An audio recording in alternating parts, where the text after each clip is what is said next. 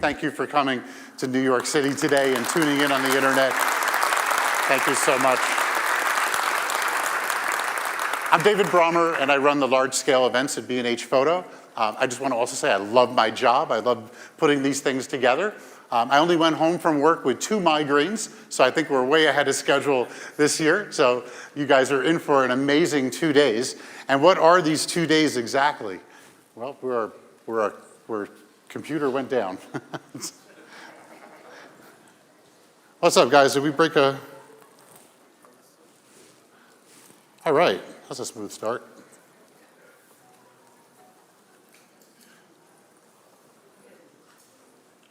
Okay, so I wrote that slide, so I think I remember it. So we've got 2 days. We've got photo instructions. We've got inspiration. We've got, there we go. I don't know what just happened, but okay. Okay, so what we're looking here to do is supercharge you. We want you to come out of depth of field, ripping and roaring, ready to make photography, ready to go out there and just be the best that you actually are. We want to enhance your portfolio, because if you guys are going to be getting jobs, you've got to show a lot of varied work. So we have something called Wedding Mayhem, and Wedding Mayhem is the theme of this year. We've got amazing models for you guys to take pictures of, and you'll be able to use all that in your portfolio on your Instagram. We would ask that you do hashtag BHDOF on your Instagram when you take any pictures here. You want to share that. We want to give you the tools to succeed, and that's the really best equipment that's here. So we've got Canon, Nikon, Sony out in the Platinum Ballroom right outside. You can go check out the amazing stuff that they have. We've also got Olympus, Panasonic, and Fuji is here. And then lens-wise, we have Sigma and Tamron. And there's a lot of good equipment here. And all that good equipment, it's all on sale. So the specials book that you got in your check-in, those prices are good until the 16th, February 16th. And then also online, you can enter the depth of field code by clicking through the web portal, and you'll see all the special prices we have. Just one word about specials. The industry is a little shaken by the iPhone right now, and things are a little difficult. So I'd recommend, if you guys want to, you are thinking about getting a new camera, new lenses, show your support for Depth of Field and B&H and the sponsors, and make your purchases over the next couple of days. We got to show some good numbers so we can continue giving you guys this program. We also want to make you stand out. We want to put great speakers in front of you and inspire you, so that people who didn't come to depth of field, or amateurs who are intruding on your professional market, we want you to be able to blow them away and get everything to help you do that. This program is really created for you guys. We sourced the best speakers that are out here in the industry, and we created a program that's really designed to elevate you. So we're totally looking forward to that aspect of it. Okay, so on.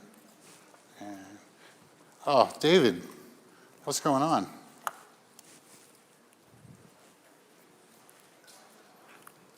Okay, we'll do it the old-fashioned way. All right. Okay, so, well, I'll just advance it from there. Okay, so let's talk about our sponsors. The sponsors make this happen.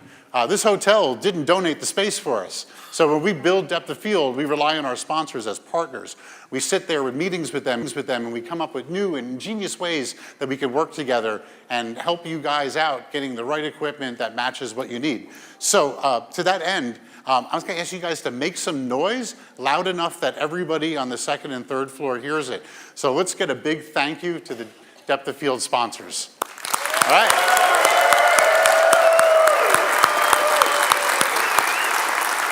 All right, that was pretty good. One more time, except a little bit louder. Let's make the chandelier shake. Thank you, our sponsors of Depth of Field. You guys are great. Woo. That's good. Wow. Boy. I haven't heard a roar like that since the last time I saw Metallica. All right. Still ringing. Are we advancing? No, we're not. Okay, so. Wow. What? It's.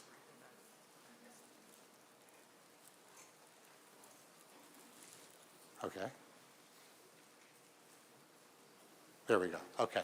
So I talked about that specials book. That's Carmen. holding up the specials book. So that special prices that we have for you guys is good until the 16th. So you can jump online, you can do that, or you can go to the B&H sales table and score some good stuff.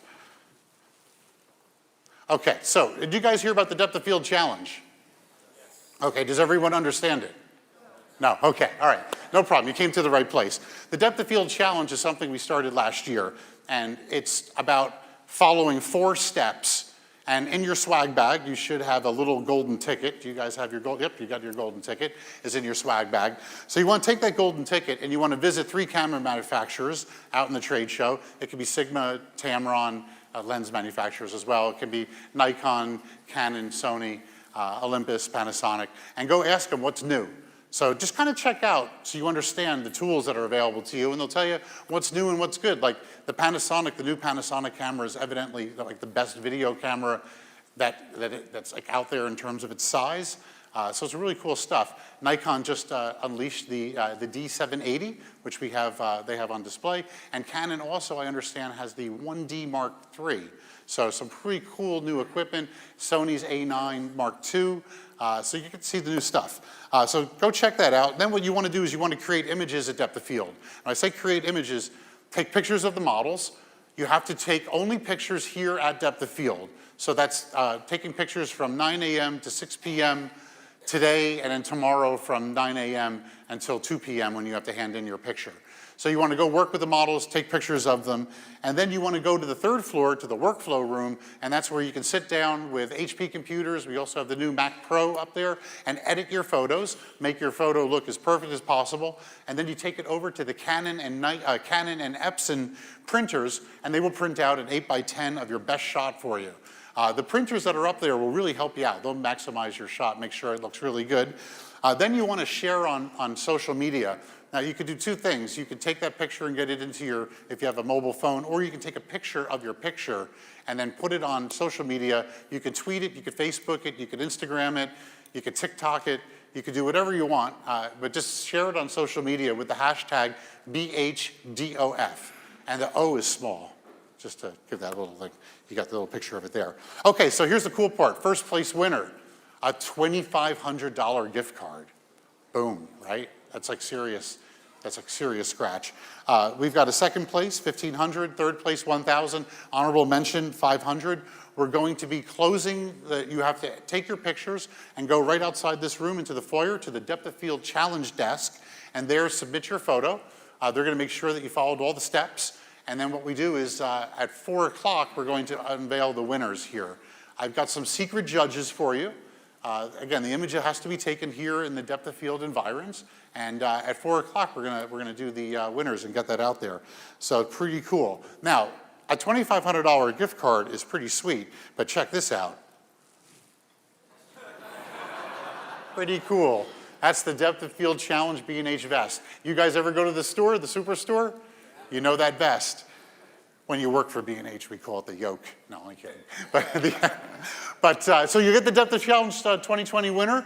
It's an XXL large, so if you're a big guy, no problem. If you're a little smaller person, well, it'll be more room to stuff camera equipment into. Also, once in possession of this vest, you'll be able to go to the B&H Superstore at any time, get behind the counter and sell some cameras. It's fun. Okay. Why do we do depth of field? Why do we do B&H depth of field? Why? Because B&H is a family-owned business for over 40 years. We're really a really big mom and pop shop. And there's a lot of passion at B&H. There's a lot of professional photographers that ended up on the doorsteps of B&H and became workers there. And we bring that passion into what we do. We want to elevate you. We want to give you guys the tools so that you can grow as photographers.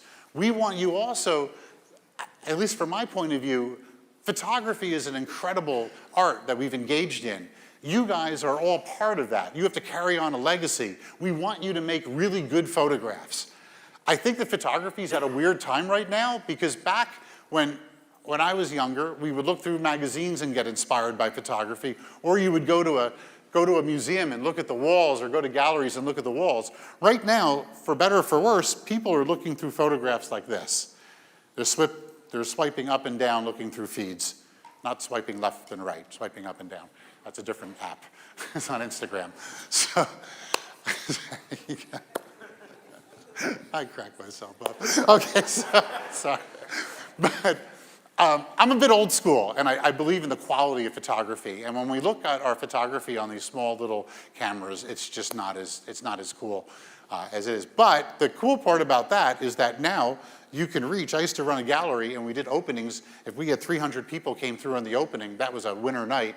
Now you can post a photograph, and within 6 hours, 3,000 people to 9,000 to 16,000 people can see it. So it's pretty crazy how social media has changed. We have programs on that, so we're going to talk about that. But why we do depth of field is that we do it to differentiate ourselves and make sure that you stay with us. There are other places that you can buy equipment. We know that. You can jump online. But I tell you the truth, I find it very soulless, and I'm sure, like Loki just said, a great experience with B&H. We really care, we listen to you, we're here for you, and we're gonna keep going. But this leads me to the question, why do you photograph? And I want you to kind of put this into your head, because I believe that you have to understand your intention. Is this it? Do you want to pay rent with your photography? Do you want to create fine artwork? Do you want to become known? Do you want to become a social media sensation? Do you want to make such good pictures that Canon hires you as an explorer of light and an influencer? I mean, these are all questions that I want you to ask yourself so you can manage your expectations on where you want to go. Photography is a great mistress. The coolest part about the type of photographers you guys are as professional photographers, you are creative custodians of your subjects. For those of you that shoot weddings or bat mitzvahs, these are very important milestones in a family's life, and you've been hired to photograph it. And the cool part about it is that 40, 50 years from now, they're going to look back at those photographs and see the work that you did. I think there's few professions out there that have a longevity like photography does. So it's really important. With all that being said, it's important. So you should make prints using archival printers. You should constantly be photographing every day, like Loki said. This is all important, and it's very important now because we're in an information age, and as photographers, we support information. So the work that you do on a family's portraits, I have a strong feeling that in 300, 400 years, as genealogy and digital imaging is getting so linked together, your work is going to be looked at. You are important. I think that's pretty cool. Give yourselves a little shout out for that. So, do good work. Okay, to that end, I want to talk about our speakers. Leading off today, we've got Jerry Ghionis. Jerry Ghionis is the inventor of the ice light, which is one of the coolest new lights that's around. Jerry is a prolific wedding photographer. He's also the judge at WPPI for the imaging, the images that are submitted. He works on several continents. He's Australian, and he lives currently in Las Vegas. We've got Ike and Tash all the way from Tacoma, Washington. They're going to be talking about the senior photography market and not working portraits in the old age home. We're talking about seniors in high school seniors, which demand good portraiture.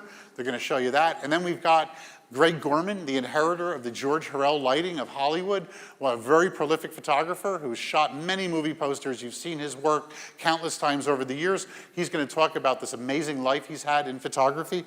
Sal Cincotta is going to come out today. Sal is coming on behalf of Canon. Now, I just want to say that everybody, when Sal's here, you want to be in the room. We got a surprise for when Sal is here. So you definitely want to be here for Sal. Sal also runs Shutterfest, and he's a Canon Explorer of Light. Shutterfest is something similar to Depth of Field that takes place in, I think, Missouri? St. Louis, right? St. Louis, Kansas? St. Louis, Missouri. Sorry. Had to get that in there, sorry. Okay, so Alexis Buryk is a photographer from Queens, New York City. She blends in multidisciplinary skills such as writing and really observing the environment that she photographs in. She's very inclusive, and she's a beautiful woman and an amazing photographer. Lori Patrick is here doing the intentional headshot. She's going to teach you guys how to also engage in this really lucrative market of headshots, because in the digital world, we need more and more headshots. Following up, Lori Patrick, tomorrow morning, we've got Peter Hurley, who is it, Lori, is it fair to say that Peter's a bit of a mentor? Yeah. Peter's a huge mentor, so we're gonna have Peter Hurley here. Sony is bringing Chris Orwig, who is an amazing portrait photographer, very cutting edge and new, where Greg Gorman was the classic. Greg is a classic photographer, but Chris is really a new generation. And then we have Mick Rock. Are you guys excited for Mick Rock? Yeah. Mick is cool. You guys are gonna love Mick. There's another photographer that you've seen his work over the years countless times. He did the iconic photograph of Queen, the 4 members of the band Queen, on the Queen 2 album cover. He shot more album covers than, he's amazing. And Mick is really an interesting speaker. You are not gonna wanna miss that. Annabelle Deflux is a Los Angeles-based photographer. She's a little bit of new blood, so I want to put Mick, the old guard, versus the new guard coming in. Annabelle's super cool. We have Joe Edelman, who'll be on the second stage. Joe is a great YouTuber and really gets photography. He's very passionate. I highly recommend go if you can check out Joe. It's gonna be pretty good. Isabel Epstein is a new photographer, newish. She's a Nikon guest shooter. She is from she's from the Upper East Side in New York City, and a very new, fresh perspective, and she's in demand and getting lots of jobs. And then we have Chelsea Kyle. Chelsea Kyle is pretty cool. She's a Canon Explorer of Light. She does food photography, and food photography is yet another segment. So when you're that local photographer and the new restaurant opens up, they're gonna need photographs for their Instagram and for popularity. What better to have a trained photographer who understands light shooting it?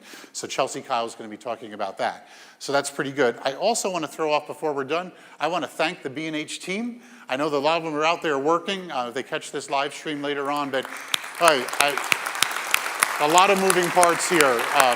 It starts off, we got Matt and Bobby on the cameras here, and we got Dave Muncie, and is just in this room, but we've got about 40 employees here. B&H is a company of over 2,000 employees, family owned, and they came through. People work late at night, getting text messages at 2 in the morning, printers, coordinating, the logistics team, pretty amazing stuff. Okay, so we're about to start off Depth of Field with our first speaker, but before I begin, I would like everybody to stand up. We're gonna do a little indoctrination here. Put your camera across your heart, okay? Seriously, come on guys, stand up. This is serious stuff. We're gonna make you all professional photographers, whether you are or not. Okay, first thing we're gonna say is that I'm sorry, I'm gonna put a camera phone. I will conduct my business in an ethical and responsible manner.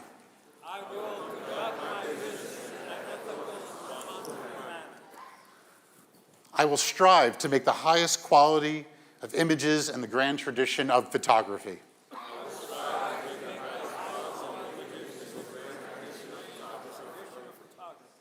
I will only purchase my equipment from B&H Photo. Congratulations, everybody. You are all now professional photographers. Welcome to the family. Thank you very much. Okay. Yeah, got to make the bosses happy, Review season's coming up. Thank you so much. Okay, all righty, let's get our next presenter up. And did we get our remote control fixed? Changing the remote control. Okay, is Jerry Ghionis in the house? Can we cue up a little bit of music for Jerry? Okay. And where is he? Why? You're right there. Okay, Jake. You snuck up on us. One more time. Can we cue up that music? Jerry Ghionis, Nikon ambassador, inventor of the ice light, an amazing photographer, and a great voice in photography. Let's put the pressure on him, guys. Come on, let's hear it. Let's hear it. He's starting to sweat.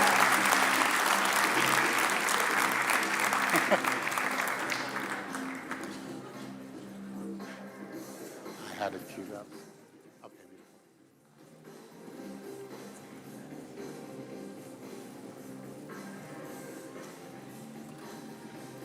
Well, the anticipation is it's tangible.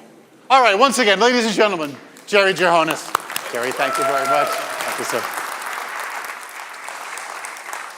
All right, thank you so much, guys. I appreciate that. I've never seen someone work so hard to get a bonus. That's amazing what you did before, that oath that you did. Guys, I'm an Australian born and raised, Greek background. I'm also an American now. I married one of your people. I'm just letting you know. I don't care who wins in the Olympics, as long as you're American, Greek, or Australian, I'm very, very happy. For those of you watching at home, you are missing out. The difference between learning for me in person and online is the difference between porn and sex. One is slightly amusing, the other one is a lot more fun. And don't be offended by that, it's actually just true. But anyway, it's all good, guys. I'm really excited today to talk to you about the difference between this, being pro, as in professional, or profound. The fact is that many of us in this room perhaps make a living on photography. Who makes a living from photography? Either it's part-time, side hustle. Who's a hobbyist and perhaps wants to get into this maybe in a certain way? Now guys, here's the difference. I don't care whether you're actually doing this as a side hustle, you're doing it professionally, full-time, you want to make a living from this, whatever you want to do is you want to be better. You have the bug for photography, don't you?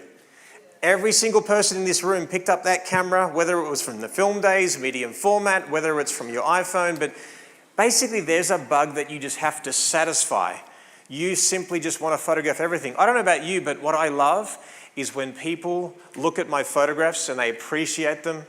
And in my photography, and arguably even when I teach, I have a goal. I want to make you laugh.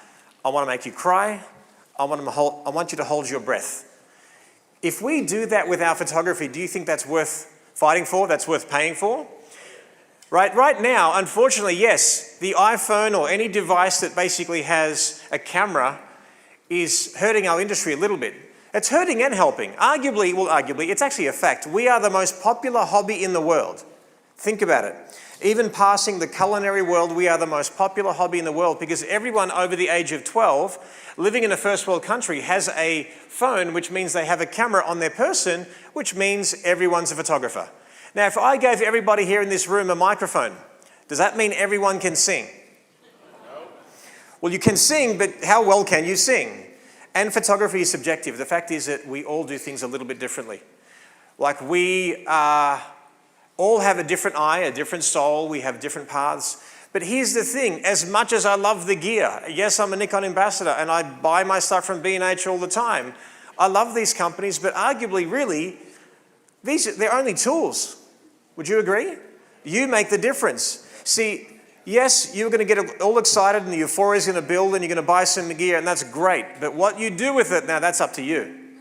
And the thing is that we buy that extra lens, we buy that 1.2 instead of that 1.8, thinking that that'll make the difference between you selling an image or not, or liking it better or not. These are fun things, but you have to know. If I was to ask everyone in this room, how many people have actually read their camera manual? Be honest, from front to back. Who's read your camera manual? That's like 5% in this room. And then someone comes to you and says, do you know your camera can do this? What? My camera can't do that. Well, you didn't read the manual. So we have to understand that I believe it's your perspective, it's your vision, it's what you do with everything in front of you. The thing is that early in my teaching career, I've been teaching for 20 years, I've been photographing now almost 27 years, and I popularized the notion and repopularized the phrase of turning the ordinary into the extraordinary. How to actually look at something pretty ordinary and make something amazing with it. And I'm going to give you many examples, and I've got to tell you, and if Joe, you're watching at home, and my wife Melissa, I asked Joe, my filmmaker, my producer, I said, Joe, I've got 12 or so images that are really cool that we've done recently, and I'd love for you to get me some behind-the-scenes footage so we can show the audience at B&H. So what you guys are going to be privy to is work that no one has seen before. I started my career photographing weddings, and why? Well, at the age of 15, I wanted to be either a singer or a photographer, and I chose photography. Now, if you beg me, I might sing. No, I'm not. Karaoke tonight, we'll work it out. But basically, I think it's important to tell you that I wanted to be a fashion photographer at the start of my career because I just wanted to photograph pretty girls. It sounded pretty cool. But then I just became more realistic. Would I make more money out of weddings? Well, back then especially, more people got married and more people got married early. And I thought to myself, wedding photography will be the best genre to learn the craft of photography. I still believe that. Now, currently today, I shoot weddings, portraits, fashion, boudoir. I shoot people, right? I photograph people. Why do I believe wedding photography is the best genre to learn the art and craft of photography? Because you do everything. You're shooting a wedding, take the veil off. You're shooting a girl, you're shooting a portrait, you're shooting fashion. Take the clothes off, you're shooting boudoir, right? She gets pregnant, you're shooting maternity. She has a kid that's newborn. The kids grow up, your children, family, landscapes, streetscapes, detail shots. You are shooting every genre and under time constraints, weather constraints, and the church lady freaking you out and saying, you have to stand here, no flash, and that's it. We've all been there. So what I want to do now is expand your vision and maybe how to actually teach you to go from pro to profound, how to go from good to great by simply expanding your vision a little bit. So I was doing a workshop, my 5-day workshop. I do it annually once a year, and I was there in Las Vegas, and I was walking in and around my house with my students. And after showing many examples of turning the ordinary into the extraordinary, one of my students says, well, I want you to do something with the basketball ring. Now, I'm photographing a portrait of a girl. How am I going to use the basketball ring to create something really cool? I don't really know. By the way, that's one of the best things I've ever bought. It gives me so much joy. So anyway, I could be in the pool all day shooting hoops and I'm happy. But how do I use the basketball ring? Let's think a little bit. In fact, did you guys grow up with MacGyver, the TV show, the TV character? On the start of my career, I was obsessed with MacGyver. We all were. We were like, he would walk into a tool shed and drive out with a bus. Where did that bus come from? He would make a bomb out of things in the refrigerator. How did he do that? But I'm telling you now, when I started photographing, and especially weddings, I'd say, what would MacGyver do if he was here right now? What it does, it makes you think differently. So I look at this basketball ring, I'm like, how am I going to use that for a shot? Now, if you see the sun is hitting the back of the basketball ring. So I put my model in the front of the basketball ring, I get a patch of light on her, I isolate that basketball ring, and then now it becomes a background. Is that fun? Now, I don't really show the basketball ring, what are you going to do with it? But what I'm getting at is, if you were forced to do something in a difficult situation, you might just get there. Now, let me talk to you about expanding your vision a little bit in a different kind of a way. And we're going to sort this problem out together. Let me explain. What is this photograph telling you? Now, yes, I've photographed this bride through textured glass. But in terms of shape, what's happening with parts of what she's wearing? Yell it out. Yeah, it's a veil, right? Now, you would see a frame around that girl on the top right, on the top and the top right. It's framing her. What does a frame do? It frames a photograph. Now, in Photoshop, what could I do to this photograph to actually form a complete frame? Rule of thirds. And think a bit more literally and laterally. If I flip this image left, now I get a frame on the top. If I flip this image again, now I get this. Now all that was just one picture, and then I flipped it and flipped it again, and all of a sudden we've got this something really cool image. Yes, we have contrast, yes, we have a direction of light and all that kind of stuff, the mystery behind glass. But I think it's fun to be able to create this and sometimes actually just stop for a second and observe. I think too many of us, what we do is we're only showing the top of our heads to all our clients or our subjects. We're just like this. We're like this. Imagine going to your accountant and he's just got his head buried into the calculator. We just have to get beyond that, guys. I believe your biggest tool, your biggest weapon is your heart and your soul and what you say, your empathy, your humor. Then I thought to myself, how could I achieve something like this in camera? Yes, I could do a multiple exposure, but how could I achieve it in camera without being a multiple exposure? So I'm actually looking for this. And then sure enough, right in front of me, I've got a fireplace. So basically there's a marble piece of, what do you call it, mantelpiece. So you've got marble mantelpiece that comes out. So if I shoot underneath the mantelpiece, now I've got the top of the marble and then the side, and then I've got the reflection off the corner as well. So if I light my subject with one light, the ice light, now I have 3 reflections and the real person, and then I get this in camera.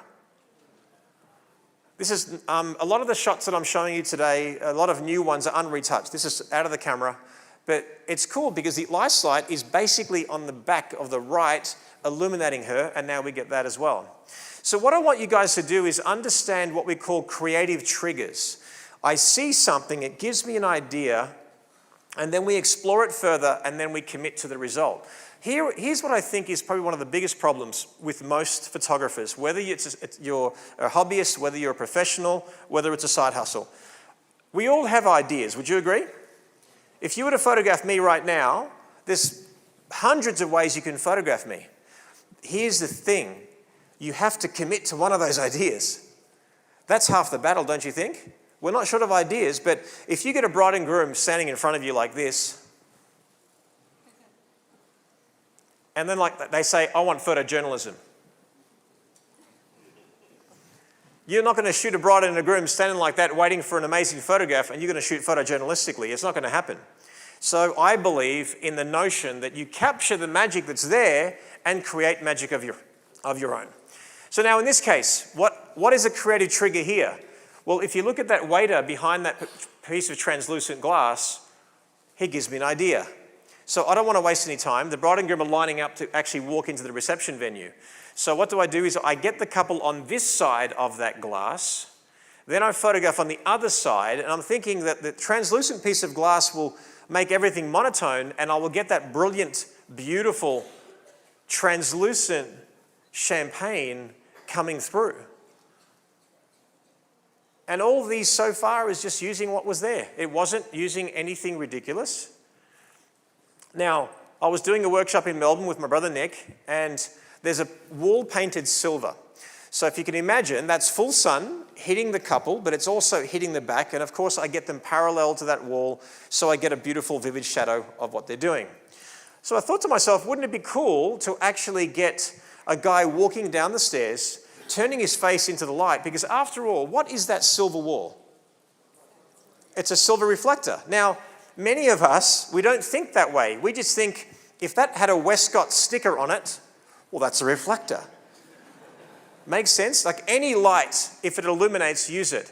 So here, I get one sun, hit the back of the actual wall, come on back, so now I've got a kicker, then I've got my main light, and I get this shot.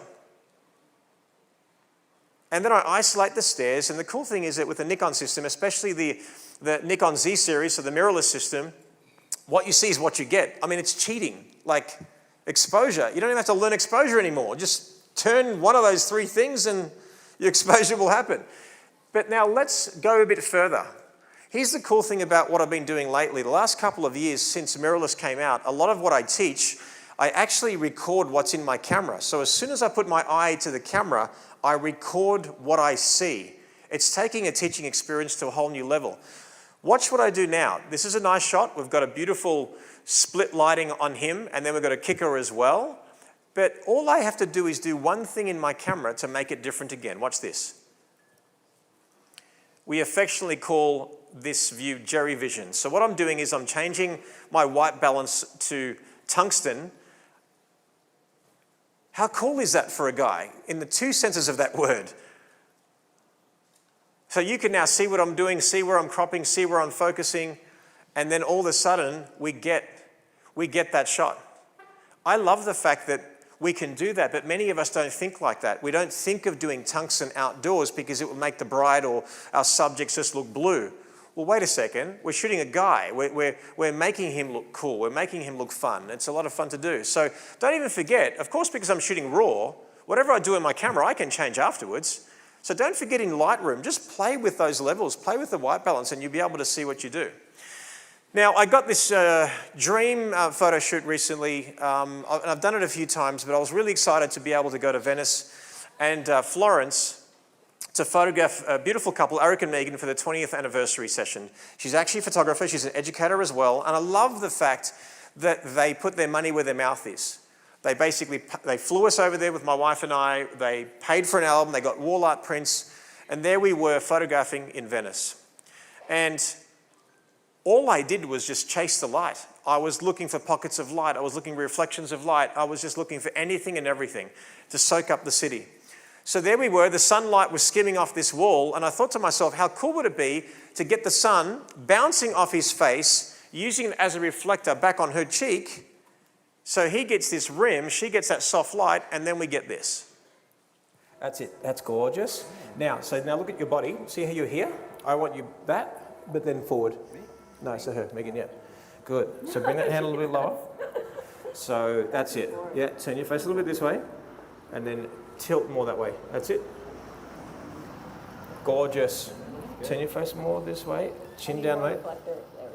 That's it. So again, shoulders back and then chin forward. There you go. Perfect. Eyes into each other, guys. You're going to look into her neck. Give me a second, just changing something here.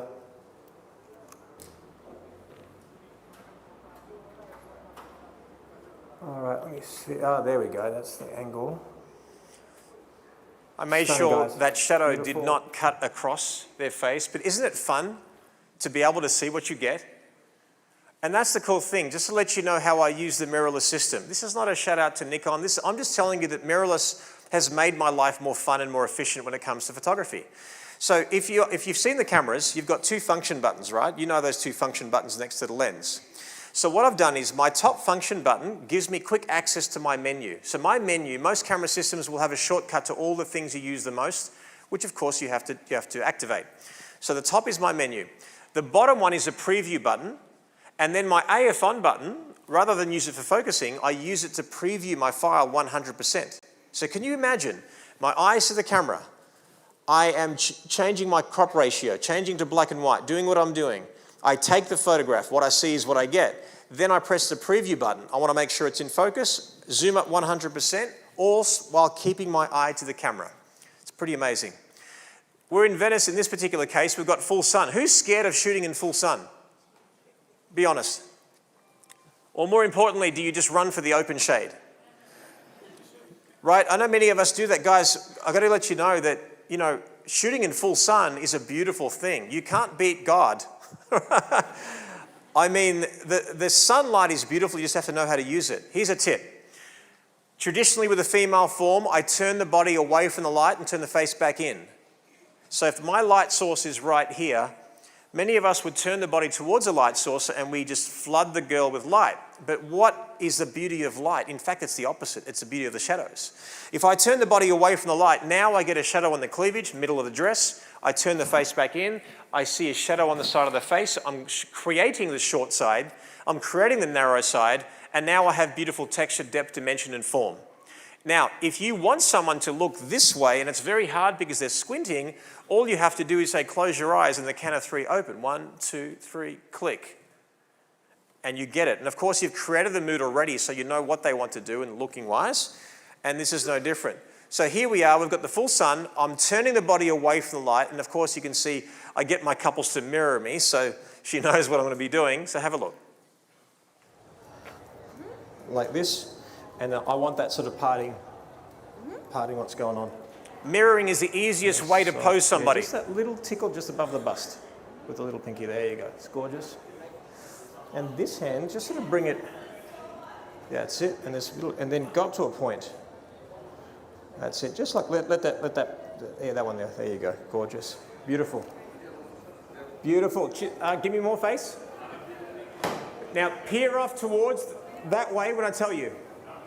Really soft, dramatic, beautiful. Breathe through your mouth. 1, 2, 3. Gorgeous. Stop there. Okay, don't move. So now we've got that shot. If you were focusing on my exposure, then you're looking at the wrong thing.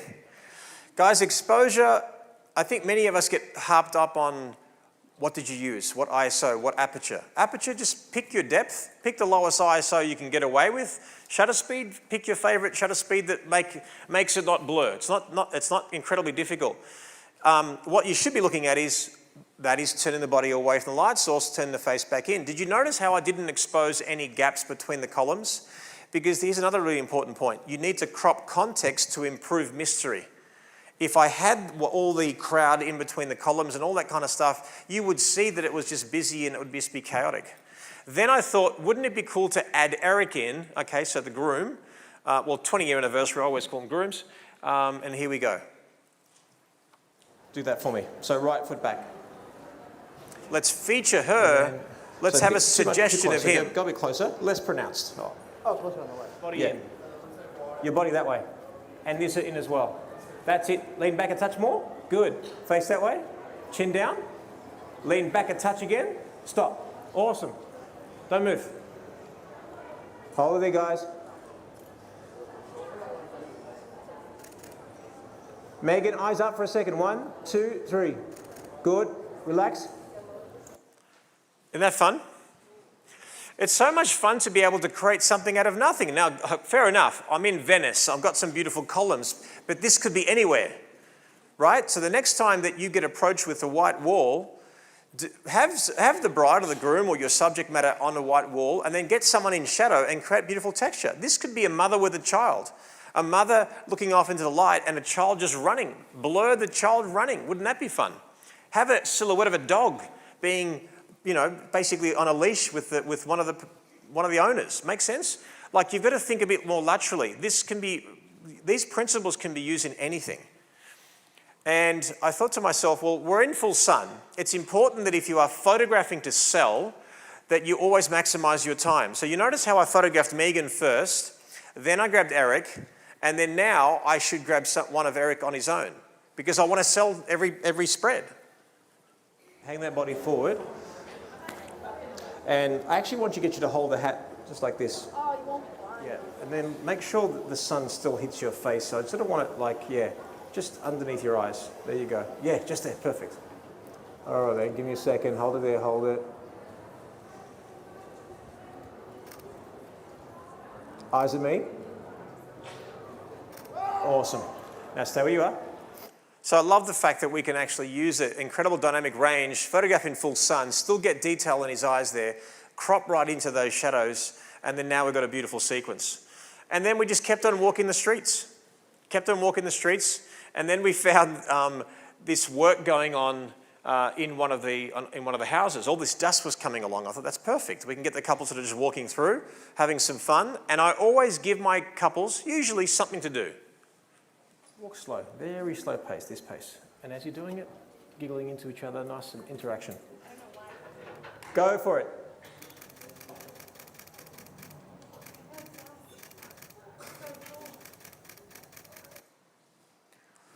I normally rapid fire when there's action. Otherwise, I'm very, very deliberate. In fact, I think too many of us take too many photographs. I think also many of us, what we do is we shoot too quickly. Would you agree? We think that the subjects think that if we go too slow, that that's a sign of weakness or lack of confidence. I believe it's the opposite. You see how slow and deliberate I am? I'm not saying I'm better or worse. All I'm saying is that they will mirror my energy. Would you agree with that? If I go in there slow and methodical, then they're going to be like that as well. If I have some fun and crack up and talk crap, whatever, then they're going to do the same. But I think it's important that we have some fun. Look at the beautiful backlight we've got. We've got the sunlight coming through. We've got the reflection of light back on them. We've isolated that background. This next shot, I was waiting to find all day. I knew I was going to find it. It was just a matter of time. And what it was, I wanted to find a piece of sunlight that was coming between these two buildings. And I could see a shadow on the left and the right-hand side of those buildings, but on the ground. Does that make sense? Two buildings, shaft of light, but it's just peering through. And then I didn't know what I was going to use, either a reflector to reflect back on them or a flash or something like that. But here's the cool thing. I'm setting them up. My wife, Melissa, walks into a patch of sunlight because the sun's hitting the back of her head and the sun was hitting a bridge on a piece of glass coming back on here. So the sun from behind reflecting off a piece of glass. I find that in my environment. Watch the video. I've been looking for this for the whole day. Yes. Shaft of, and this will go really quickly. So watch Melissa. Look what happens. Bang, Eric, it's right you're there. You're going to face that way, and you're going to stand in front of him facing me. Make sense? Yeah. Get a little hint of glow on your can hardly see because I'm blinded here. Let's have a look. Actually, see how I'm in the sun? where was that glow? Where's that glow? There we go. Boom. I find it. Okay, 1 second. So if you're blinded by the sun, when the sun's behind you, it means there's a reflection of light coming somewhere. I want you to cuddle up really, really tight, and now you can both turn towards me, so I can feature you both. That's gorgeous. I changed my picture control to sepia, and in the Nikon camera system, sepia is not true sepia. It gives you a desaturated bronze tone. It's 50% Eyes down, darling. saturation with sepia into it.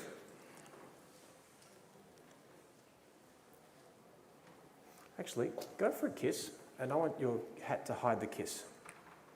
Actually, no, wait. No, change your mind. Better to take 3 shots that are really good than 30 shots Giving her a shadow and mediocre. face. That's beautiful, that move. So take your time. That's it. Close your eyes. 24mm lens, 14 to 24. Take my time, I focus. Got hairlight, backlight from the sun, and that sunlight reflecting off a piece of glass, and then we finally get that shot. I'm not a huge fan of flare. I think it actually works in this particular context. But guys, you might say, well, Jerry, that's okay for you. You went to Venice and Florence. Guys, this could be a building literally around the corner. This could be a shaft of light reflecting off a piece of glass just in your neighborhood. It doesn't matter where it is. The fact is that I've shot well over 1,000 weddings, well over 1,000 portraits in my career. And I've got to be honest, maybe 5 of my weddings have actually been high-end. Most of my weddings are just normal people. I've just learned how to get more money from normal people. I love that. But that's the thing, right? When someone pays you, they respect you, therefore they value. Because many of us in this room have photographed weddings, and you resent almost going there because you go there and you've charged, an amount, whatever you've charged, and the cake is more expensive than you. You realize it goes in one end, comes out the other, and it's more expensive than you. There's got to be something wrong. And the minute someone dies, they look at what we do for a living. What I'm getting at is what we do for a living, whether it's a portrait, fashion, boudoir, whatever, especially domestic photography, wedding and portrait, what we do appreciates in value with every day, and dare I say it, with every death. We think that it's only the quality of photography that we do is what will make it expensive. How many businesses thrive on a crappy product? You could eat McDonald's, and then you say, why did I just do that? But for $5, you could eat and satisfy your belly. Or you can go to Ruth's Chris Steakhouse and spend $100. It goes in one end, comes out the other. The question is, how do you want it to go in and how do you want it to go out? I don't know. And sorry to give you these crude examples, but I'm just trying to tell you that we are worth more than that. And I don't care whether you do it as a hobby. Someone has to feed your habit. Would you agree with that? So if you just want, you know what, I don't want to make a living, I've got a good day job, but I'd love some money to buy some more stuff from B&H, why wouldn't you just charge something for it? You'd be surprised what people pay. And if friends expect the freebie because, well, you're that guy with that camera, you're that girl with that camera, and just do, just come to the party, bring your camera. We've all been there, right? It's worth something. The thing is that I've had people come up to me and say, well, Jerry, I want you to photograph, my portrait. And then I tell them how much I charge, and then they say, well, it'll only take you, a few hours. It took me 27 years to learn what I've learned to give you those 4 hours. It may have taken you 10 years as a hobbyist. My suggestion, at a minimum, even if you're a hobbyist and you're photographing so-called friends or clients, charge them something. You'll be surprised. Because when they pay you, they'll respect it more than they'll value it. When it's for nothing, you did it for nothing. I don't value it, whatever. It is what it is. Now, living in Las Vegas now, so I live in Melbourne a couple months of the year, but most of the time I'm in the US. We lived in LA for 7 years, now we're living in Vegas. And we have access to incredible creatives. There's 350 shows a night in Vegas. Now, you add the performers, you add the lighting people, production, the creatives, it's amazing. So here, the next portrait, I just did this a couple of weeks ago. A comedian married a violinist, and they want to do a show together. So now, can you imagine having that brief? How do you show a violinist and a comedian doing a show together? This is how I did it. Okay, so you're going to hold the microphone with your right hand to his mouth, and you're going to hold that to him. I need, Jason, your hand lower. Yes, I need breathing space, basically. Think of it like that. Claire, bring your hand a bit forward, like that. Forward. Stop. Too much. Come back. Stop. Ready. Over the top face you did. Ready. Close your eyes. Big laugh. 1, 2, go. That's the one. Yeah. That's so good.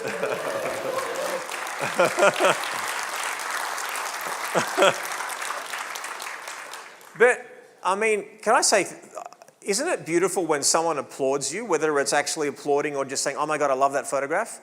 Can you imagine if that was you and your wife or you and your husband? And that's what I like. This is out of camera, by the way. There's no Photoshop on that because I did that last week or so. If in case you're wondering, you're playing at home, how was this photograph? There was a big 7-foot Westcott octobox behind me. That was my fill. I had a 5-foot octobox above. And then I had a big 4x8 card on the other side. And I had a hair light as well. But it's fun. They're married. They're intertwined. It becomes meaningful. It's not about the technique. It's meaningful. Now, I did photograph this horizontal for a billboard, but they can also crop that vertically as well. All right, let's keep moving on here. I'm very, very excited about to show you this. I photographed a singer recently. She needed an album cover. And again, these are out of camera, no retouching, but a great performer. And I thought, wouldn't it be cool to photograph her in this capacity? So we have a 5-foot octobox, we have a 7-foot octobox behind, and I have a big book cine from Westcott as well, filling in some light, and then we do this. So that's her music as a background. Try to keep your left hand about there. That's it. The hands are perfect. I have a blue gel on the right-hand side. I have a purple gel on the left. And then we have atmosphere aerosol. And now bring it away. That's it. That's it, just there. Yes. And now turn your face back towards me. But I love the fact that we could get that stuff in camera. That was no Photoshop. This was because basically we're crafting an image from scratch. The thing is that if you're photographing a bride and you're photographing domestic portraiture, we're normal people, right? It's just like you and I, we're normal people. Then every so often you get a model in front of the camera or you get someone in front of your camera who knows how to perform. That should be really easy for us. Now you had to add a bit of finesse and tell a story. And of course, I wanted her to almost picture herself on stage. I deliberately contrast the pink and the blue. And of course, her hands are all beautifully posed. Then she wanted something on the piano because she plays the piano really well. Now, we happen to have a piano at our place. This is the setup.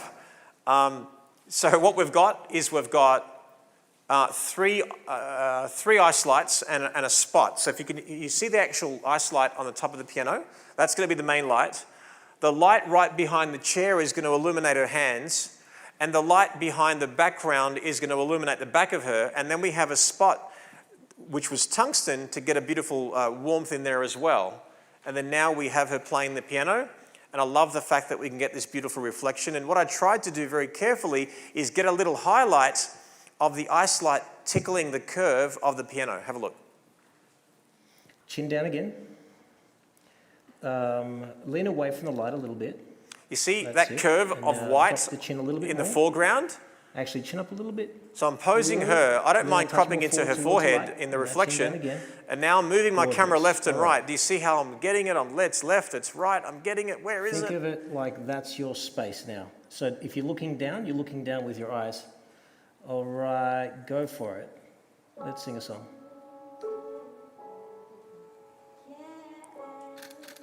Trying to find the reflection.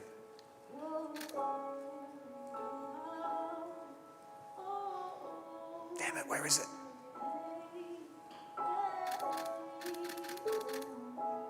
I asked her to sing to get the expression.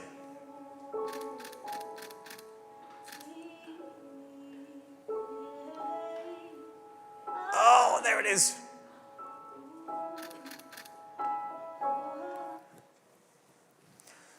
That was out of camera, no Photoshop. Thank you for the 3 people that like that. But that's going to be the cover of our album.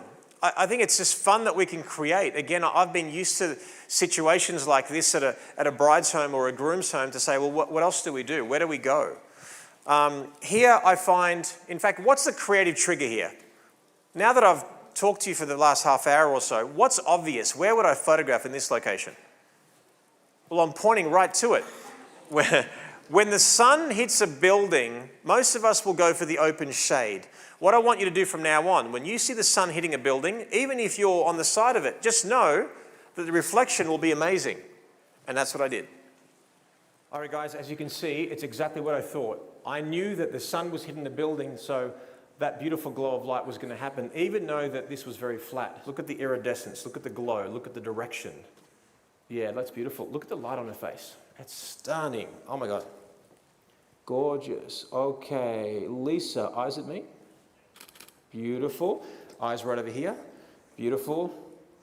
Gorgeous. Hold it there. See how we're creating the short side of the face, the narrow side, or it's quite simply creating a shadow on that side of the face? Who's your favourite Australian? There we go. But again, no Photoshop, that was straight out of camera. A lot of this work that you've basically just seen, I asked my editor, again, just yesterday, I said, prepare all these shots. It'd be fun to show the audience a brand new series of shots never before seen.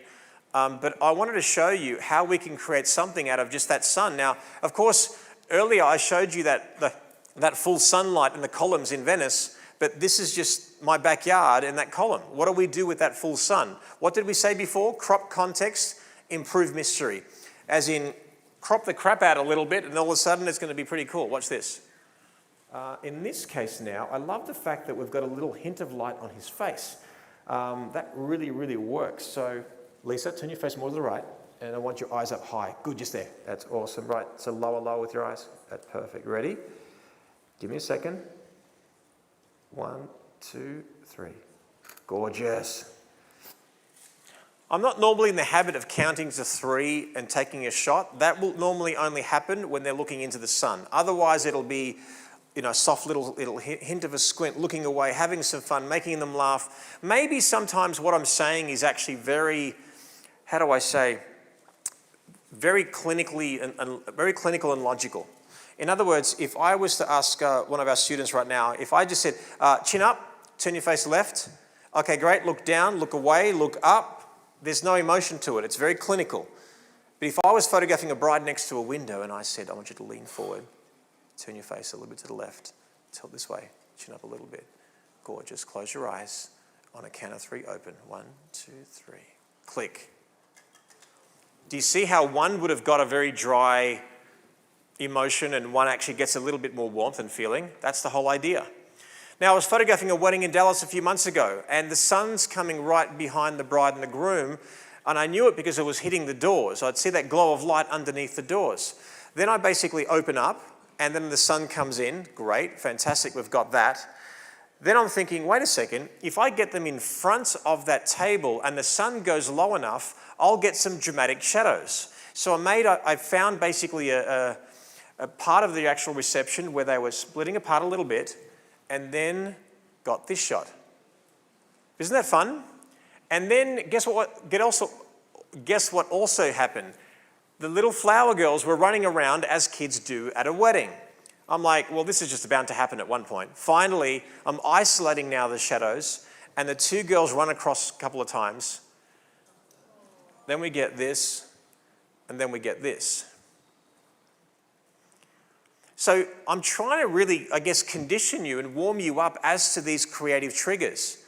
Now, burying my head into a camera is not going to make me see these things. My suggestion to you, again, hobbyist, part-timer, side hustle, full-time, slow down.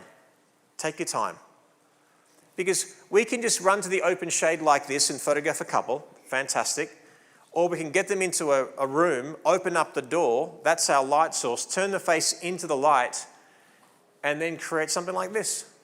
Same couple, a few seconds later. Do you see how the bridge of his nose frames her eye?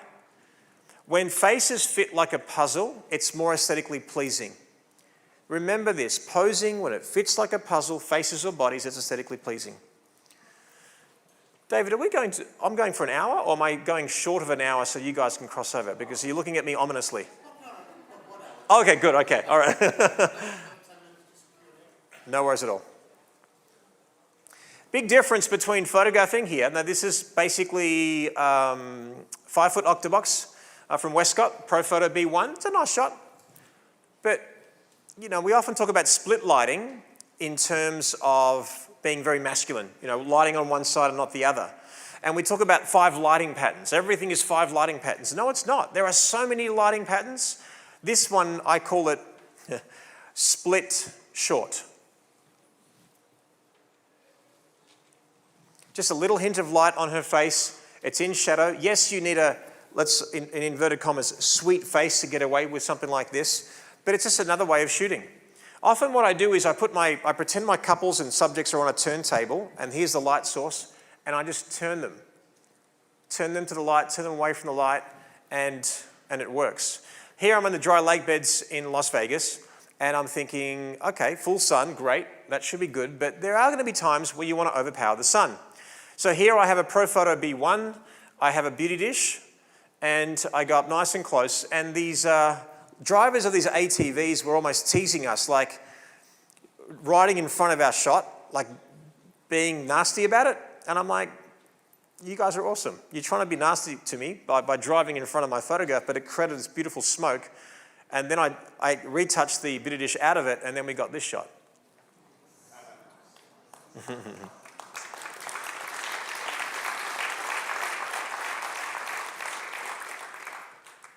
So as David mentioned, I invented the ice light, which I'm very proud of. I also invented the world's first 15-in-1 reflector. If you don't have this, guys, I'm telling you, it's a no-brainer. It is the last reflector you'll ever need. It's the world's first 15-in-1 reflector. You've probably got a 5-in-1 reflector at home, don't you? Who has a 5-in-1 in the trunk of their car and never uses it? So what I want you to do, invest in an Omega, and what the difference is that it has a hole in it. The hole in the donut is actually also a mini reflector. So if you want to illuminate a face, not a body, you can use that. But the real charm of this is that if you shoot in the middle of that hole, then you need one light behind the subject. It hits the reflector, goes back on the person's face, and my wife's providing a beautiful background, and we get this stunning light. Because it combines the beauty of a beauty dish, a ring flash, and a reflector. You get these gorgeous catch lights in the eyes. And I normally start almost every shoot with an Omega shot because everyone looks flawless. Now here's a gorgeous girl in bad light. This is in the swimming pool, and this is out of camera. Now, it doesn't look that great. You put the Omega in front, all of a sudden she glows, and then you shoot in the right perspective, and then you get a shot like this. Now, for those of you thinking, well, Jerry, you retouched that. Yes, it is retouched, but let me show you a screen grab of the raw file, because if you, and I only did the few flyaways on her hair, and the actual, the bikini part of it, basically, I sort of liquefied it in a little bit, but this is a before shot and the unretouched screen capture of the raw file. That's the difference.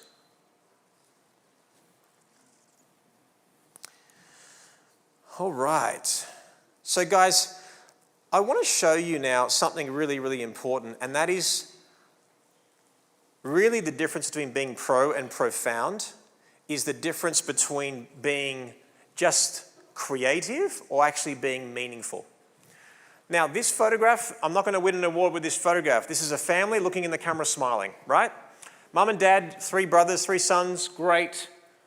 Now, I'm Greek, so I identify with the Greek culture. I have 2 brothers, so that was very important to me. And then I just grabbed the groom in the foreground, and then I asked the dad to just, be a bit more dramatic and, hey, how you doing? And sort of liven it up a little bit. Then he turned around, and then we had some fun. They were sort of going for a hug. But then what happened was I was about to photograph all the groomsmen in the backlight. Then someone put some Greek music on, I think a groomsman, and then dad started to dance. Then I'm like, wait a second, turn that up. Let's get mum out. Now, if you've ever been to a Greek wedding or you've seen the Greek culture on movies or TV, whatever, there's a dance called the Zebekiko, which is basically the aeroplane dance, freestyle. Everyone squats down, pays homage to the person dancing. I'm like, great, brothers, sit down, mum and dad, dance. I want groomsmen in the foreground clapping, and now we create a true legacy for this family. Is it technically perfect? Does it have to be? That's the thing, is that I think many of us, we sacrifice perfection for emotion. We give ourselves permission for that. That's okay.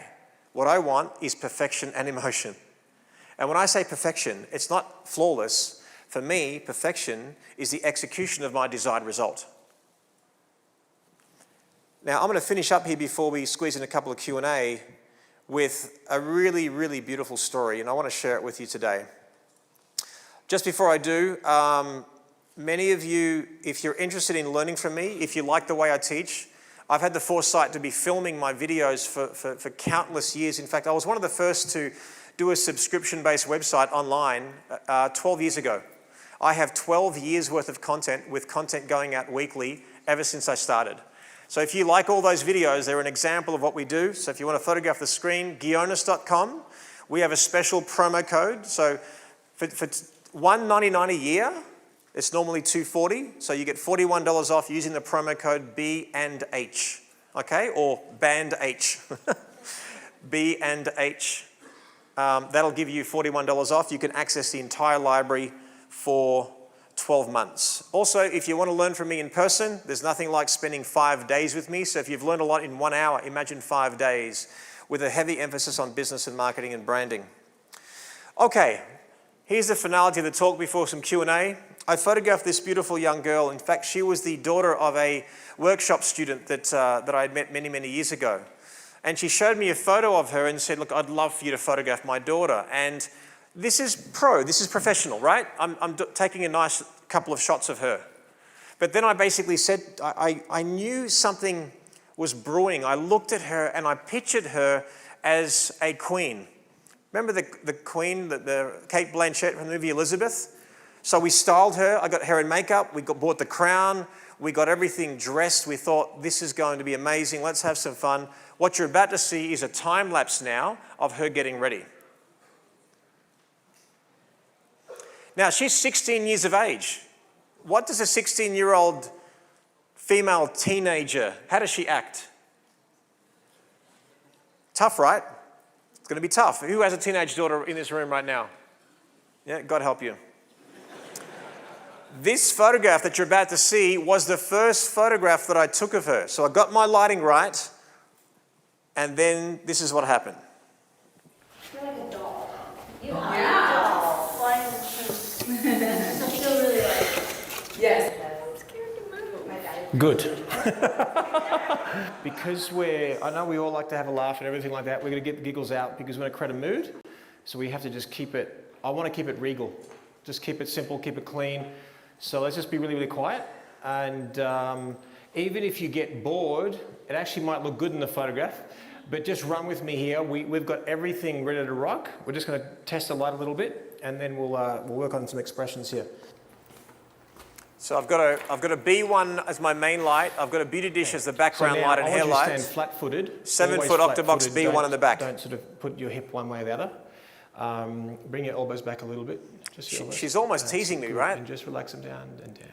Good. Just allow your hands to be a little bit off. Good. Perfect.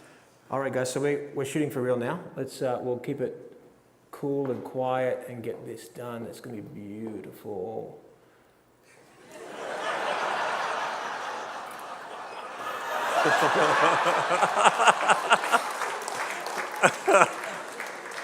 That was the first shot. I could have quit and I would have been happy for the rest of my life right there. What happened was, then you can see the necklace is just slightly off center. The mum looked at it, looked at her, gave her an evil, and then she gave the evil back. And I loved it. Then we kept on going. I thought, wouldn't it be cool to get something a little bit softer? And this is what happened. Leave that hand there. With this hand, just right up. That's it. That's it. Good. Now bring this hand out. This one up. Bring it down. And then again, bring the elbow in. That's it. And a little bit more out this way. More. Good. Beautiful. Pretend like you're shushing. It's just... That's it. Yeah. So just put your fingers a bit closer to you. That's it. There you go. That's perfect. Don't move. I want a feeling that you're doing that to a child. So it's very soft. It's very like you're regal, but you're being a little bit mischievous with the child. Yes. And actually make the sound because it'll help the expression. Shh. Serious. Go for it. Just go. Not quite there yet. Not quite there. And eyes at me. There it is. Wouldn't you agree that a photograph of a person without really a beautiful emotion or expression is just a pose? You're photographing a pose. When you add emotion, now you're photographing a moment. This shot was always going to happen. This next one was always going to happen. It was only a matter of time. Now, I want you to think of the timing of it because, of course, the flashes these days have a quick recycle time, but you can't rapid fire. You've got to pick and choose the exact moment you're going to take that photograph. So I want you to, in your head, pretend like your finger is on the shutter. When would you have taken this next photograph? Change my light setup, by the way. Beauty dish only. Light on the background. Perfect. Just roll this wrist. We've been photographing for an hour or so by now. Have a reflector Feet underneath to fill in a few of the shadows. Chin up. Facing. I'm shooting at 250 f8 100 ISO. Okay, I need regal, back to my strong. Z7. Strong woman.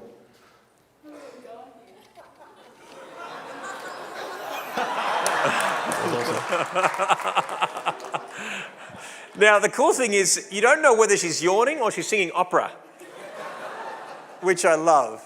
The next one was a one that I was always going to do, as in a bit more regal and a bit more queen-like. Tilt this way. This way. Turn to face that way. Face that way. That's it. Chin up. That's gorgeous. Don't move. Chin up more.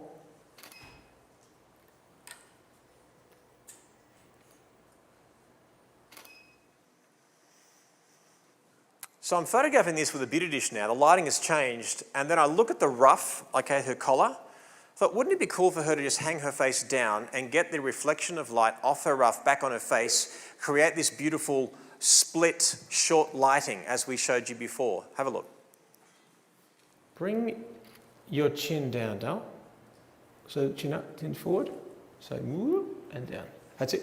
Just about there. And eyes down. Tilt this way. Yep. And face the right. That's it, good. Don't move. Turn your face more that way. Stop. That's it. Now eyes where your face is pointing. Give me a bit more of a bit more mischievous look. That's it.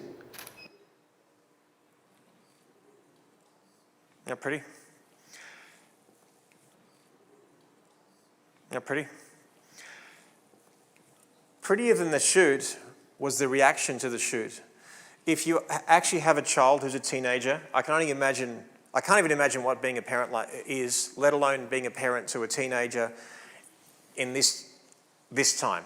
With all the pressures of having to look perfect and all the Instagram stuff, all the things going on. So here we have a mother with her 16-year-old daughter who lacks confidence, who's obviously extremely beautiful inside and out, but doesn't quite know it yet. And now they see the photographs for the very first time. Have a look. Okay. We are done. Wow, you are amazing. I've never seen somebody work that hard, but slide off. Go right to the back of that camera. Oh my goodness. Are you ready? All right, hold on. Are you ready? Come closer. I feel like it's going to be like a really scary one. Where I'm like yawning. Oh my goodness. That's crazy. If you go up, there's detail there. There's just enough detail there to just know what's going on. Oh my goodness, it's crazy. Thank you. All right. It doesn't even look like. I know. All right. Give me a second. Let me. You are so beautiful. I might cry actually. You should cry. Check that out. I really stop. I don't want to cry. It's amazing. Oh my gosh. That's amazing. Are you making me cry? Look, I'm all misty now myself. I actually do. I think this is like. I've never felt better about myself. Oh. Like in a photo shoot. You are so beautiful. Check that and out. So awesome. Look at you.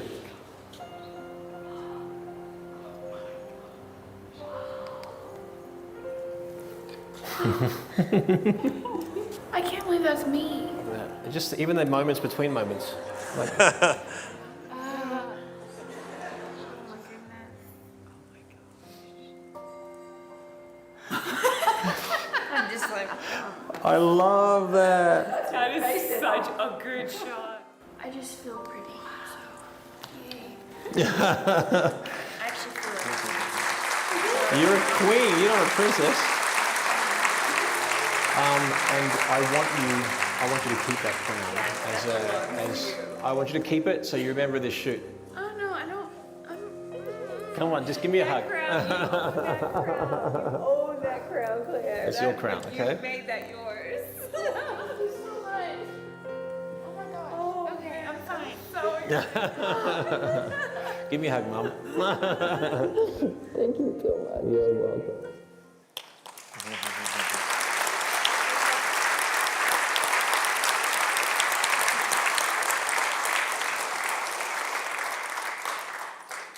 Isn't it amazing what we can do with our camera?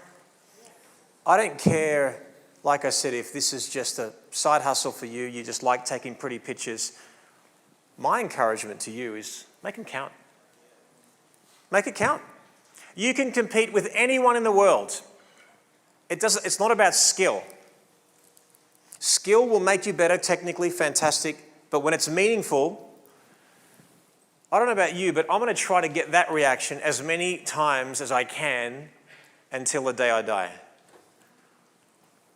I want to thank you for being an incredible audience. Thank you so much for your energy. I appreciate you. Thank you. Thank you.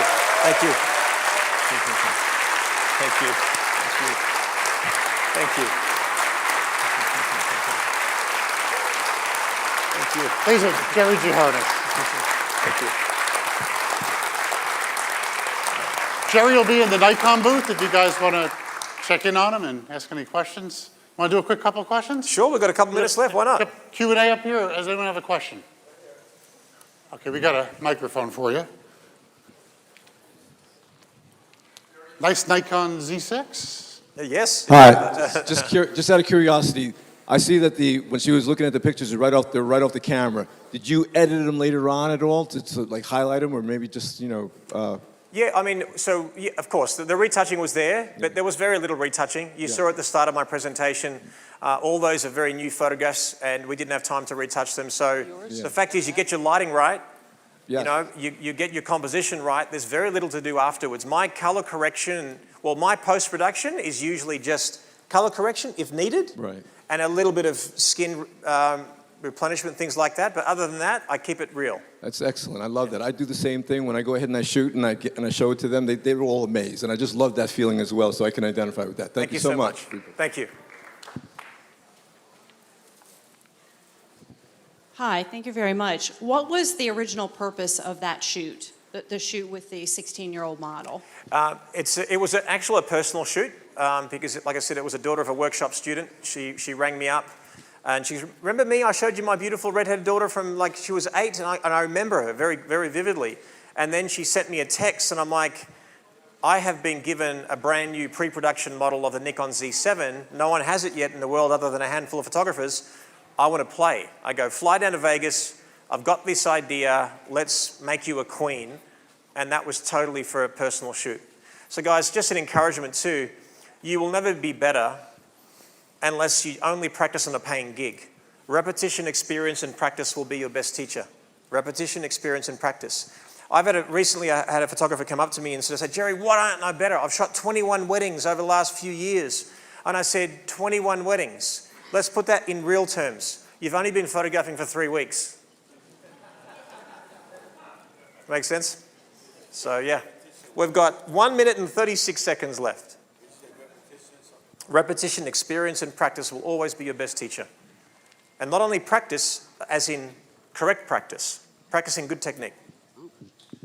Question, how much time do you tell the groom and the bride that they will spend with you? You seem to be very deliberate, it seems like it takes a lot of time, and a lot of brides and grooms never seem to have that much time.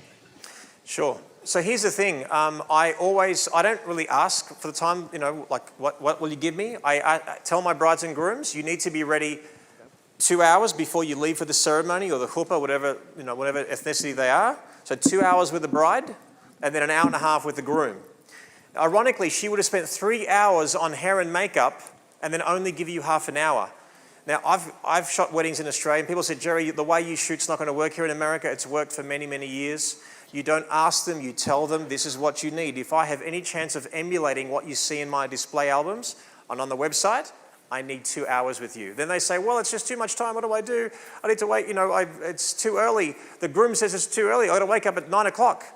What do you do for a living? I'm an accountant. What time do you wake up? I wake up at 7 to leave by 8 to get to New York by 9. I'm like, then the one day in your life where you've never looked better or felt better, you don't want to immortalize yourself, the best you've ever looked with someone like me. It's a valuable waste of this wedding, my time, my talent, and your cool factor for us to photograph this wedding right now. So just, we're a professional service. This is what we need, All good? Guys, you've been a wonderful audience. Thank you so much. We'll see you again. Thank you. Thank you so much.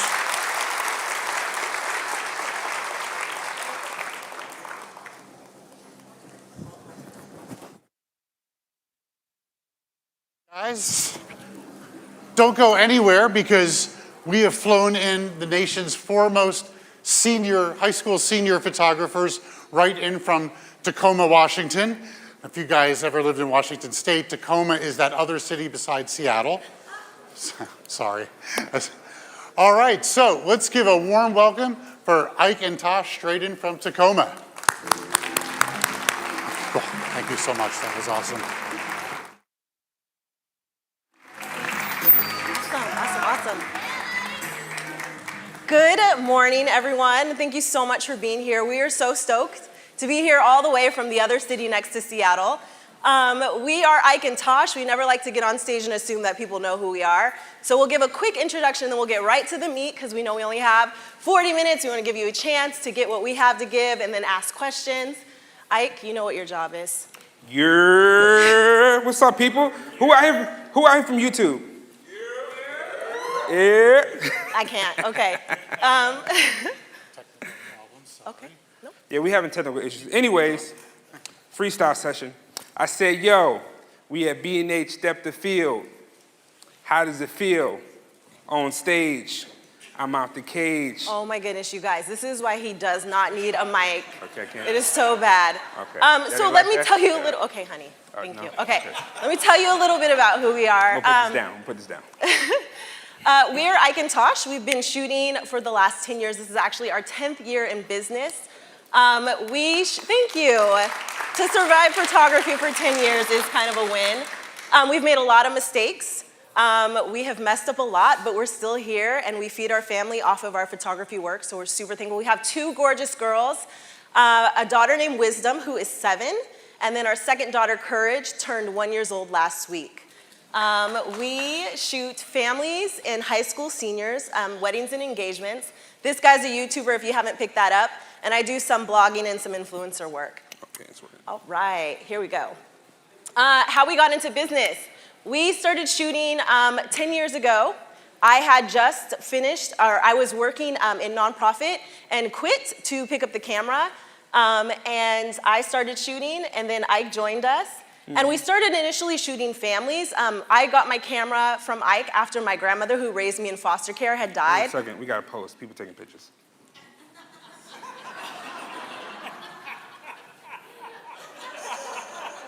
You guys, this you cannot be on stage. Okay, all right. Okay, I had gotten my first camera. I had always wanted to take pictures. I grew up in foster care. I aged out of the foster care system, so growing up, I never had pictures of myself. I didn't know who my family was. I really didn't know my identity and where I came from. When the woman who raised me in foster care passed away, I picked up the camera, and that's how I healed. I don't know if you guys have ever experienced extreme grief. Well, for me, the camera was the way that I was able to kind of come back to life. We started shooting families, and I found that with every family that we photographed, I found myself in that family, and I saw myself dreaming again about what it looked like to have a family, and just kind of visioning how important and how powerful the camera was to storytelling. And every family that we shot, I was able to find myself in, and I didn't feel like an orphan anymore. Fast forward, I was doing work in youth development, and I really missed working with young people, so that's when we started doing senior portraits. This industry doesn't value high school senior photography the way that I feel it should as a senior photographer. I think there's a lot of emphasis on weddings, and no disrespect to weddings because they're wonderful, but high school seniors are just like brides, except more intense and more confusing. But the cool thing about seniors that I don't think that we think about is one day that high school senior is going to be a bride. And then that bride is going to be somebody's mother, and she's gonna have children, and then you're gonna have a family to shoot. So when you get into high school senior portraits, you get into a legacy business, because what ends up happening is that senior becomes your bride. And that bride becomes your family that grows with you. So over the last 10 years, we have shot well over 500 high school seniors, and now we're in this season of life where we are growing our family while our seniors are also growing theirs. And so we are the person that people are coming back to. So today we just want to talk a little bit about how building relationship with your clients really does build your business, because like Jerry just said, I actually got choked up back there when he talked about shooting that senior. That aha moment that girl gave him is what we get every time we shoot a senior. And it's the relationship that you're really building. I mean, the pictures are extra, but the relationship is really where the magic happens, and that's what keeps your clients coming back to you year after year after year. So Ike always says when we're shooting that we need to prove that we're good photographers. Can you stop playing? I had to see which photos was up there because I didn't know what's next. Okay. Yeah, go ahead. No, you go. Okay, so usually when you see people on these stages, you're like, oh, because we don't ever assume that anybody knows who we are, what we do. Like, we always try to go at it fresh.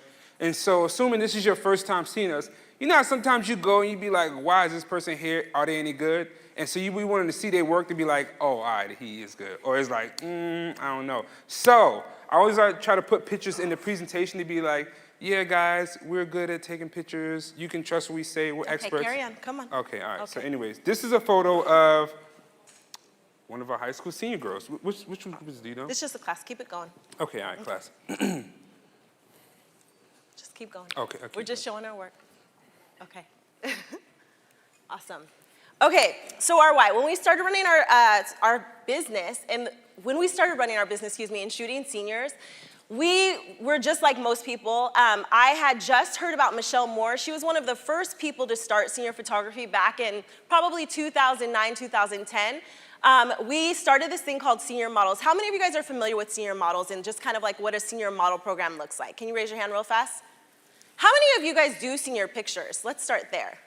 How many people are like, I'm interested, but I don't know, by the end of this, I may want to do it or I may not want to? Okay, this is good. I just need to know who I'm speaking to and how much convincing I need to do today. Okay, when we started shooting seniors, we had heard about this concept of senior models. Senior models are really when you trade basically with a high school senior and you say, I'm going to take your senior pictures and you're going to go out into the community, you're going to tell people about me and bring business back to me. So we signed up to do something similar, but what I found was that wasn't enough for me. I didn't want to just be another adult who was taking something away from a young person and wasn't really giving anything back. I recognize that this time in people's lives is a transitional point, and as a caring adult in our community, we had an opportunity to really speak into the lives of young people and to really be like another person that's supporting them. And so with our senior model program, we decided to kind of take it up a notch and do a little bit more. So when we started shooting seniors, we wanted to do a senior model program because in 2010, I was 10 years out of high school. These kids don't hang out at the Boys and Girls Club. They don't really go to movies. They're not in the malls like how we used to be. And so we were having a hard time finding clients. And we needed to figure out how to create allies who could go out and bring the people back to us. And that's where the senior model program was really ideal for us. We also wanted to make an impact in our community. There are a lot of programs in our community for young people, but there was not a place for a young person to go if they were not affiliated with a religious organization or if they weren't an athlete in the schools. So what happens when you want community, but you don't go to church, and you're not good at sports? You know, you're just kind of left out there. So we were like, what need could we fill? What gap could we fill? The last thing was that we wanted to be able to market our senior business without actually having to do the work. We shoot seniors, but we also shoot weddings and families. And so we knew that we didn't have the capacity to be out there marketing to young people. And I wasn't going to be in the high schools. I wasn't going to be going to the mall and hanging out at Abercrombie and Fitch, hoping that some young person who needed senior pictures was going to walk by. So we needed someone way cooler than us. I mean, we're pretty cool. But we needed someone way cooler than us to be out there saying, you want to work with Ike and Tash. We didn't want it to come from us because we're still like, I mean, we're somebody's parents. Like, no one wants to hear from someone's parents. So that's why we started our senior model program. And we started shooting seniors because how many of you all have kids or nieces who you love, nieces and nephews that you love? Anybody? When they ask you for something, are you going to go out and get it for them? Do you want them to have the best? With my kids, I want them to have the best of everything. I don't even think about, it's like, how much is it? Okay, cool, I will figure out how to get the money. And so with high school seniors, there's so much money on the table because everyone wants, is he shaking his head? Because he knows he goes and works and then he brings the money back to me so that I can do what I need to do with the kids. But with high school seniors, there's so much money on the table. You can make as much off of a senior as you can make from a bride and a wedding, if you know what you're doing. And I have friends who do it on a regular basis. That's true. So, let's go. Next slide. Is there water, David? Anyone? Water? Okay, can someone bring me water? In 2009, I got my first camera. We're gonna run through a quick timeline just so you kind of have the backstory of our senior business. In 2010, we shot our first senior, and we were like, oh, this is really awesome. We could really get into this. And as you see as we go along, you'll see pictures. These are like girls that we've worked with over the last 10 years. In 2011, I found a photographer. I sat down with her. I learned how to shoot senior pictures. And then I started coming up with the concept around our senior model and how we were going to market it. And basically the concept for our senior model program was that we're not gonna put money into advertising, we're not gonna put money into ads. What we're gonna do is put money into events and opportunities for young people to be with us and to experience us.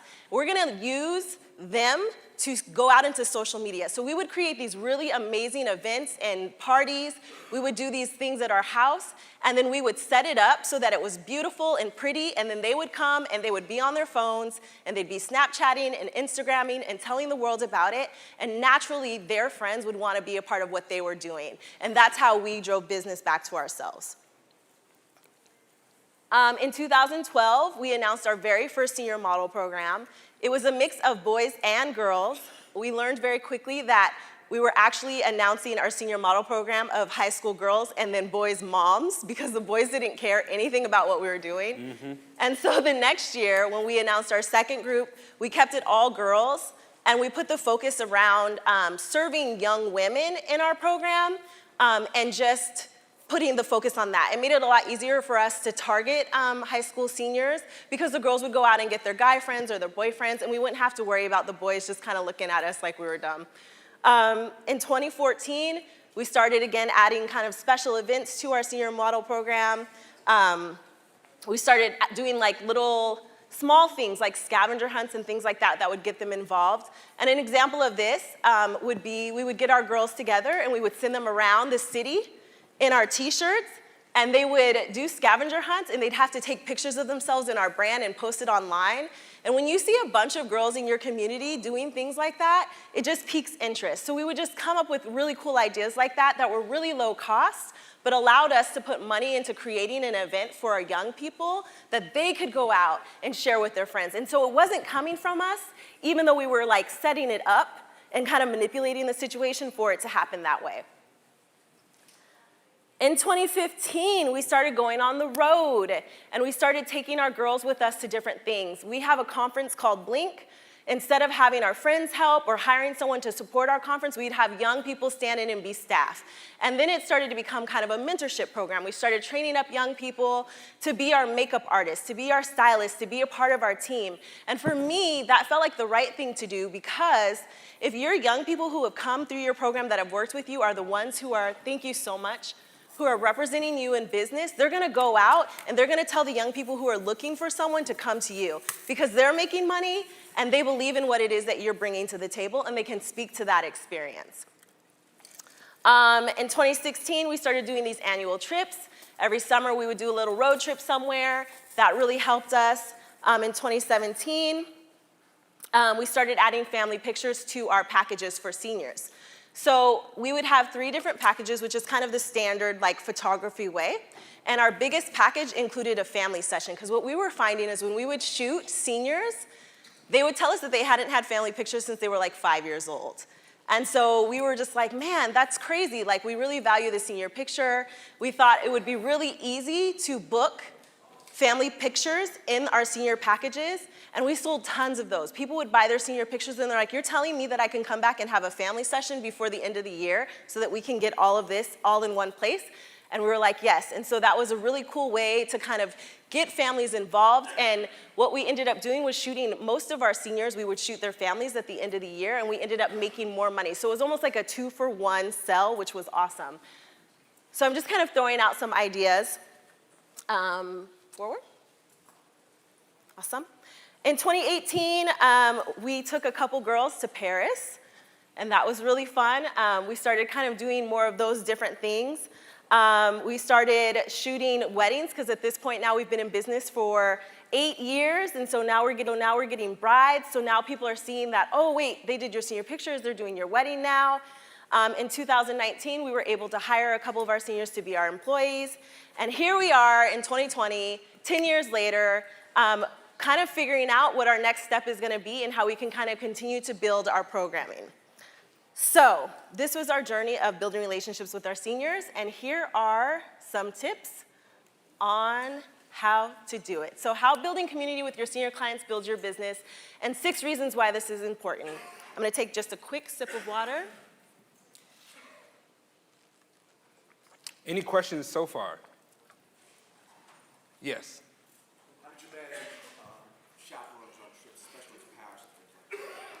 That's good. So with the Paris trip, we took our older girls who were of age, because I would never travel internationally on my own with young people. But when we would go on road trips and stuff, we would bring 1 adult per 7 young people. And it was never more than like 15 to 17 girls that were with us. Yeah, so a lot of times on the trips, it'd be me, Tash, and then our makeup artists.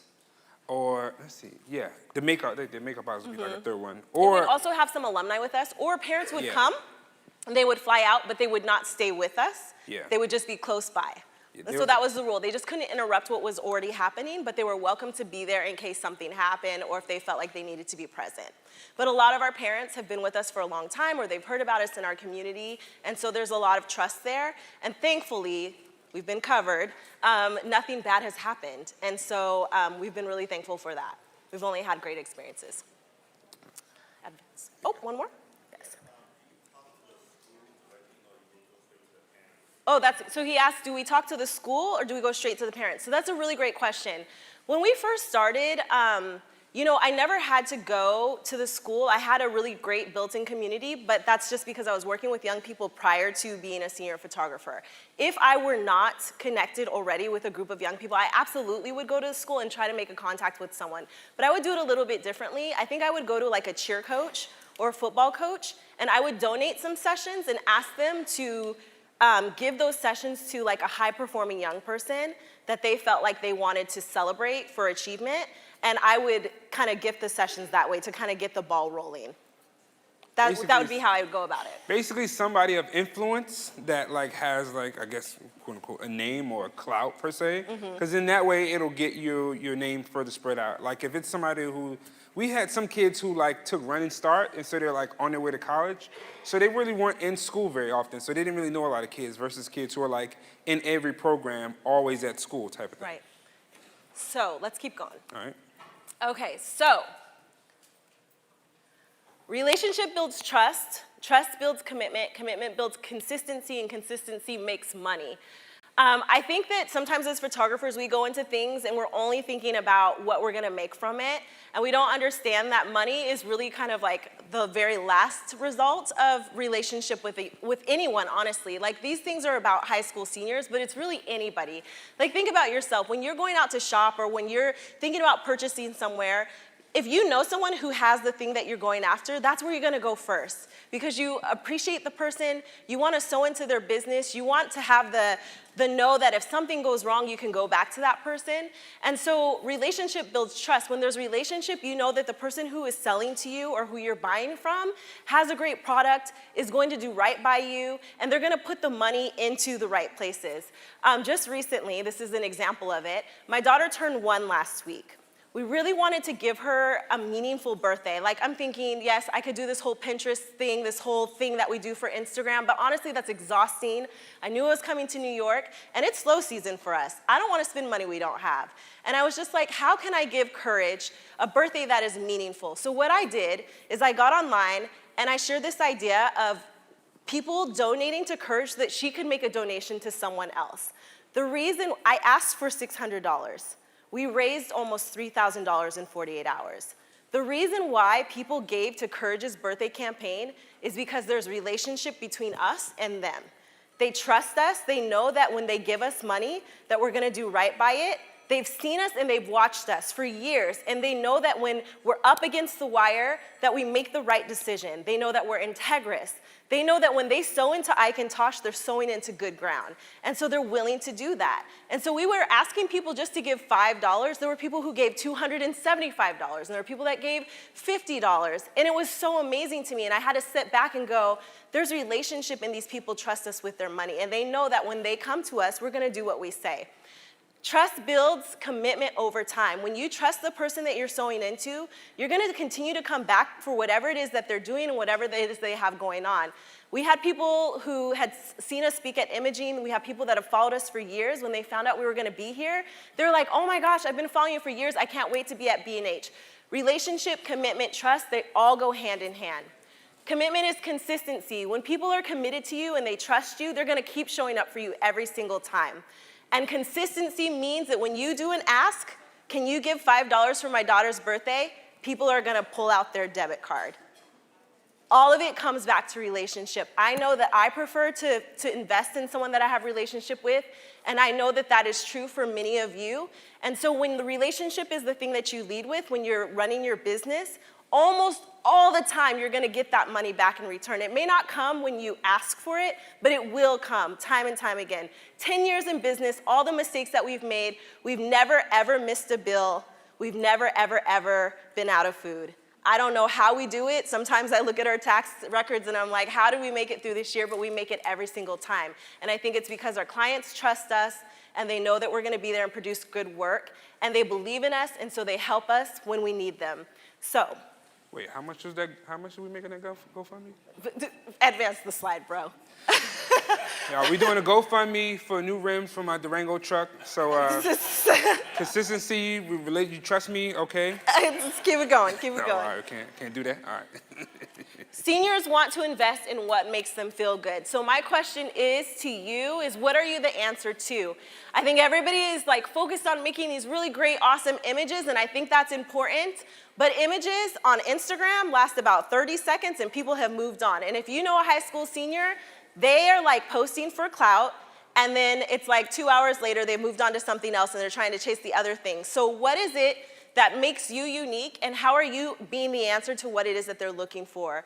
Young people just like us want to feel good. They want to feel valued and respected. They want to feel appreciated. How are you doing that aside from taking an awesome picture? Those are questions that I would ask anyone, and I would also challenge you to ask, like, why do you choose a photographer to shoot you? What is a part of, your thought process as you're thinking through hiring someone to photograph your family? What are the things that go through your mind? And if you don't have a family, photograph you, headshots, whatever. What are the things that you want someone who's gonna make you feel comfortable? You want someone that's gonna encourage you. You want someone that's gonna make you feel safe. You want someone that's gonna look out for you if you look crazy or if something is off. I'm always like, Ike, are you checking my ankles? Are they ashy? Like, I wanna make sure that you have my best interest at heart and that you're looking out for me. So, relationship, commitment, consistency, trust, and they want someone that makes them feel good. And how can you do that? It's about the long haul. We talked about this, right? When you get a client, often as a photographer, we get our clients, and when we book them, we're excited about them, and then we're like, okay, who's next? What's the next thing? Who's the next sell? Who's the next client? And I think we spend too much time on getting to the next sell versus keeping the client that we have now. There's lots of opportunity to continue making money off of the clients that we serve now and giving them an amazing experience and really sewing into their life and giving them opportunities to keep coming back to us versus going on to the next sell. And I heard someone last year talk about that, how we would get so much further in our businesses if we focused on how we could keep our clients that we have now versus going after new ones. I think it was actually Jen Tai that talked about that. She's another photographer in Seattle. With seniors, it's the same kind of thing. It's not one and done. It's not that they come to you and they graduate and they're gone. With seniors, they can come to you, you can take their senior picture, you can take their family pictures, you can keep that relationship going. They're gonna graduate from college if they choose to go, or in this world where influencing is such a big deal, they're probably gonna try to start a YouTube and they're gonna need someone to teach them how to do that. Or they wanna be a blogger or an influencer and they're gonna need content on a regular basis. In this world, as photographers, content is number one. Everybody has something that they need. It doesn't matter if they're a senior, it doesn't matter if they are a business person, like every business needs content creators. In fact, at this moment, I'm thinking about this brand that's waiting for me to post a picture on my Instagram right now today. I'm due, because that's what they're doing. People are using young people like me or younger people than me to be out there and speaking on behalf of their brand. So there's opportunities to work on content creation with young people who need something to post on a regular basis. When they get married, as I already mentioned, when they become mothers or fathers, or they have a niece or they're a godparent, like you can continue to bring that senior back to you over and over and over again. And so it's not about shooting that young person for senior portraits, it's about thinking 10 years from now, who is that senior gonna be and how can you continue to serve them and be the answer to their problem? We've shot like 2 of our senior clients' weddings. Actually, we had one family that we did their family photos, we shot their senior pictures, and then the senior got married, so we shot his actual wedding in Dallas, Texas. And then I'm pretty sure like when they have a baby, we'll shoot those family pictures. Or we won't, because we don't do children, only our own.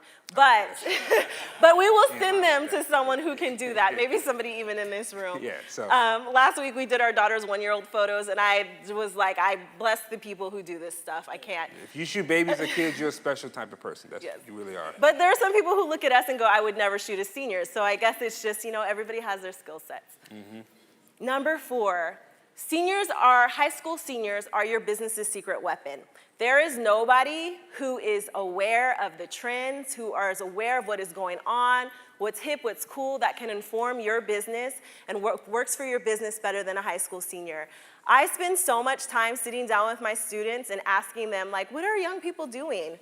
Who are they listening to? Where are people buying their clothes? Like, who's the new coolest? I mean, Little Uzi Vert, I was like, who is that? Like, I'm so far removed from like these people. Like I have to go to the young people and I have to ask them. I'm only 37, but I guess like 37 these days is just not it. I guess 37 with a toddler and a kid, it just makes you old. 37. Wait, what? Only 30? Oh, nothing. Whatever. Anyway, young people are the perfect people to advise your business. They're the perfect people to sit down and brain dump with. They have all of the ideas. They know all of the cool things. They know how people are searching. They know how to use all these apps like TikTok and Snapchat, and they're the ones that can help you figure out how to stay ahead of things. They will give you advice. They will tell you what is working, what isn't working. They'll tell you if you're not cool. They'll tell you if you're trying too hard, and they'll tell you if your business model isn't really working for the clients that you're trying to get. I use my seniors all the time to advise me on things. They don't know that they're doing that necessarily, but I use them all the time to figure out what it is that we need to be doing, what we should be thinking about, what are kids doing, what are the trends, what are the cool things that people are doing. I remember one year, young people were telling me how cool it is to like receive gifts at school because everybody's kind of watching you and paying attention. So Ike and I got up early one morning and we had Valentine's Day gifts ready for every senior model that we had. And we drove around the city delivering these Valentine's Day gifts and pulling these girls out of their class so that they could go back to class and open these gifts in front of their friends. I will tell you, I booked like 12 sessions off of that. It was exhausting and it was a lot of work. But it's just like that clout piece is such a big deal. And you can put in a lot of work for a short amount of time and get a huge return on your investment with young people. And that was one of the things that we learned from that. Also, having seniors inform you of what the market is doing or what the market is into, because you will bash your head against the wall trying to like tell people or tell seniors like, this is what you should be having, and this is what I sell, and this is what I do, and this is how life should be. Versus how life really is. It's like everybody wants digital photos, and as much as you want to sell prints and albums and stuff like that, if only people care about digital files, you'll just be hitting the brick wall trying to get them to buy albums and prints if all they want is digital files. the better thing to do is to figure out how to price those digital files so that they get what they want and you still get what you want. You also can sell what you want. Because like in real talk, like we have pictures that we printed out like from years ago, but we don't print pictures as much. Like we post them on Instagram and we go, and it's like you can't expect people to want anything more than what you want for yourself, right? Well, I print, but that's a fair statement. Yeah, no. I think also, too, that I just pointed out, the thing to remember about high school seniors is that you have two clients every time you shoot a senior. You have your senior, and you have their parents. And what the parent wants is very different from what the senior wants. Mm-hmm. And it may be really easy to communicate with the parent. There was a time before I was a mother where I just was like, these parents, man, they're so whack, I don't even understand. I definitely was tuned in with our seniors and understood where they were coming from. When I became a parent, that all changed. All of a sudden, I understood when the mom was from. When I became a parent, that all changed. All of a sudden, I understood when the mom was like, well, she doesn't look like herself. Because I feel that way too about my kids. I'm like, wait a minute, that's not my Wizzy. That's not how she gets, or that's not her real smile. I never understood that. I'm like, what do you mean that's not her real smile? That's the smile she gave me for the last 2 hours. What are you talking about? Mm-hmm. But now that I'm like, wisdom, that's not your smile. Get it together. If you want to watch Roblox, you're going to have to smile for me. You are going to enjoy this trip to New York. I don't care if it's raining. I will post something on Instagram. This is a real story. Check my last post. But yes, there are two different people. And so now I can talk to the parent, and we can connect with the parent and understand where they're coming from, and we can create a session that pleases the parent as well as the senior, because again, they're two different people. And that's something that you have to keep in mind when shooting high school seniors, because you are trying to please two different people and give two different people a different experience. One where they want to know that the investment that they're making in you is going to produce a result that they can be happy with, and a senior who feels like you're going to give them something that they're going to want to post on Instagram that's going to make them look like the coolest person out there. Because you could take the best pictures in the world of a senior and your sales will be flat because you didn't take one of these. And that's what I'm always like, smile for mom, because like the senior wants like one of these and they're like want this like, you know, very high fashion editorial look, and the parents just want this. And we're going to be those parents too in about 10 years. And so. if you don't take these, you will not make any money. I don't care what that's. Anyway, go ahead. 5, grooming your brand influencers. You are not going to be able to go out and represent your business to young people in a way that a young person can represent your business to other young people. Young people are trusted voices. They are the ones that their peers listen to. They're the ones that their peers want to hear from. And even young people will talk to their friends, and then their friends will act like they don't hear them and then contact you later, because young people, they just play those games with one another. But seriously, when you're out, you want someone to represent you who can speak to their experience with you, that is cool, that is trusted by their friend group, and that's what young people can be for you. So if there's relationship there, it makes it so easy for a young person to go out and to represent your business. In all these years of running our senior photography business and working with young people, we have never ever had to say, please go out and talk about us. We never had to do that. What we did is we created opportunities and we created experiences with our young people that made it impossible for them not to talk about us. When they're around us, we make them feel valued, we listen to them, we hear their stories. When they're doing something that is worth celebrating, even if it's inconvenient to us, we show up and we support it. We celebrate them, we say happy birthday, we make them feel like they're special to us, we make them feel like they are valuable to us. And in return, they go out and they tell the world about that. If you were in our city and if you were at a coffee shop and you mentioned Ike and Tash, people would say that they've heard of us. We just have that kind of reputation at this point in our city because we have made young people feel so special and so valued. We've made their voice valued. And so when people hear about us, they're like, oh yeah, they work with the girls, right? That's what they do. And I think that's so important. And it's so cool to be able to walk into any room where young people are present and to know that there are people there that know who we are and that respect us even if they've not had an experience with us. And that's the value of having a relationship with a young person who could go out and speak and spread your name far and wide more than you can. I'm not going to walk into a high school and be like, book me. Over here, I take really great pictures, but a young person can say, oh my gosh, have you heard of Ike and Tash? This is what they did for us when we saw them. This is how they made us feel. We got these fire pictures, but we also got this experience, and that's why it's so important. And people are followers at the end of the day, so like they will know of you and see you, but they won't book you or they won't mess with you until they see somebody else they know mess with you or book you. So it don't matter how great you are, if their friend books and they saw their, like, oh, dang, she look like that, and I know she don't look that good, oh, I definitely gotta see it. Because we all do it. You're like, oh, what? Oh, he ain't even that good. He went to that? Okay, all right, I know, it's official. That's just how it they is. feel about you seeing you up on stage today. Oh, really? Ah. She got it. She gonna And last and final disrespect me in front point. of my people like that? It's an opportunity to make your business count. Above all of the things that I mentioned today, there is nothing like having someone root for you. I often say that, like, I have a great support system, but no one goes harder for Ike and Tash or even for me than the people on Instagram that I've never met before. It's just so amazing that people who don't know you or who don't know you well will cheer for you and stand in the gap for you and have your back. And with our senior business, I feel it's the same way. We have an opportunity at a really pivotal time in young people's lives to not only take pictures like Jerry just showed you. These are young people who may have insecurities or may not realize how beautiful they are. They may have not come into who they are. They may not see themselves the way that other people see them. We have an opportunity at a really crucial time when they're getting ready to step out and be an adult to really speak into and to pour into their lives and to make a difference.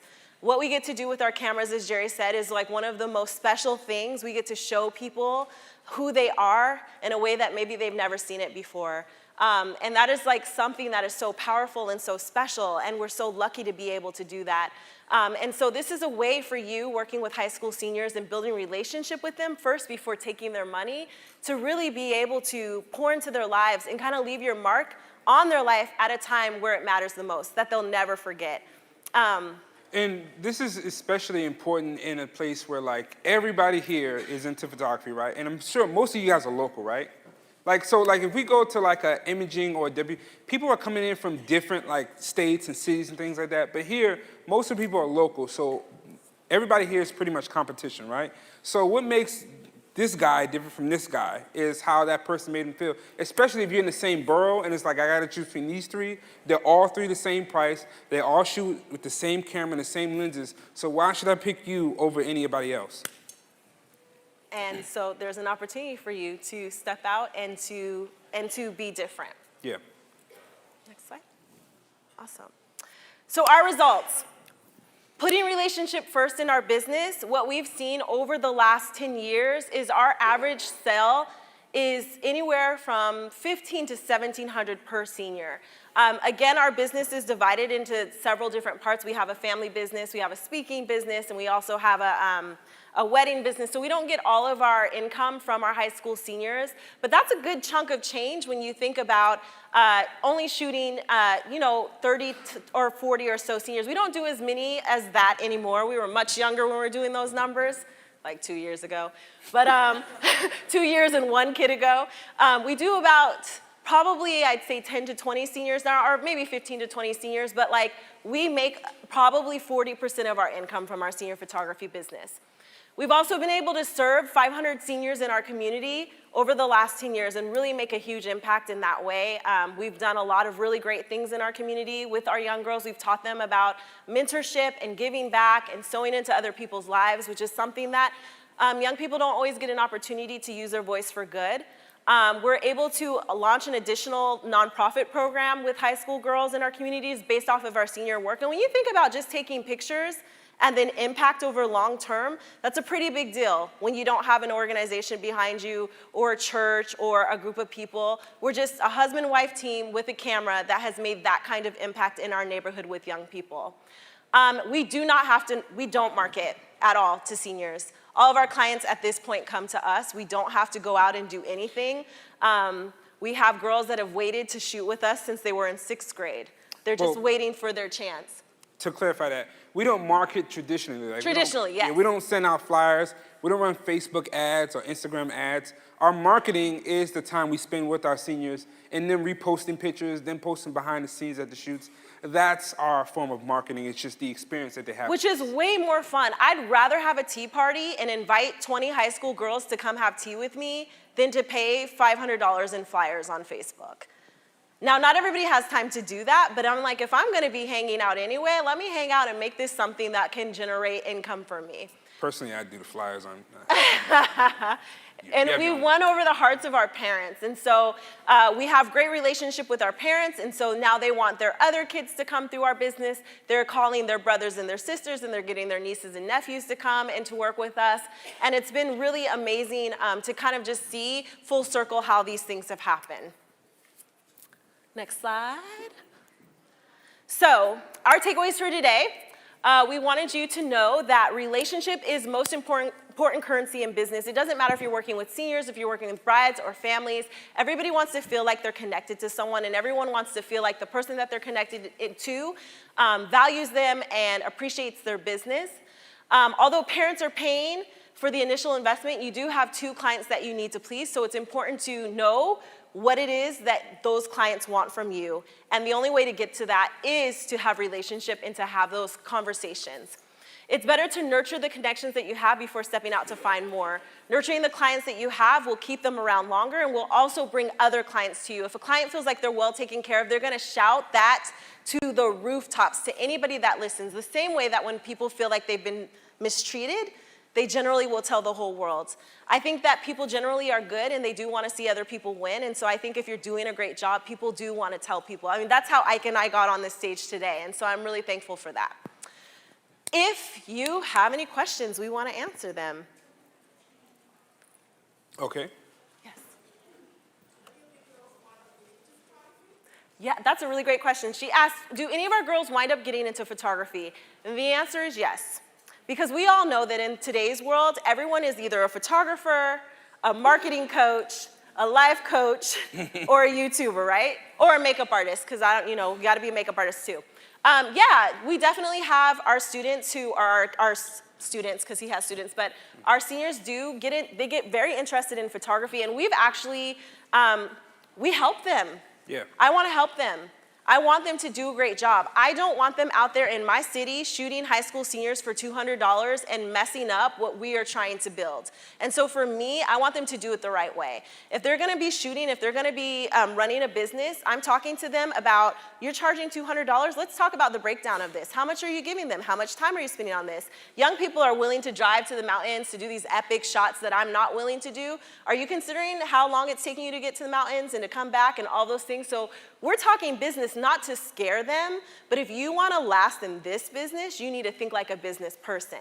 And so for me, I feel like as a person who is a mentor, I want to equip our young people to do the very best possible job that I can, because that only helps me. If they understand all it takes to run a business, then that means that they're not undercutting me and putting me out of business or putting other people out of business, right? So for me, I think it's better to help people and to educate people so that we all win. Because when we all have the same information and we're all doing our very best and getting our very best, it really does benefit all of us. It doesn't hurt anyone. Also, on the flip side, on the business side of things, if they pick up a camera, they graduate, next year they pick up the camera, and then they want to shoot all of their friends, usually we're in 2 different price brackets, and so anybody who shoots with them probably wasn't going to shoot with us or probably couldn't afford to shoot with us. And then there's a whole other side of the business, like she talked about, like insurance, actual business workflow, as opposed to just taking pretty pictures for the yearbook. So, I mean, there's space for everybody. I agree. Yes, ma'am.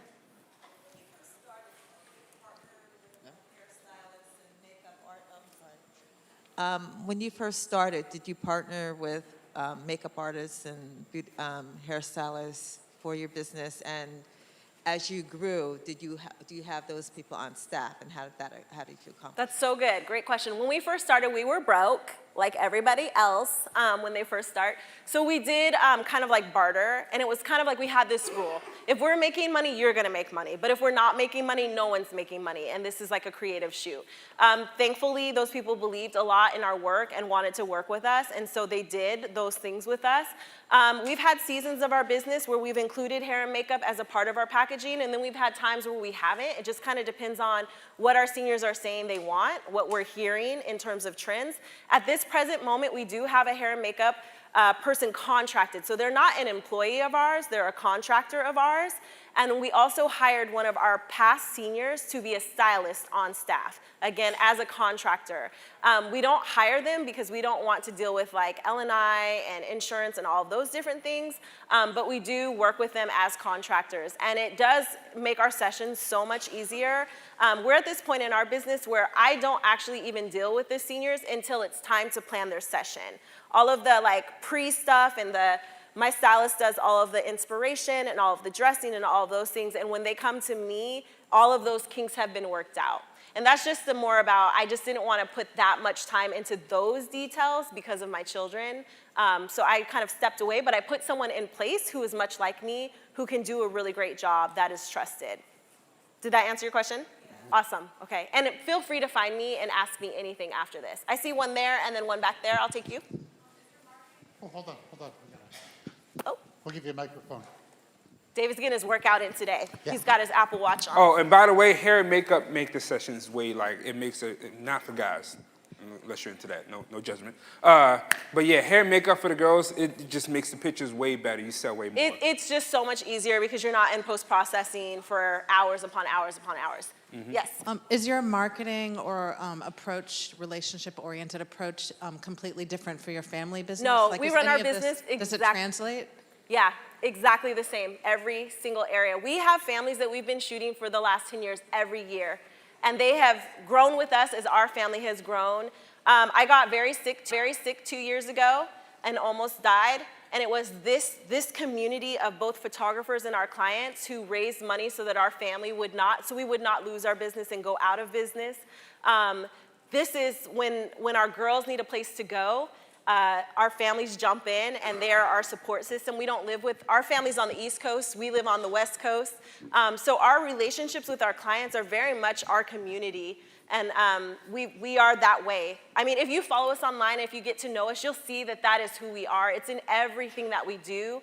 It's just a really important core value for how we live our lives. One of our, one of our kids, senior kids, she has our logo tattooed on her wrist. Yeah, like, our business logo, because it's for her, big too. It's not even yeah. When I got sick, she got the tattoo because she said our business represented family for her and community, and it was something she never wanted to forget.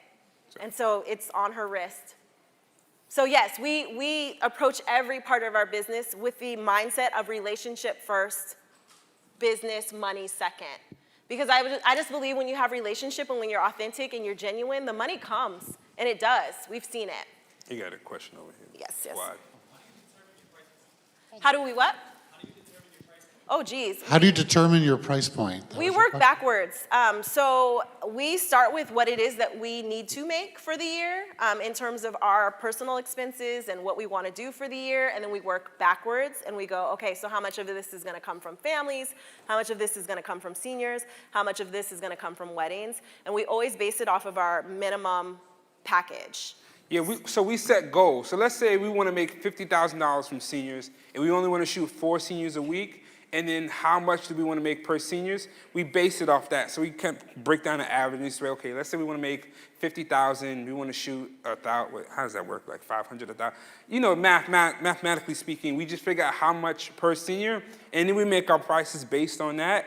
And then as a business, we have goals that we try to reach. So we will book people based on packages. So some people book the higher package, which exceeds the average. Some people book the lower package, but that's just kind of how we try to And we know reach our traditionally business in goals. our business, our seniors book our middle package. And so we base our goals off of our bottom package. Because if people book our middle and our higher package, then that just becomes extra. So that's how we set it up. Awesome. These are great questions, guys. Thank you. Dang, you guys. Yeah, what does a $1,500 sale include? Yeah, that's a great question. So all the digital photos. That's not true. Oh, it doesn't? Okay, all It's right. not true. You guys. Sorry, I For couldn't find a 15, you can babysitter have- for him, so I had to bring him You can to have the Ross. presentation. Okay. The lady who's watching my other kids said she'd only do them. So, so the way that we have things set up is we have a sitting fee, and that includes our time on location shooting you. It includes hair and makeup, depending on what package you get, and it includes styling. And then what you do after that is purchase whatever it is that you want to buy, whether it's a digital package sale or package, or whether it's prints and products and albums. So our sitting fee is $675, of which we get about 500 of that, but we make our money on the back end when we do back end in-person sales and things like that. Yeah, in-home So sales. it just depends on what they order. Generally, our clients are ordering albums and they're ordering digital file packages. So we price our digital files so high that they have to make an investment if they want to take some home.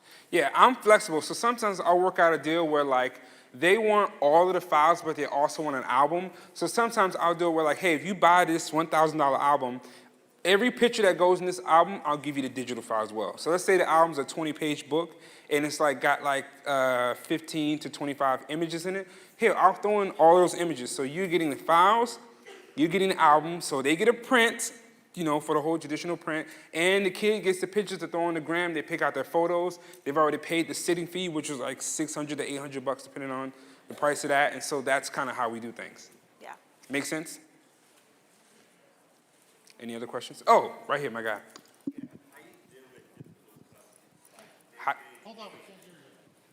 His question was, how do you deal with difficult customers? But I feel like, is there more to it? Yes. Oh, take the mic so we can.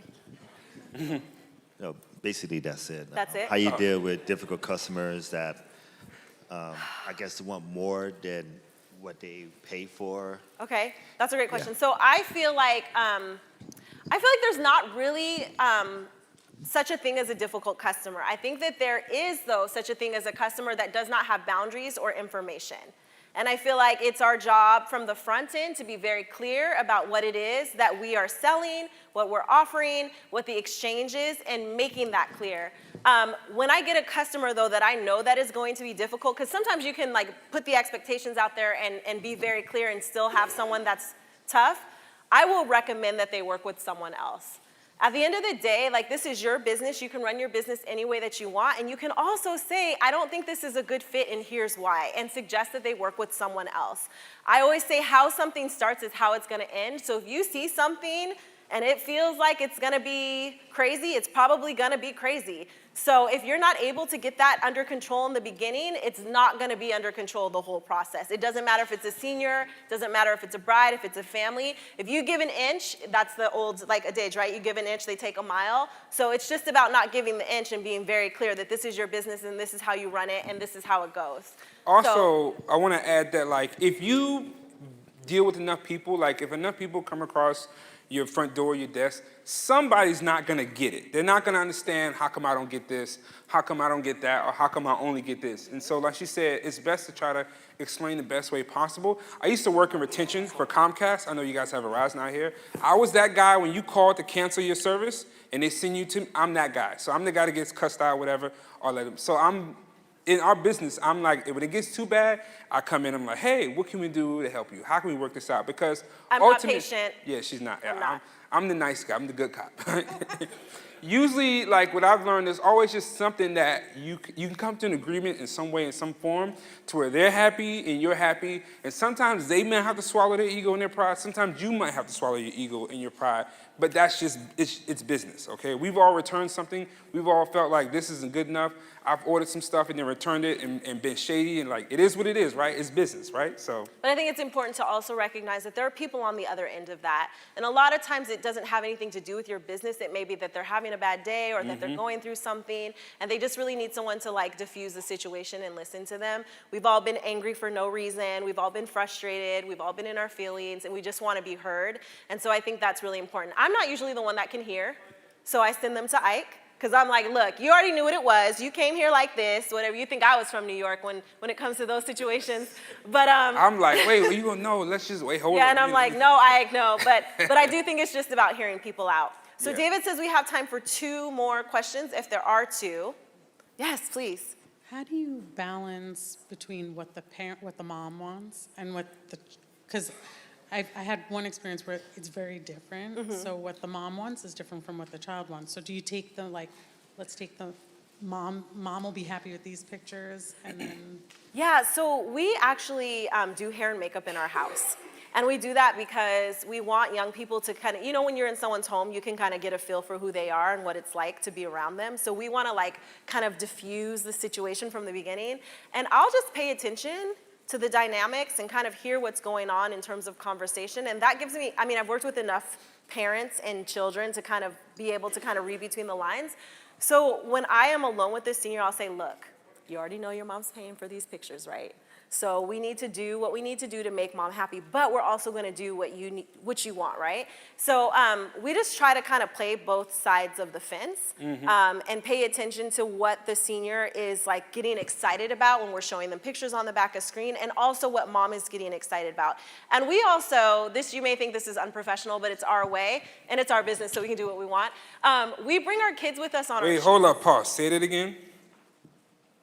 What you just said, say it again. It's our business, so we can do what we want. Remember that. It's your business, okay? You can do whatever you want. Before she goes further, drilling into your question, we've had situations where a parent wants this thing and a kid wants that. Ultimately, the parents is paying, but we want the kid to be happy. So sometimes we're like, hey, you only get 15 pictures in this package, right? You paid $800, you get 15 files. And two other pictures that the kid really wants, but the mom's like, well, I'm not paying for them. Look, if this will make the sale go and everybody gets, we'll throw in those extra 2 pictures for the kid, all right? If that makes everybody happy, you guys go home, I get paid, because it could ruin the sale. Oh, we don't know yet, let's go home. Yeah, it's true. Close the deal anyhow you can, look, all right? You want these? I ain't gonna edit them. Do it through a filter. I give you the raws. But what I was gonna say is we bring our kids on our session for many reasons. One of them is that I want my girls growing up seeing their mom work hard, seeing their mom balance the life of being a mom and being an entrepreneur. I don't think you have to choose. If you want to, you can, but that's not what we want to do. I want them to earn their keep. That's so whack, but whatever. And also, they're a really healthy distraction for a parent who's in the whatever. And also, they're a really healthy distraction for a parent who's in the way. And that has been really helpful. I'll be like, Mom, I'm so excited you're coming out. So you're gonna be with Wisdom and Courage while we work with your student, and when we need you, we'll call you over. But otherwise, make sure she doesn't choke on anything and make sure that she doesn't run out into the street. And they're happy to take care of the babies. And so that's how we kind of make it work. We've learned, we didn't start out that way, but we learned that that has been kind of a cool little thing. And it's a really nice distraction because they're there, but they're not like all up in the mix. And I'm able to do what I need to do, but they still feel like they're a part of it. So it's been really nice. And then you've got the baby and they're like, I remember when my baby was a baby. Oh, and they're all in their feelings, and then the sale happens. All right, last question. We've got one more, and then we're done. Come find us in the hallway. Yeah. Okay?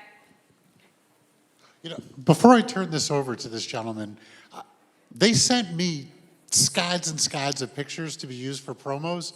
My God, you take beautiful photographs of the seniors. Thank you so They were much. like, really, seriously, it was a folder of images. We had a tough time picking them out. Oh. I knew you guys were like legit when I saw that work. Don't go to our Instagram, because we don't post. He knew we was legit. See, he ain't know better. He's like, oh yeah, they lit. They lit, all right.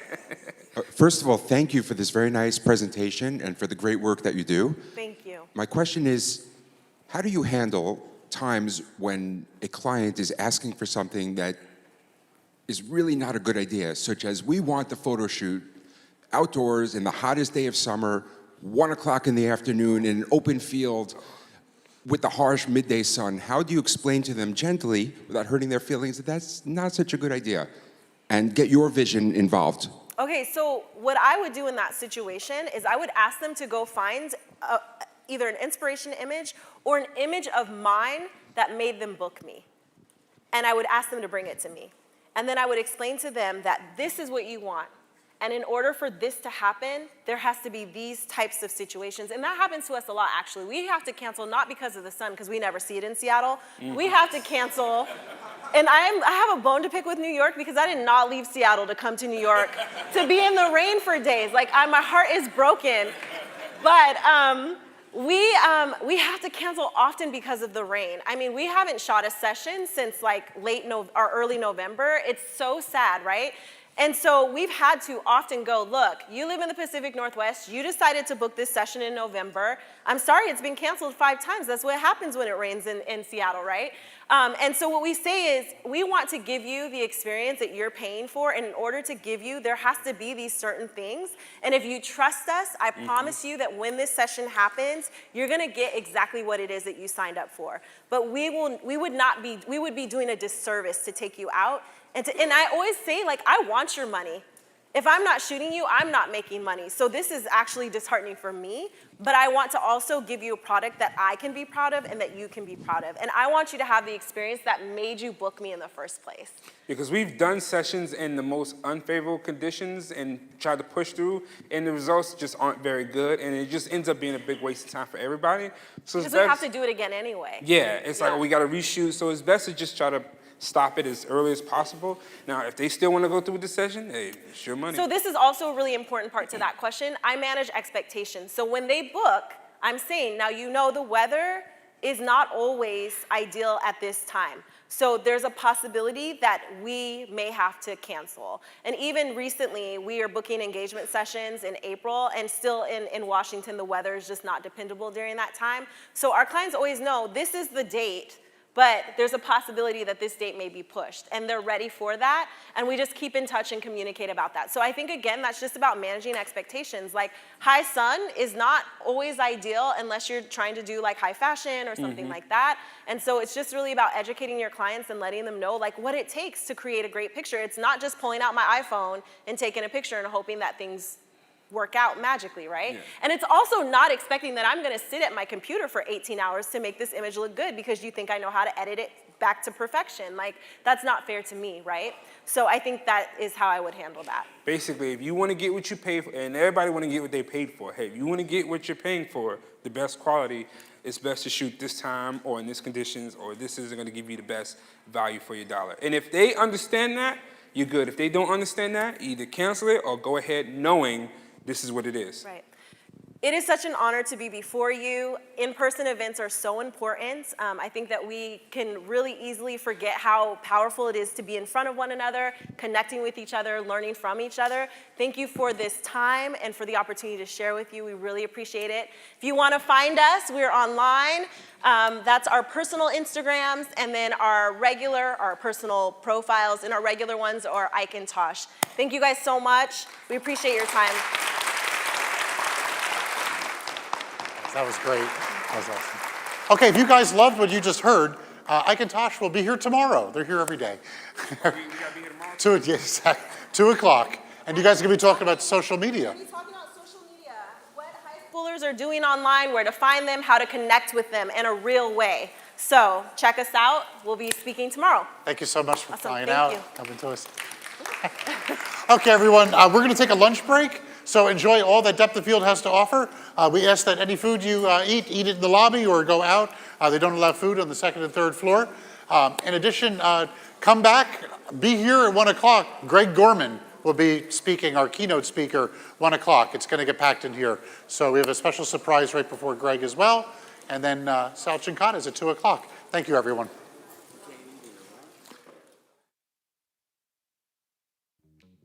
Hey, B&Hers. Welcome to Depth of Field. This wedding, portrait, and events photography conference brings together photographers and filmmakers from all over the world. It also hosts the Depth of Field Challenge, a fun way to get involved with the show and win some awesome prizes. How do you take part in the Depth of Field Challenge? First, grab the golden ticket out of your swag bag.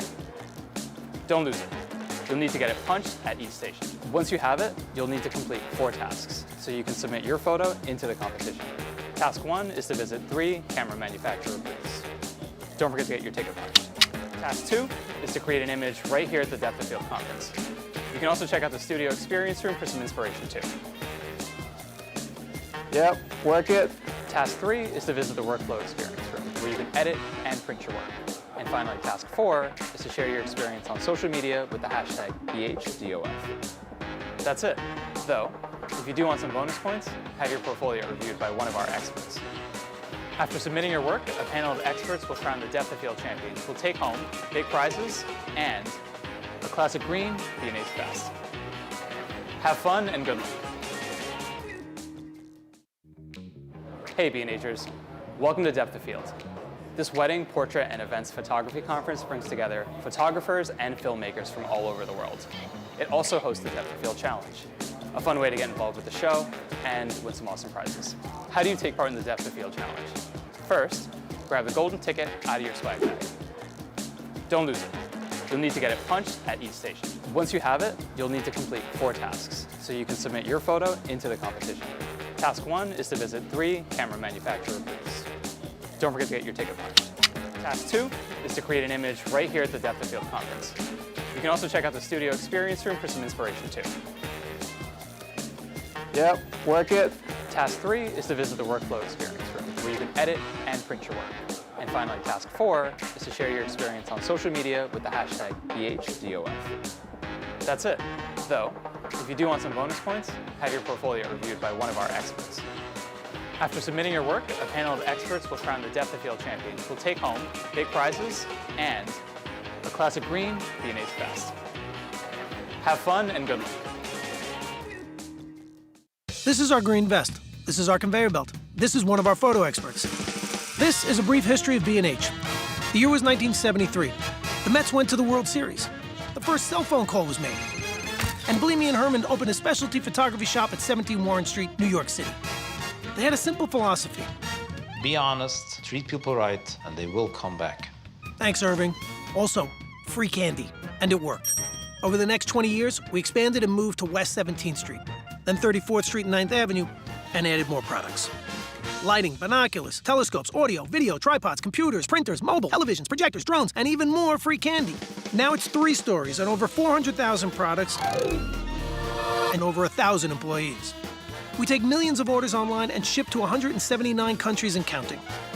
You can talk to us in person, on the phone, B&H, how can I help you? or online. Check out our checkout baskets. Also check out our checkout numbers. Also check out the flare on Marae's vest. And everyone's favorite part, our conveyor belt. The benefit of the conveyor belt is you don't have to worry about the product or schlep it around anymore until checkout. Nice. These are the owners. They still come to work every day. They're around here somewhere. Anyway, this is Jeanette. Oh, sorry, she's busy. This is our warehouse. This is Yakov and Levy fighting over lighting kits. B&H is not a chain. B&H is open every day, except Saturdays, of course. Now you know almost the whole story. We are B&H.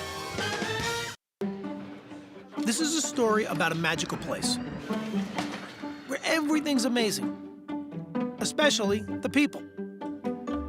We can tell you everything there is to know about over 400,000 different pieces of gear. Tell them, Lenny. We have a 17 millimeter, 24 millimeter, 45 millimeter. He does this all day. We'll help you find the right thing, which is often not the most expensive. The A9 is great, but I think the 6500 is better for what you need. That's pretty rare. And just like you, we love to explore and share our passion, because we're creators as well. Israel and Jake like to make videos for the web. Oh, I love it when he does this. Oh, by the way, if you can't meet us in person, you can always chat with us online. Think of us as collaborators, production partners, problem solvers. This is Greg. He's made 5 gold records. You can play your voice high. And here's Jay, the king of the candids. Wait, I'm not ready, Jay. Sometimes we geek out and help each other, but mostly we're here to help you. Like Lenny, who's still going, because there's a lot to say when you're making some pretty important decisions. So now you've met 16 of over 1,000 employees. 16 reasons our customers like to do business with people, not algorithms. We are B&H.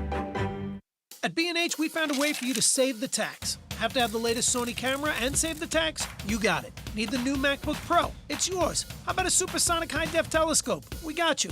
Need Paybu. You pay the tax, we pay you back, just like that. B&H.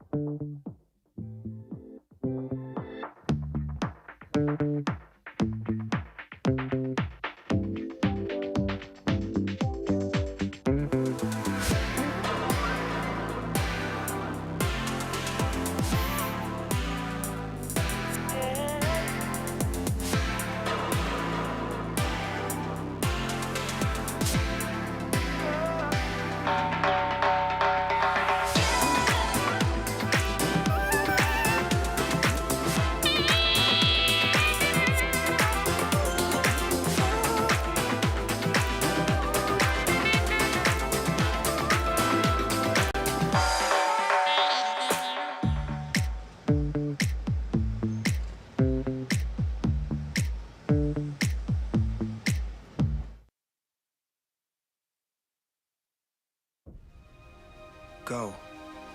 Go because you have to go. Go because it's pouring out from every scene and dream and every thought that seems to come back to the one thing that rips you out of bed at night.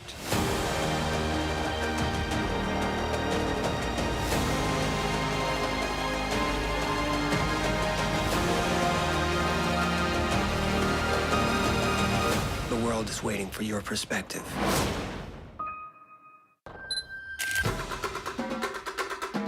Sometimes your shot moves so fast, your eyes can't keep up.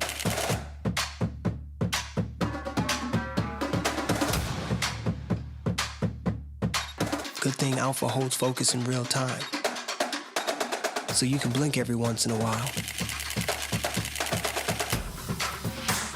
Keep up. The world is waiting for your perspective.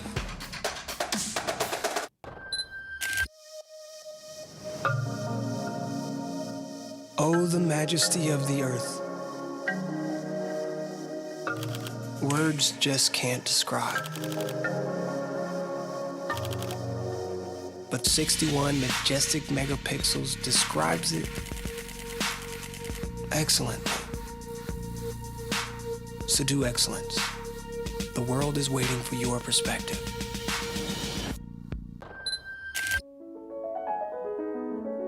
It can be hard to focus on a vision, whether it's near or far, bright or dark, beautiful or terrifying. But don't lose heart. Your vision just requires the right lens to pull it in focus. Alpha has far more lenses than any other mirrorless camera brand. So keep focus. The world is waiting for your perspective.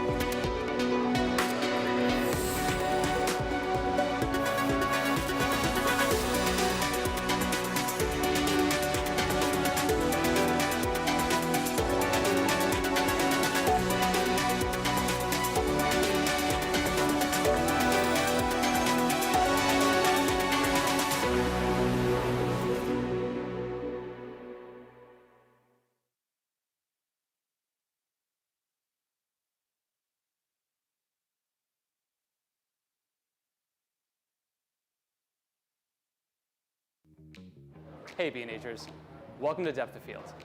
This wedding, portrait, and events photography conference brings together photographers and filmmakers from all over the world.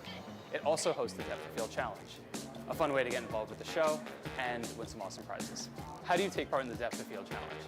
First, grab the golden ticket out of your swag bag. Don't lose it. You'll need to get it punched at each station. Once you have it, you'll need to complete 4 tasks so you can submit your photo into the competition. Task 1 is to visit 3 camera manufacturer booths. Don't forget to get your ticket punched. Task 2 is to create an image right here at the Depth of Field conference. You can also check out the studio experience room for some inspiration too. Yep, work it. Task 3 is to visit the workflow experience room where you can edit and print your work. And finally, task 4 is to share your experience on social media with the hashtag BHDOF. That's it. Though, if you do want some bonus points, have your portfolio reviewed by one of our experts. After submitting your work, a panel of experts will crown the Depth of Field champions who will take home big prizes and a classic green B&H vest. Have fun and good luck. Hey B&Hers, welcome to Depth of Field. This wedding, portrait, and events photography conference brings together photographers and filmmakers from all over the world. It also hosts the Depth of Field Challenge, a fun way to get involved with the show and win some awesome prizes. How do you take part in the Depth of Field Challenge? First, grab the golden ticket out of your swag bag. Don't lose it. You'll need to get it punched at each station. Once you have it, you'll need to complete 4 tasks so you can submit your photo into the competition. Task 1 is to visit 3 camera manufacturer booths. Don't forget to get your ticket punched. Task 2 is to create an image right here at the Depth of Field conference. You can also check out the studio experience room for some inspiration too. Yep, work it.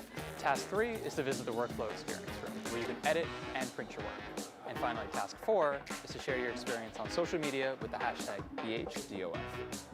That's it. Though, if you do want some bonus points, have your portfolio reviewed by one of our experts. After submitting your work, a panel of experts will crown the Depth of Field champions who will take home big prizes and a classic green B&H vest. Have fun and good luck. This is our green vest. This is our conveyor belt. This is one of our photo experts. This is a brief history of B&H. The year was 1973.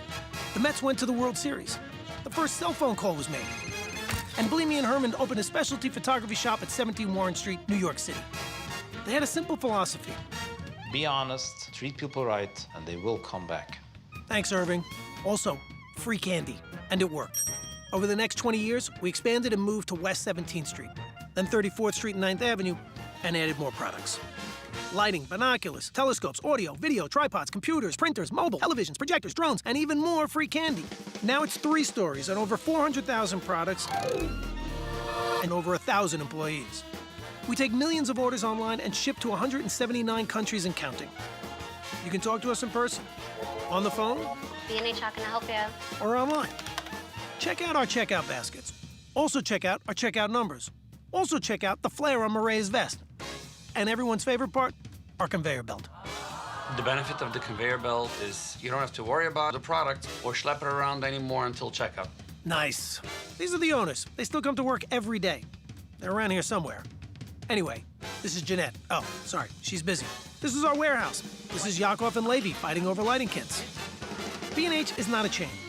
B&H is open every day, except Saturdays, of course. Now you know almost the whole story. We are B&H. This is a story about a magical place where everything's amazing, especially the people. We can tell you everything there is to know about over 400,000 different pieces of gear. Tell them, Lenny. We have a 17 millimeter, 24 millimeter, 45 millimeter. He does this all day. We'll help you find the right thing, which is often not the most expensive. The A9 is great, but I think the 6500 is better for what you need. That's pretty rare. And just like you, we love to explore and share our passion, because we're creators as well. Israel and Jake like to make videos for the web.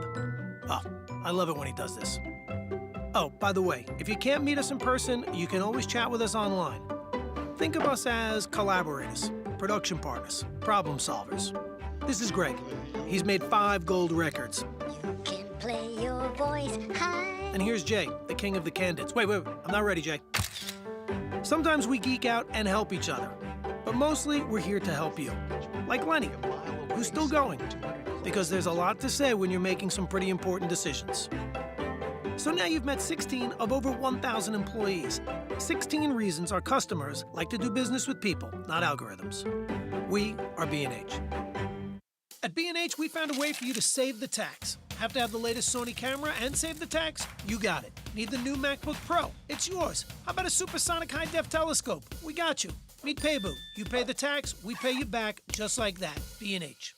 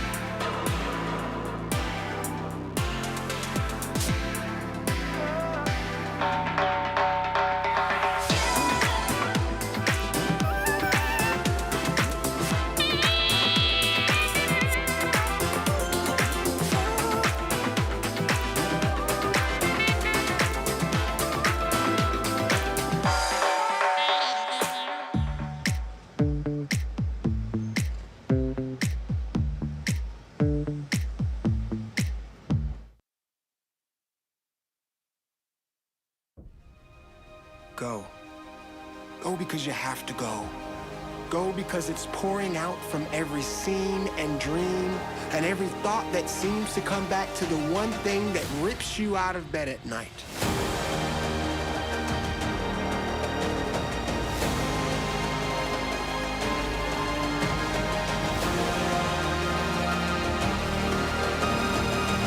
The world is waiting for your perspective.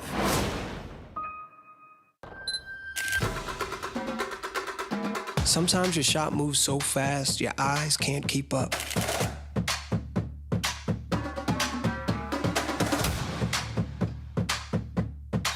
Good thing Alpha holds focus in real time, so you can blink every once in a while. Keep up. The world is waiting for your perspective.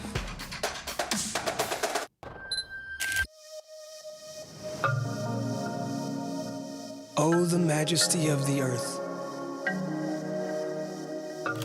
Words just can't describe. But 61 majestic megapixels describes it excellently. So do excellence. The world is waiting for your perspective.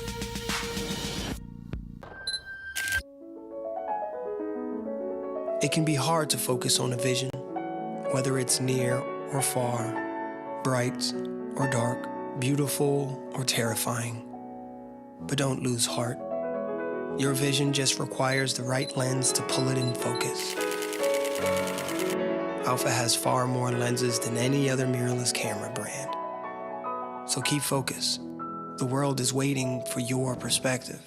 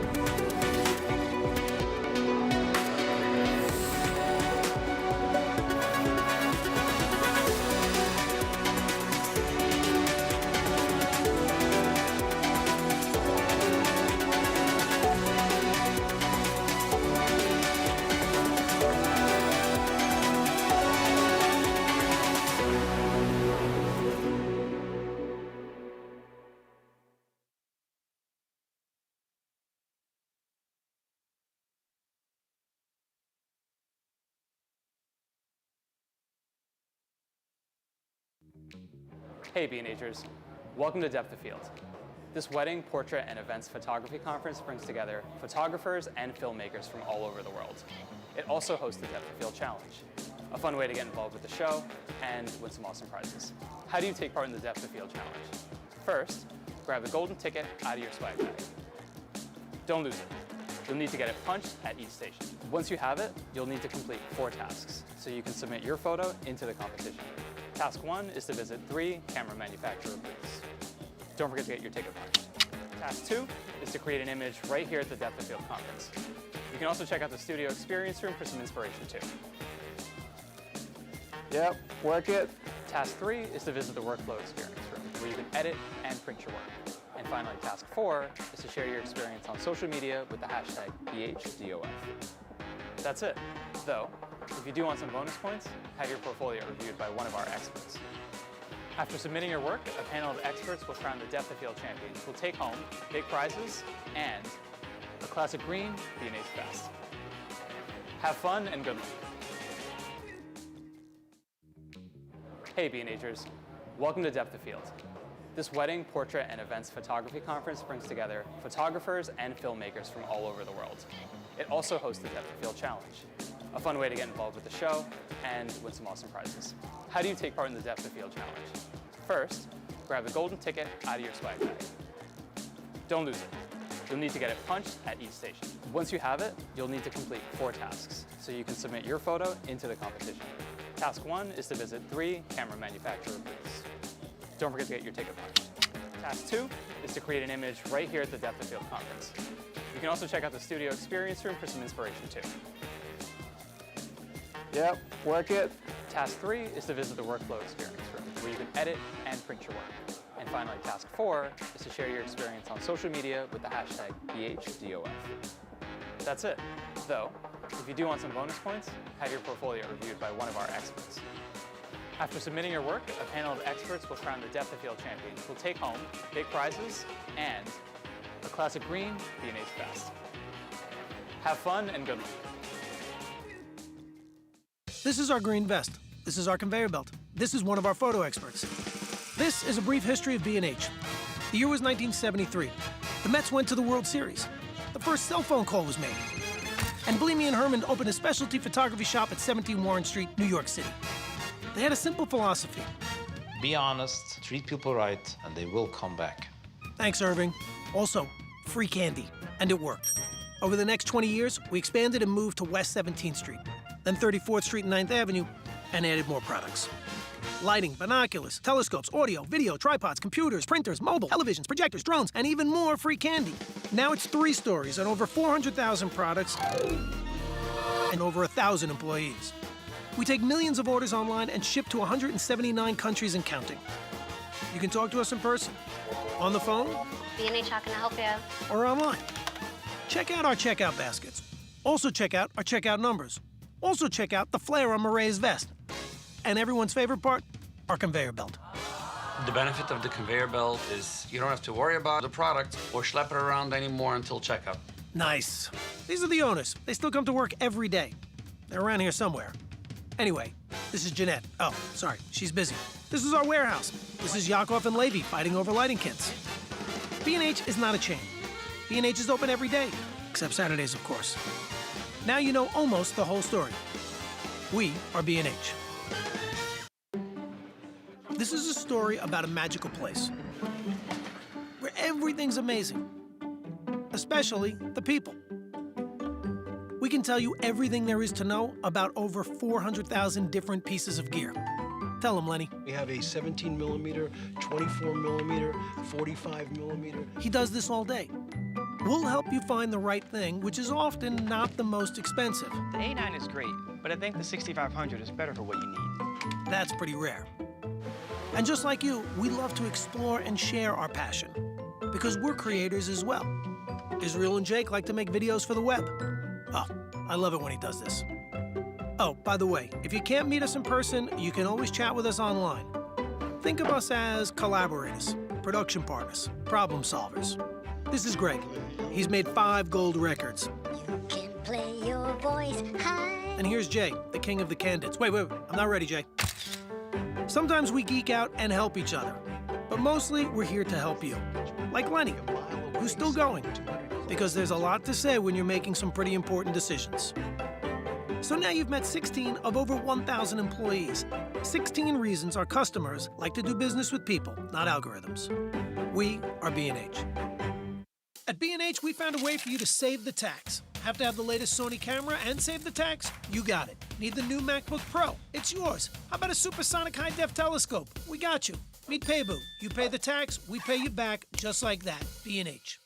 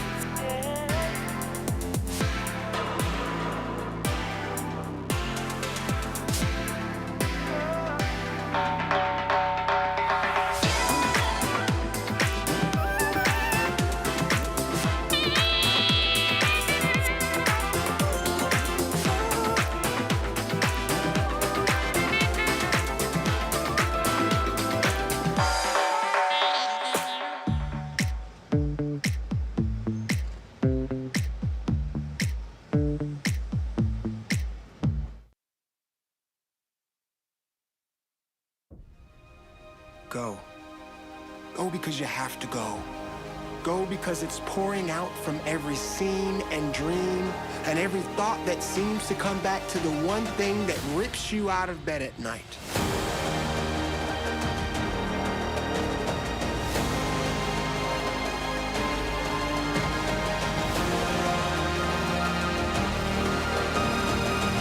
The world is waiting for your perspective.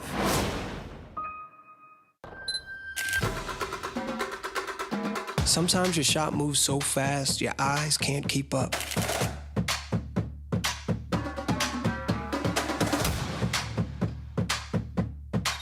Good thing Alpha holds focus in real time, so you can blink every once in a while. Keep up. The world is waiting for your perspective.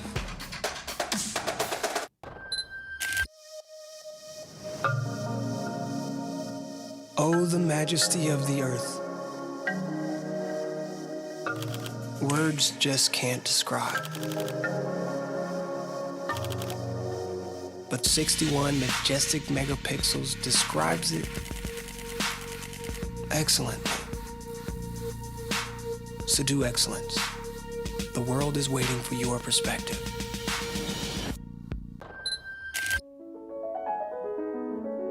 It can be hard to focus on a vision, whether it's near or far, bright or dark, beautiful or terrifying. But don't lose heart. Your vision just requires the right lens to pull it in focus. Alpha has far more lenses than any other mirrorless camera brand. So keep focus. The world is waiting for your perspective.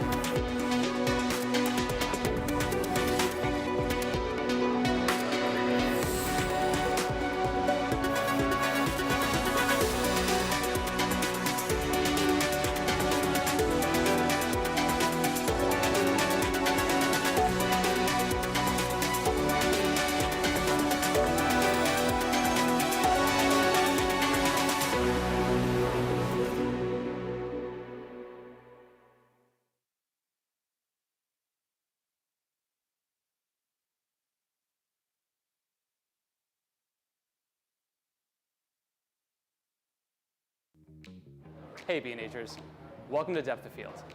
This wedding, portrait, and events photography conference brings together photographers and filmmakers from all over the world.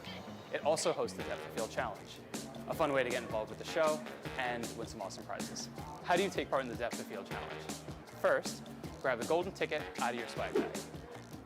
Don't lose it. You'll need to get it punched at each station. Once you have it, you'll need to complete 4 tasks so you can submit your photo into the competition. Task 1 is to visit 3 camera manufacturer booths. Don't forget to get your ticket punched. Task 2 is to create an image right here at the Depth of Field conference. You can also check out the studio experience room for some inspiration too. Yep, work it. Task 3 is to visit the workflow experience room where you can edit and print your work. And finally, task 4 is to share your experience on social media with the hashtag BHDOF. That's it. Though, if you do want some bonus points, have your portfolio reviewed by one of our experts. After submitting your work, a panel of experts will crown the Depth of Field champions who will take home big prizes and a classic green B&H vest. Have fun and good luck.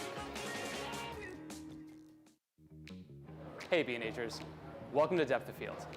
This wedding, portrait, and events photography conference brings together photographers and filmmakers from all over the world.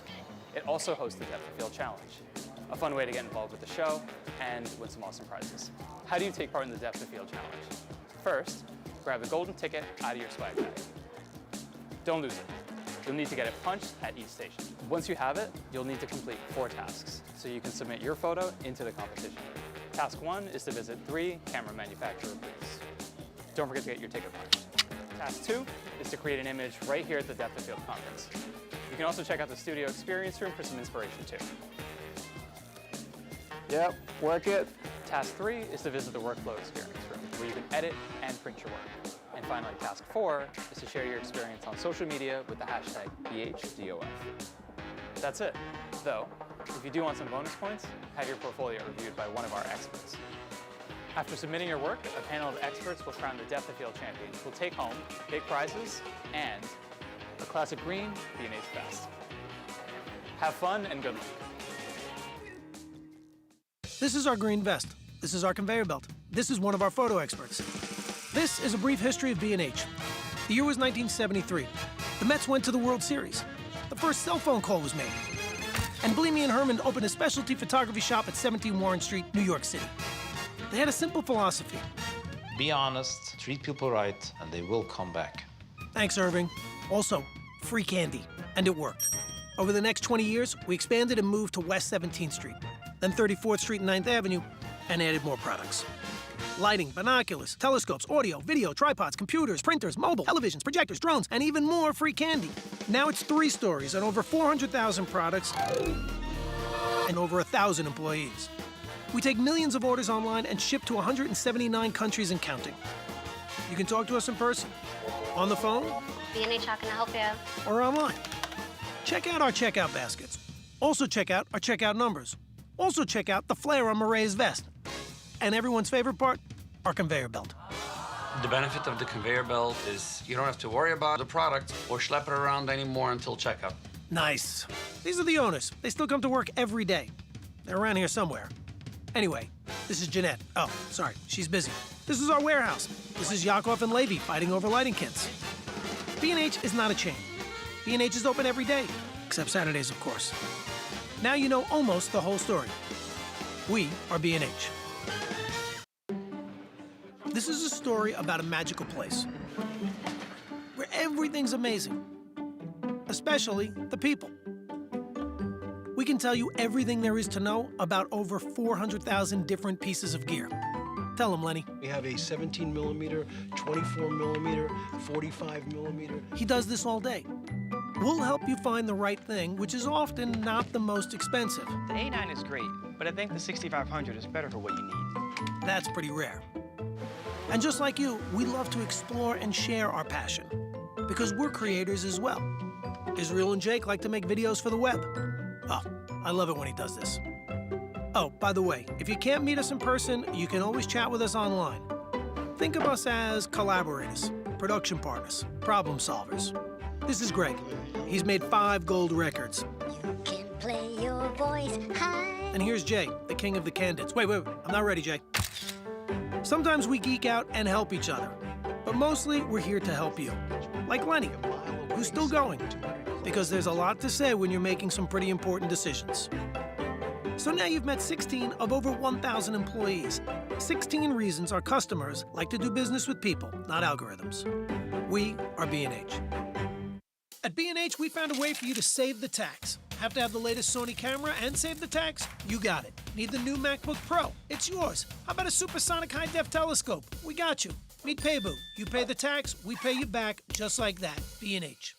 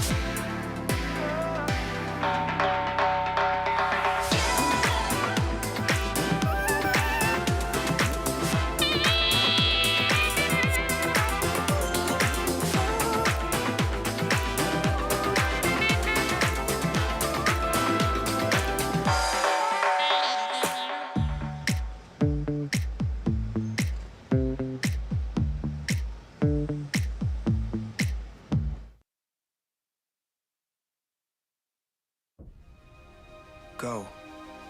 Go because you have to go. Go because it's pouring out from every scene and dream and every thought that seems to come back to the one thing that rips you out of bed at night.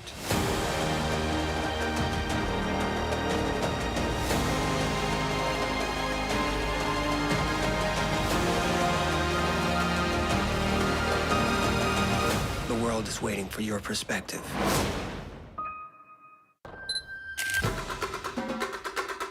Sometimes your shot moves so fast, your eyes can't keep up.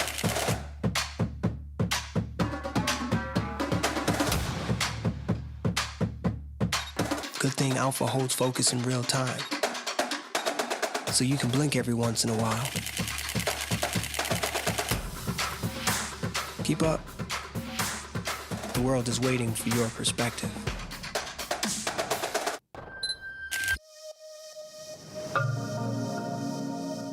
Oh, the majesty of the earth.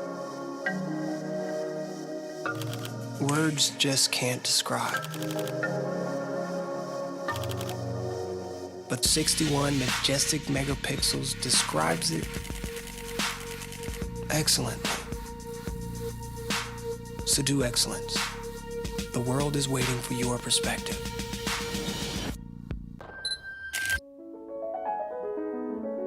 It can be hard to focus on a vision, whether it's near or far, bright or dark, beautiful or terrifying. But don't lose heart. Your vision just requires the right lens to pull it in focus. Alpha has far more lenses than any other mirrorless camera brand. So keep focus. The world is waiting for your perspective.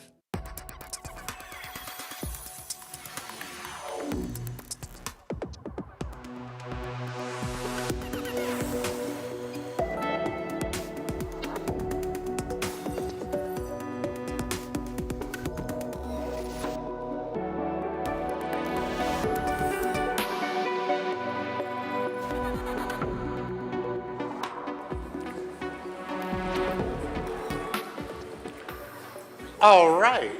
How's everyone doing? Having fun on that lunch break? You got to kind of check out the lay of the land? Anyone go through the studio experience yet? Show of hands. How about those models? You like that? There's a lot of style going on there. It's a lot. Okay, so back in the days before the internet, to get inspiration, you went to museums, you went to galleries, and you also read a couple of wonderful photo magazines that were in the industry.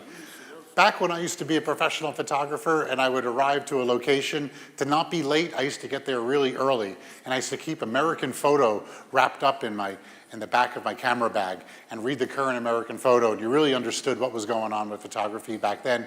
And I think that when magazines, the heyday of the magazines, the articles were very, very curated, where while the internet is amazing and we have so many options, who's curating it for us? You kind of have to find your favorite thing. And I discovered this amazing photographer, Greg Gorman. Greg Gorman was a portrait photographer, and he had done this kind of dream job. He was working with all the Hollywood's great stars.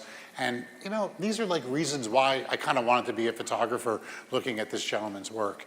So we're going to have Greg come up in a second, but I would like to introduce someone very special who's going to introduce Greg. Lauren Wendell is the president of the Lucy Foundation, which is one of the highest honors a photographer can get, is the Lucy Awards. She's been in the industry for a really long time, and it is an honor and a privilege to introduce to you guys Lauren Wendell. Lauren, thank you. Hi, everyone. Thank you. I'm really excited to be here today to hear Greg Gorman, a very, very dear friend of mine. For over 4 decades, Greg Gorman has been a master of photography, from celebrity portraits, advertising campaigns, to magazine layouts, movie posters, and fine artwork. Greg's work is known for stark, honest portraits of the most famous and infamous faces from around the world of entertainment, art, sport, and music. His photography is timeless. Each shot gives a picture of human nature in its infinite range. Each picture is also a testament to the individual characters captured. As you're seeing his work today, Watch for the skillful use of lighting that serves to show the human side of celebrities and capture the essence of who they are when they are not hiding behind their glam appearance.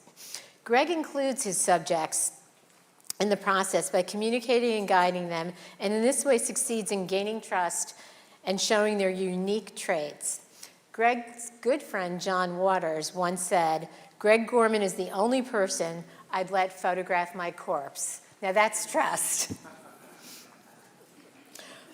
Born in Kansas City, Missouri, Greg attended the University of Kansas with a major in photojournalism and continued his studies by earning an MFA in cinematography from the University of Southern California.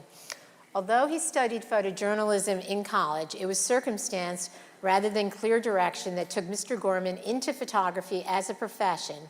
It all began with a series of images taken at rock concerts in the late 60s, when his passion for rock and roll led him to his chosen field when he photographed Jimi Hendrix in 1968.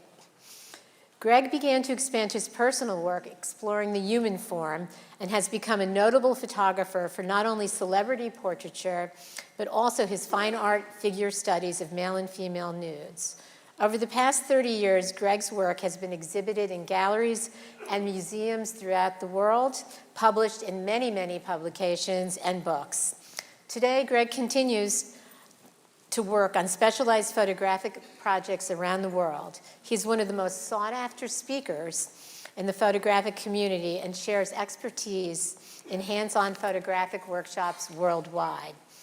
Over the years, Greg has been acknowledged for contributing to the world of photography, recognized by the Professional Photographers of America and the Lucy Foundation for Lifetime Achievement Awards, as well as the charitable works by such organizations as the Elton John AIDS Foundation, the Oscar de la Hoya Foundation, and Pause LA, to name just a few. In addition to his enviable photographic skills, being a wine enthusiast, Greg's newest venture has been winemaking. He's collaborating under his own label, GKG Cellars, with 2 other winemakers from California. By combining his skills in photography and his great taste for fine food and wine, Greg has become a Renaissance man, building an unusual, colorful career that many photographers can only dream about. In addition to all of this, and perhaps most importantly, Greg has developed deep friendships with his subjects, the photography community, and organizations worldwide. I've known Greg for decades as being one of the most generous, giving, kind, and funny men I know. Please help me welcome Greg Gorman.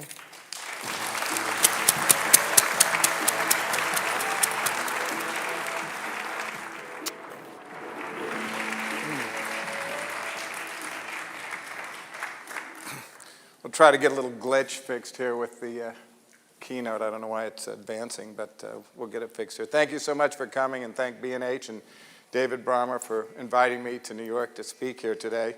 I live on the West Coast in Los Angeles, and Sammy's is my home for camera stores there, but every time I'm in New York and when I need something or a better deal, I call B&H, so it's pretty good.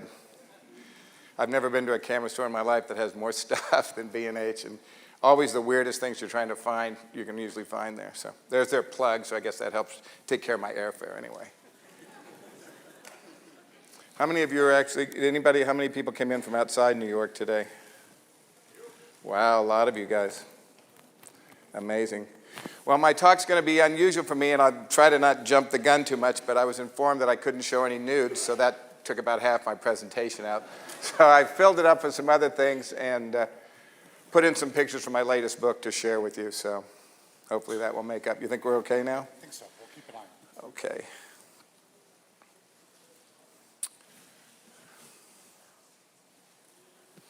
So that's me, as you can tell, a few years back when I was skinny and had a little bit of hair at the beginning. So my career started in a strange way. I borrowed a friend's camera in 1968 to shoot a Jimi Hendrix concert, knowing nothing whatsoever about photography. He said, shoot Tri-X, put it at 5, 6, 60th of a second, you'll get a picture. So the following morning, I went over to my friend's home in his basement that he had a little darkroom set up in and processed the pictures. And when I saw this picture coming up on a white sheet of paper, I was hooked, and I wasn't really quite sure. This was 68. if the picture was out of focus because I'd shot so slowly or I'd smoked too much dope that night. But nonetheless, the next day I decided to enroll in photography school, and as Lauren kind of told you my story, my life history, so I started in photojournalism. And rock and roll was a big part to the beginning of my career. It's an early portrait of Jim Morrison in St. Louis. During the film school, this was during the Vietnam War, I went to Washington, D.C. with some friends and shot the march on the South Vietnamese embassy at DuPont Circle. And of course, when you're young, you're fearless. You're standing in the midst of all this tear gas. It was kind of crazy. And right in their face with the cameras.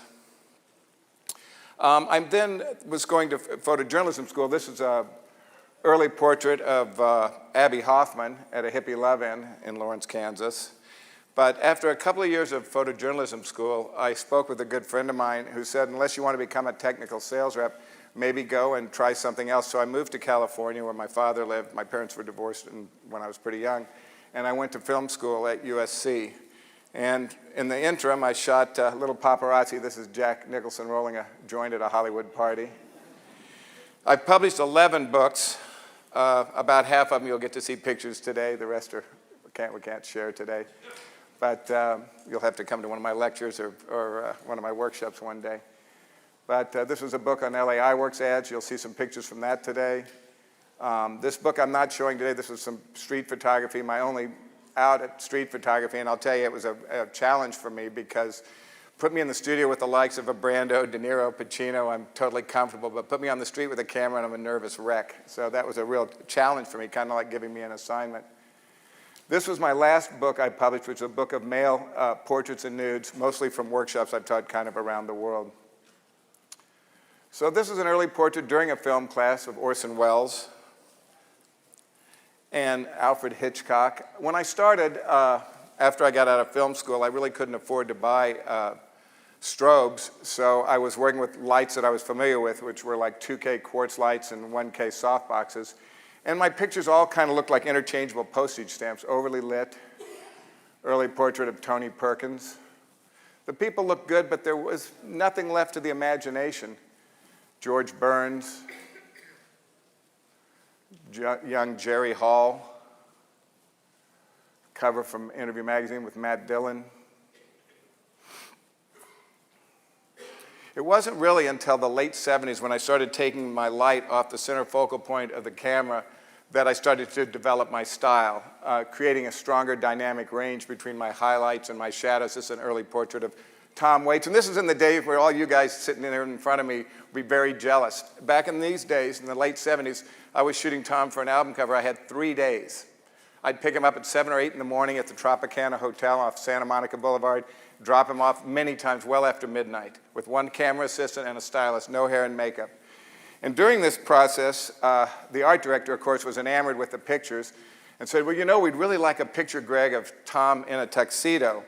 And I said, I don't think it's going to happen. And they said, would you ask him? I said, well, I'll ask Tom. And so, of course, I asked Tom, and I can't swear here today, so I can't say exactly, but you can imagine what he said. I said, Tom, they'd love a picture of you in a tuxedo. And he said, well, the only way I'd wear a effing tuxedo, I'd probably get shot. So this was the picture, and later they spent $3,000 in the 70s, was a lot of money, to airbrush the blood off, and it became the cover for Heart Attack and Vine. Being in the right place at the right time was really a big start and an impetus for my career, and it's something that is you know, it's just, it either happens or it doesn't. I was working on a picture called Grease 2, and this young man, Maxwell Caulfield, was starring in the movie. Interview Magazine wanted him for a cover. And because of him, I actually got to work for Interview Magazine, which was a big launching pad for my career. This was a picture I shot up at his home that was in that article. I shot a little more than a dozen covers for Interview Magazine. The covers we shoot in very flat light, and then Richard Bernstein would exercise his great art and paint the covers in.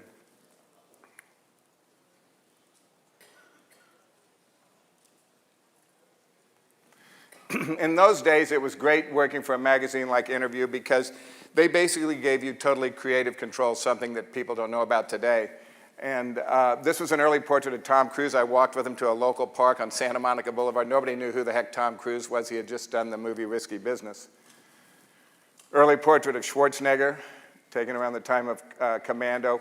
But in the early days of Interview in Andy Warhol's magazine, it was fantastic because they would say, this is who we're going to shoot, Greg. We want you to shoot Schwarzenegger. Here's the phone number, call him, figure out where you're going to shoot. I would find a location and we'd go shoot. We didn't have to deal with publicists, approvals. I didn't have to give them the 100 pictures to choose from. I could send 6 prints in and maybe a few choices for the cover, and that was it, and that's what ran. And I think that's why Interview was so successful. Funny story I was telling David earlier about Arnold. When I was shooting this, the housekeeper was standing there totally enamored by Arnold, and Arnold said, would you like your picture taken with me? And she was like, and she walks over and I take the picture, and of course I'm shooting with a Hasselblad with a long lens and a big lens shade. And he says, you see, when you get the picture, you will be naked in the photograph. It's a special camera, and of course she was panicked.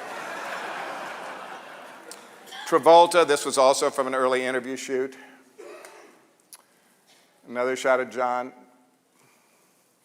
Kevin Costner in my swimming pool with my stylus legs in front of him. Here's a couple of commercial shots from things. This was an album cover for Streisand. This was the original shot for the cover for Interview magazine that was then painted, as you saw some of the earlier pictures. This was a cover for GQ with De Niro. This is an interesting photograph because before Photoshop, what I did to shoot the 5 most powerful women in Hollywood is I built a platform at a 45-degree angle and laid the girls down so they got an instant mini facelift. And I shot at a 45-degree angle down on them.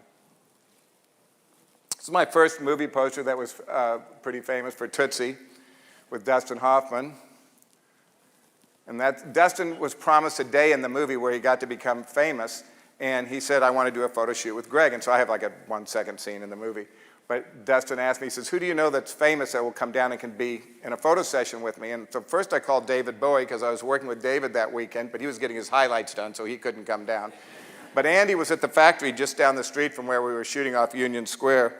And let me put my thing down here so I can get a sip of water. And he gladly came over and appeared in the film with Dustin.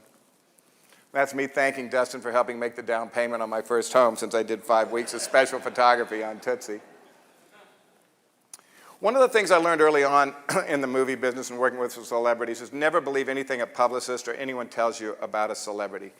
Because you don't know if the day before, if their dog got run over by a car, if they got laid. You don't know what their mindset is going into a shoot. And it could be that they're a jerk, or it could be they're a fabulous person. I had many people, or supposedly fabulous people, that I found to be quite offensive, and just the opposite. So I always meet everybody with kind of a fresh face and formulate my own opinions based upon on their personality and the interactions with me. I did a lot. I did 6 weeks on Scarface with Al. And a lot of that was actually taken during the filming. The others were shots that I would set up when they were doing a lighting change, and I would set up a little bit on the side on one of the other sets and take pictures. The bulk of my career was shooting motion picture campaigns. That's what I probably did a lot of besides doing personality portraits, but you can see here quite a few.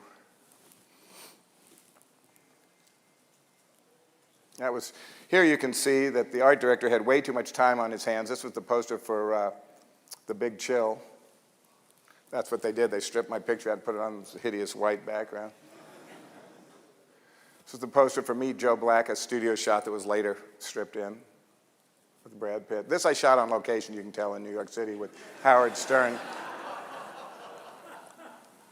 It's a poster for Tomorrow Never Dies with Pierce Brosnan.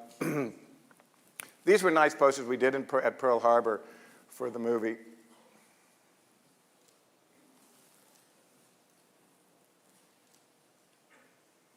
This was one of the very first ones, actually, that I shot partially film and partially digital. At the point in time when digital was starting to come of age, so to speak, like me, ironically, the studios were afraid of digital. They didn't want a piece of plastic. They wanted that tangible thing known as film. And so I was shooting with a Hasselblad, and I was also shooting digital. So while we were waiting for the Polaroid to develop, I would tell the art director, well, look, we've got 3 minutes to wait for the Polaroid. Can I shoot some digital? And when they realized that the digital captures offered them the quality of a medium format camera with the spontaneity of a 35 millimeter film camera, it was much more successful, and they became more realistic about using digital capture. This was shot in the south of France on Man in the Iron Mask, outside of Paris, actually not quite that far south. 2 captures later put together in Photoshop. I shot Ed Norton up in Canada and Bob in New York. That's a single capture in New York City. And Pirates. A lot of fight posters with Oscar de la Hoya. Transformers. These are just a few of the movies. Hurt Locker. So this is an interesting poster because the Montreux Jazz Festival asked me to shoot a poster for them, and I said, well, you know, I mainly shoot personalities and nudes. And they said, well, we want a nude. And so I'm thinking, this is a jazz festival. And I'm an openly gay person, so I'm not, what I'm about to tell you isn't weird. I think, well, if they want a nude for a jazz poster, I'm thinking female nude, because I would equate more a female nude than a male nude. And it shows you the power of the photograph and the power of imagery with the onset of the internet, like David was talking about earlier. This went on to have 300 to 400 memes online and made this their most successful poster. It was only the second time they ever even did a photograph for a poster. Fight poster based on a actual movie poster from Face Off. So the first part's all my analog pictures and early portraits of Leonardo DiCaprio. And this is Leo. One of the things, my style, I would say, with my personality portraits, has always been in really close. And when I'm shooting, I always begin in very close. I like to start in on a person's face and figure out what I want to play up in the highlights, play down in the shadows. And if I start back and I shoot somebody from the back of the room, I really don't have a good gauge of where I want to be. So I always begin in very, very close and then back it off. Because then once I know and understand a person's face, I can light them from afar and be relatively assured that I'm going to have the right angles. This is a rare picture of mine that was a blurred picture of Leo that I kind of liked. Very young Leo here. Sophia Loren was great. I photographed her in Rome in '94. And she says, you know, Greg, I'm not really a 60. I'm a 3 times a 20, which I thought was great.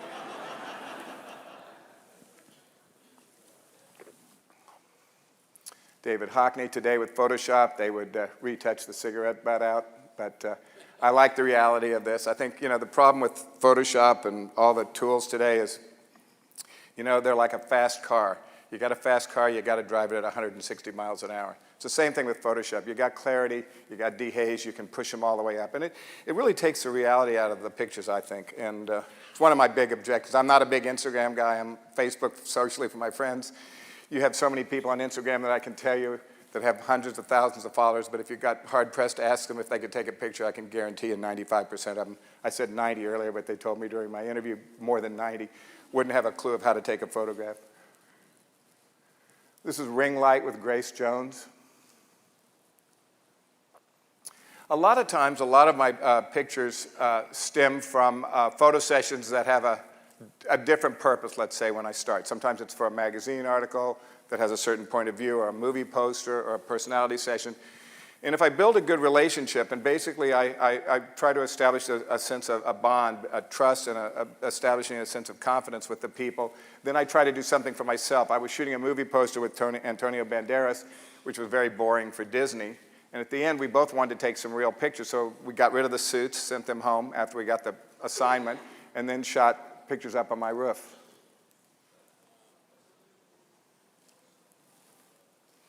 And again, one of the things I learned, as I mentioned to you earlier, I went to film school, but really my career was more based on still photography. I realized being a control freak, I was not about relying on a good acting take over a camera take. But by the same token, I realized the importance of being open for that spontaneous moment. And here with Chris Walken, I had him seated up on my signature daylight wall on my roof of my studio. And he got up and walked over to the wall. And that picture was a more important and better picture for me than the pictures that I originally had planned to shoot. Nina Hagen, Jodie Foster, Meryl Streep, young Drew Barrymore, Sharon Stone. And Sharon and I saw Sharon the night before last, actually, and she still looks amazing. We were at the Oscar thing for Elton a couple nights ago, and this was shot for a cover for German Vogue, Men's Vogue. This gentleman is really responsible for my nudes. This is the late Antonio Lopez, and I came to New York in the early 80s after I had shot Tootsie and Big Chill and Scarface, and I was so excited to see him because he was a very famous fashion illustrator. And I went to see him as a young kid in my early 30s, which looking back is quite young now. And I went to tell him, and I wanted to kind of spout off at the mouth and say, and I knew he'd say to me, "What have you been doing, Greg?" And I said, "Well, I just shot Tootsie, I shot Big Chill, I shot Scarface." And he goes, "Well, that's awesome, but what are you doing for yourself?" And I realized at that point in time, I was a hired gun. I was making a good living, I was shooting pictures, but I wasn't doing anything for me. And that's what really basically gave the birth of me starting to shoot my male and female nudes. Maintaining my sense of lighting between my highlights and my shadows, but at the same time pulling the camera back and shedding people of their clothes, which you're not going to see today. It's Pat Cleveland and Antonio Lopez. Jaimin Hansu, this was the cover of my third book, Inside Life. Philip Glass. Andy Garcia. John Hurt. Bette Midler, Liam Neeson, Warren Beatty, and I mentioned this earlier when I was doing a podcast. One of the things, we all had our own repertoire of stars that we worked with over the years. And, even if we take that back, let's say to the relevant, to make a more succinct comparison, say to nudes, Bruce Weber shot larger, more masculine guys. Herb Ritz was somewhere between myself and Bruce, and I shot leaner, young, sinewy guys. Same with celebrities. We all had our group of celebrities, and the reason personalities liked working with the same photographer over and over is because we'd all kind of established not only a rapport and a relationship, but we also knew and understood how to photograph them. Like, for example, when I started with Warren, it took me a while, but I realized don't go to Warren's house until 4 o'clock in the afternoon, and make sure you have a 300 millimeter lens, and shoot late afternoon light. So for somebody coming in fresh off the street to take a picture of him, he's got to go through a lot of rigmarole to get to that point. So when I arrive, we know where we're going to begin, and the shoot automatically starts on a more elevated place. It's not fair and not good for young photographers starting out, but that's kind of how a lot of that works. Don King. Rosie De Palma, a star of all the Pedro Almodovar movies. A lot of times, with a star, before a shoot, I'll spend time with them in the makeup room, looking at their face, figuring out what I want to play up in the highlights, play down in the shadows. With Rosie, there was no way to get around that nose. So I decided to go for more of a Picasso-esque portrait. Johnny Depp from Cry Baby. Young Ashton Kutcher. Eric Roberts. Pacino. Brando. De Niro, Marty Scorsese, and Sharon Stone. This is a young Sharon when she first got off the boat. This is the day she arrived in LA, and she had just done a little horror film, and we photographed pictures for that. Boy George, Streisand, young Streisand. Fergie, the Duchess of York. Timothy and Barbara Leary in my electric chair. Rupert Everett. Elijah Wood. Raquel Welch, that's with ring light. And this is Raquel Welch shot with Polapan film. How many of you know what Polapan film is? 2, 3 people? It was an early predecessor of instant pictures, kind of. It was basically a black and white transparency film that you shot and processed in a little box. You rolled it out and you came out with a set of black and white positives. Very fragile film, but pretty awesome. Martina Navratilova. Boris Becker. Elton John. A young Charlie Sexton. Muhammad Ali, young Mark Wahlberg, Deborah Harry, Julianne Moore, Iggy Pop. Iggy looks like he's ready for a bio break there, I think. The Barbie twins, that was for Playboy. Billy Idol.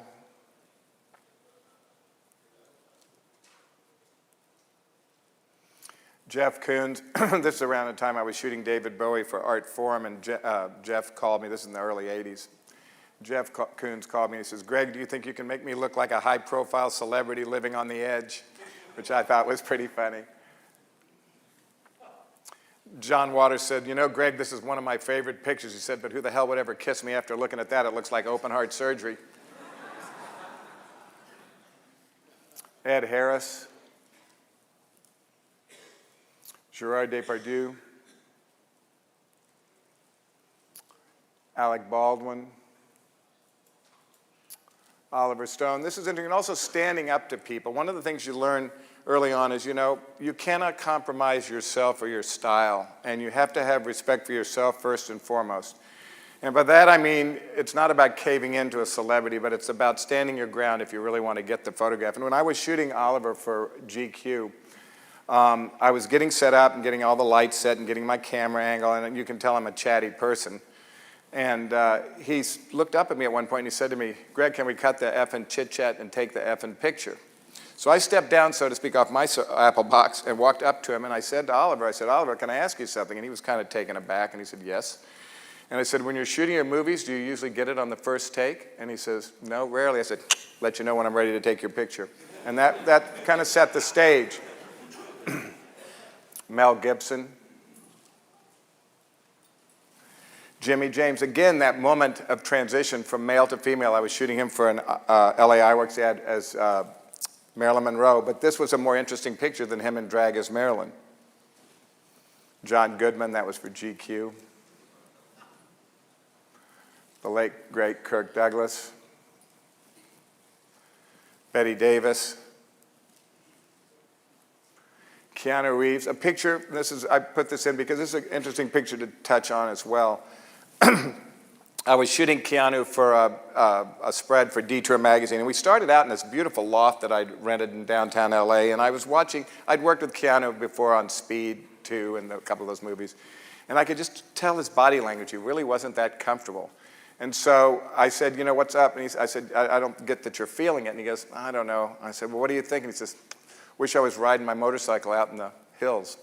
So we packed everything up and got back in the motorhome, and we drove out to Malibu. Lost about an hour, hour and a half, and got out to Malibu and started shooting just great pictures. And at one point he's changing clothes, so I put the camera down, and he turned to me and said, Greg, shoot it. You can shoot it. So I took the pictures, knowing full well that his publicist would absolutely kill these pictures. So I didn't call the publicist. I thought, F the publicist. And I basically called Keanu. I said, come over and look at the pictures. Let me know what you think. And he said, I love them. Run them. And so that goes to show you. I mean, today, with the onset of publicity and the publicists who now have a purpose in life beyond protecting the talent, they take sometimes too much control away from the photographer. Quentin Crisp came in my studio at almost 90 years of age at 9 in the morning, 10 in the morning. I said, Quentin, would you like a cup of tea? He goes, no, but a beer would be lovely.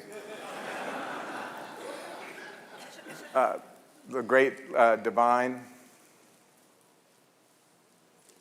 My assistants are all holding his chins up behind the feather boa. Michael Jackson was one of the great subjects that I shot, and I really liked him and had a lot of respect for him. And he would call me like 2 weeks before we would shoot, and we would discuss concepts. And he loved the picture of Gloria Swanson, and that was the impetus behind that photograph.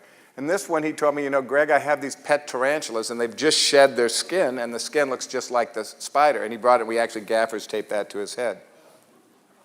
It's Mishu from Ringling Brothers Circus, Joey Arias, Magic Johnson, let's see, Frank Zappa, Udo Kier.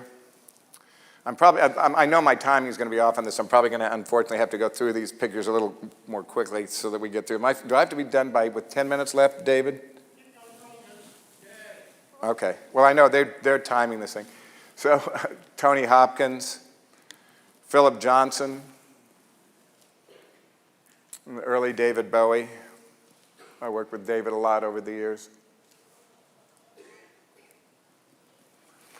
That's actually a straight photograph, not retouched or anything. I actually shot very dramatic pictures of him in London on the Blue Jean video, and then I gave them to the makeup artist, and she actually painted the shadows on his face and put gel in his hair. That's shot actually in flat light This was shot with overhead fluorescence on the set of Blue Jean.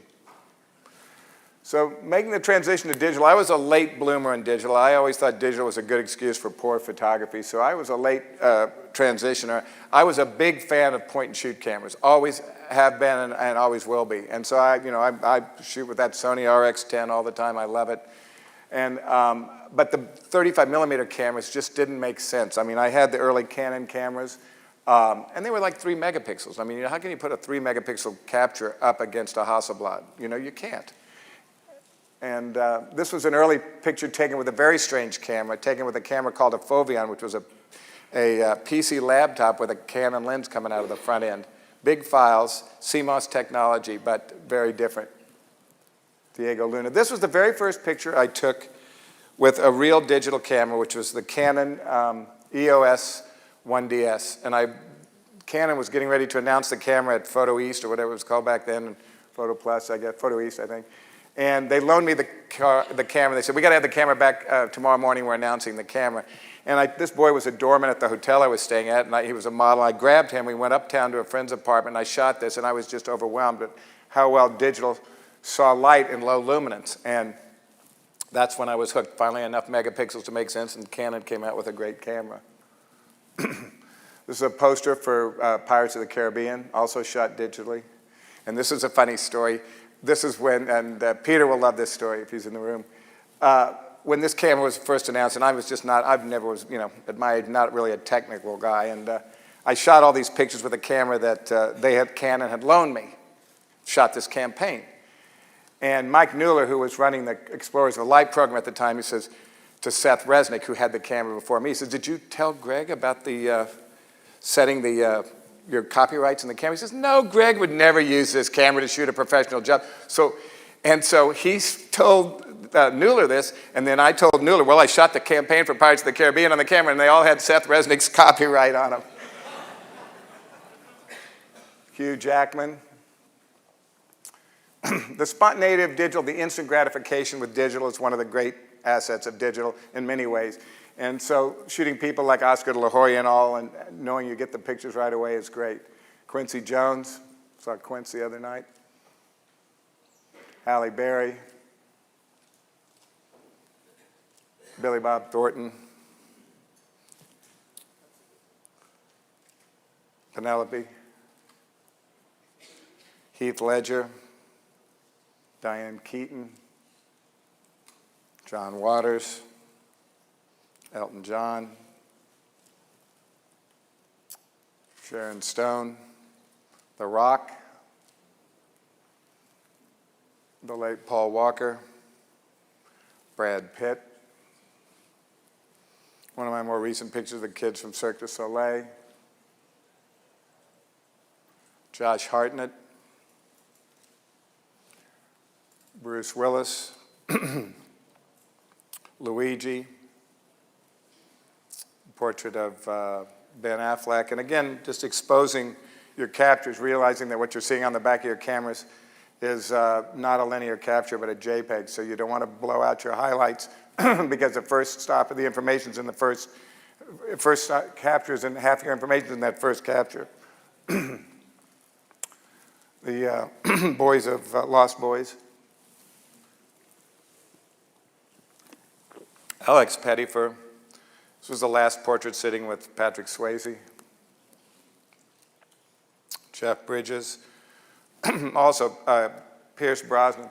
Basically, walking around your subjects is one of the things I teach is, take your time, walk around your subjects 360 degrees to find your best angle, the best light. Well, when I was shooting Pierce, he was building a new house in Malibu, and I had my flashes, and we were set up in this house that he was building, and there was just like plastic on the windows, and all of a sudden my strobe didn't fire, and all of a sudden I got this picture. And if I'd paid enough attention to the natural light coming in there, I would have never used my flash to begin with. So that's an important thing to remember.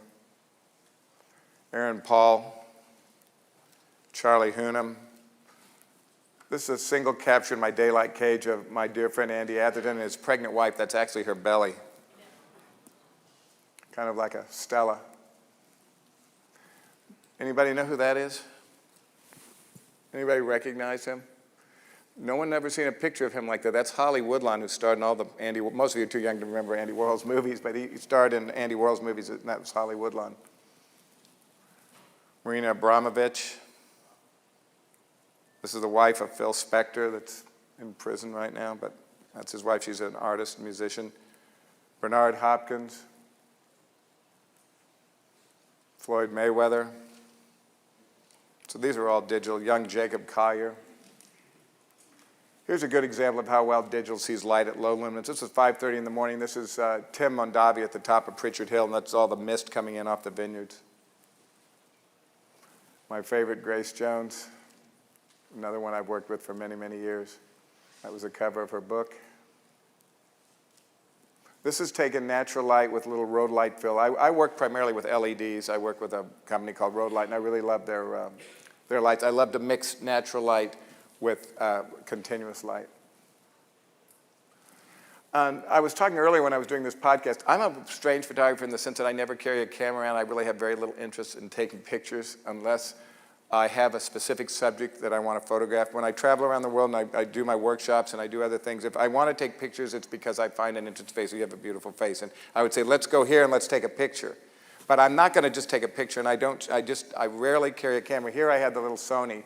This guy was a writer, and he had such an incredible face. I shot that in England. Udo Kier. He's the son of Magic Johnson. Elton John, this is from his last tour. And I put a few shots in from my workshops, shamelessly to pimp out my workshops, I guess, a little bit. This is one of my workshops up in Mendocino in the sand dunes. And when I'm teaching lighting, this next shot, this was a girl I photographed in Copenhagen a few years ago. And just to show, this is shot in my daylight cage against a white background. The next picture is the girl at a 45-degree angle in the same cage. Light hasn't changed. I've only moved her, and I've moved camera angles. Same girl. Whoop, didn't go back to that other picture. There she is. And also, sometimes my students say, well, Greg, you know, you shoot pretty people, so your pictures are pretty. I said, well, pick someone out in the class you want me to photograph. And we were shooting in a castle in Austria. So they picked this guy, and I threw him in a little wardrobe, sat him down in front of a chair in front of a window light, and took that picture. And the next picture is he and I with him holding a print of this photograph. Find your angles, find your angles. So also being open to find a moment. I was teaching a workshop this last year actually on the coast of Germany up in a small area called Zingst. And I had my models ready to shoot. My assistant said, you're not going to believe this, Greg. You will not believe this guy that is on a tractor out here. He's a worker here at the tank hall. He's got the most amazing face. So I scrapped my model. Poor thing, she had to sit on the sidelines, and I shot this guy. Just such an amazing face. Likewise here. He owns one of the castles I was shooting in Austria, and I'd packed my cameras up and everything, but I was there because I'd finished a workshop. And he's sitting in his room up in the castle, and I thought it looked so much like a David Hockney painting. So here's a case where I did crank the clarity. The color pastels were so great, and I just liked the picture. These are from workshops I just did this last year. This is in Italy. Usually they're not wearing clothes, but I picked the PG-rated ones for you guys today. This was just a window to shoot with the window. And here's me bastardizing clarity a little bit, but it kind of worked for that picture. So I'm going to show you some pictures from a few of my books. This is a book I did called In Their Youth, and it was shooting all young actors before they hit their mark early on, I mentioned earlier. And when I started, they hired an art director, and the pictures went to the art director for the layout, and they came back, they cut out eyeballs, they put them on pink, blue, and yellow pages. It was completely ridiculous. I said, does this person know I'm not 20 years old, I'm not hip, I'm not trendy, I'm certainly not the flavor of the month? Did he take time to look at my work and understand I'm more of a classicist and a purist by nature? And they didn't get it. They did a second try at it, didn't get it. So I took the pictures up to Mendocino and did it in my Mendocino studio, just laid them out and did it in InDesign. And at the same token, because I don't have pictures in here, I wanted to touch just for a second with you guys on when you're having your exhibitions. I mean, when you take pictures, you must stay with them from start to finish. You can't release them to someone else to take control because you'll lose your signature, you'll lose your voice. And Not only do I do the layouts with my book or work very closely with a personal art director that knows me intimately, like my last book, which you'll see a few pictures of if we have time, but when you have your gallery shows, how the pictures lay out, how they play out is so critical. I did a book of male nudes that they hired an art director, and the book came back, and as I mentioned, I'm an openly gay person, but the book came back looking so gay. And it was not at all the intention of the pictures, the intention of the layout, the intention of the design, but the sequencing completely destroyed it. And I took it away. We got 2 female art directors, and they nailed it. They understood my work. So sequencing, doing your books, doing your gallery shows, you have to stay on top of this so that the signature of your work is not misrepresented. Very important. And I'm always on press for my books, for everyone. Also important. If one of my books comes out and the pictures are gray and white instead of black and white, it wouldn't be Greg Gorman. We're going to go quick because I'm really behind here, I think. So I have Leonardo DiCaprio, Viggo Mortensen, Rob Lowe, James Franco, Jimmy Marsden, very young Johnny Depp, very young Kevin Costner, Timothy Hutton, Joel West, he was the big Calvin Klein model, Patrick Dempsey, John Mayer, Eric Roberts, Jared Leto, so a famous surfer, Sean Thompson, Keanu Reeves, Kevin Bacon, Matt Dillon, Christopher Atkins, and that's next one's Mark Wahlberg, Tom Cruise, Window Light with the young Jude Law, Elijah Wood, Matt Damon, drawing a blank, help me out, Channing Tatum, skinny Channing Tatum, Paul Walker again, David Bowie, Josh Hartnett, young Mick Jagger, Aiden, Mickey Rourke, Alex Pettyfer. The next book are pictures from my iWorks ad. This was an amazing campaign that I got to do. Every month, the LA iWorks ads, they were a little eyeglass company on Melrose Avenue, and every month a picture appeared in Interview magazine. And the copy line was, "Every face is like a work of art. It deserves a great frame." And what was interesting about this campaign is it was before the time when celebrities realized their testimonial worth. And we got these people for a song and a dance, and it became a challenge for me because it was the time when I was more on the top of my hit parade and the flavor of the month, and everybody was coming through the studio. And it was a challenge for me to convince him to do an iWorks ad for like next to nothing. And so you'll see the people we shot. Andy was a testament to the campaign because it was his magazine, and Andy called me one day and said, did I think he would be right for an ad? And it went on to become probably my most signature photograph, my most iconic picture, and he ended up being in an ad. So again, we'll go through these kind of quick. Brian Ferry, Carly Simon, Shaka Khan. I saw Shaka the night before last, and she was funny. When she was coming in the studio to shoot with me, I was shooting an ad with Louis Anderson, and this was when Shaka was a little bit heavy. And Shaka's coming up the stairs to my studio, and she sees big comedian Louis Anderson sitting in the studio, and Shaka turns to her and says, "Well, I guess it's Greg's day for shooting fat people," which I thought was good. Great personality. David Hockney, Debbie Harry, Divine, Drew Barrymore, Elton, Frank Zappa, George Clinton. And again, total creative freedom and creative control with this campaign. No one that we had to answer to. We could pick the pictures. Everything's lit the same, single spot grid light on the front, small circular light behind him, also a grid. Iman, John Lee Hooker, John Sex, John Waters,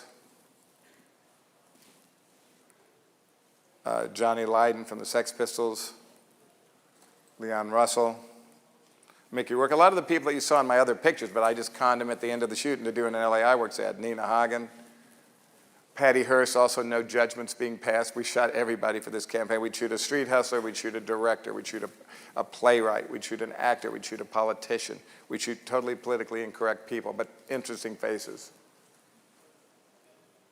Patrick Dempsey, Pee Wee Herman, RuPaul, Sharon Stone. Most people would throw that picture out because her hand's in front of her face, but it's not obstructing the glasses. Siegfried and Roy. So the last part of my pictures, I'm going to be not that far off on time. Hopefully I want to have some time for some questions.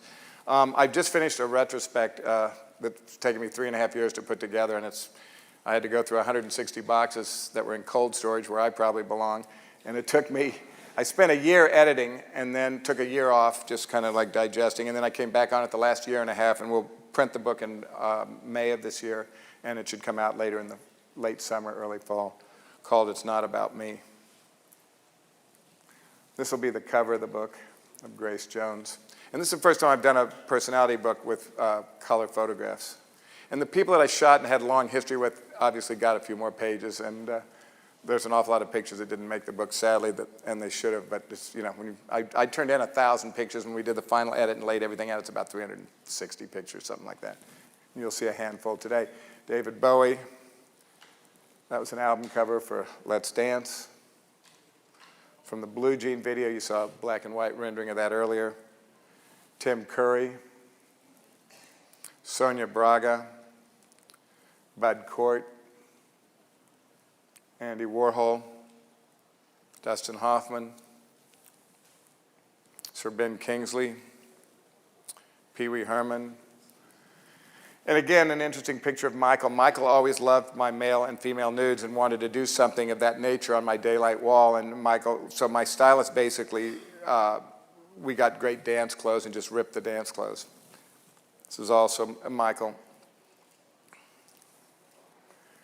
Elton.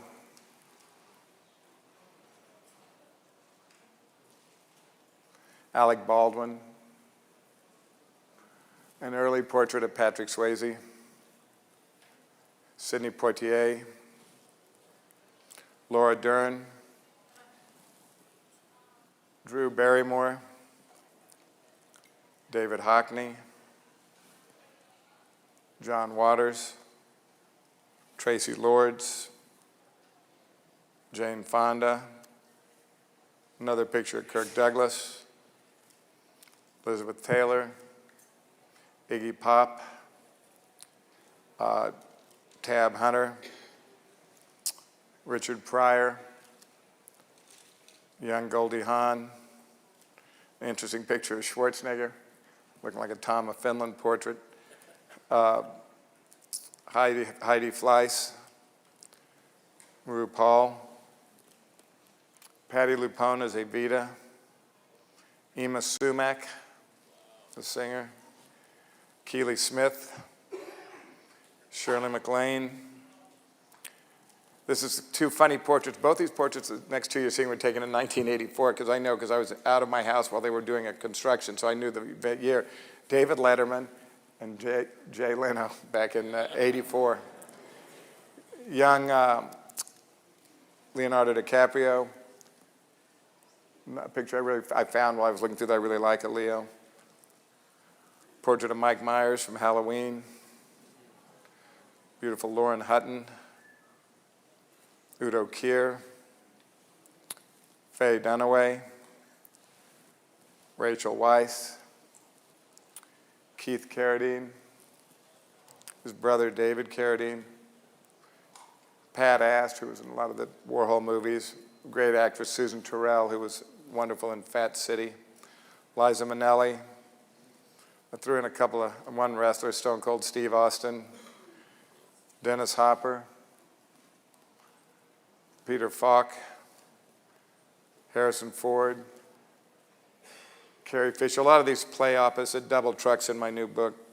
Diana Ross. George Lucas. Steven Spielberg.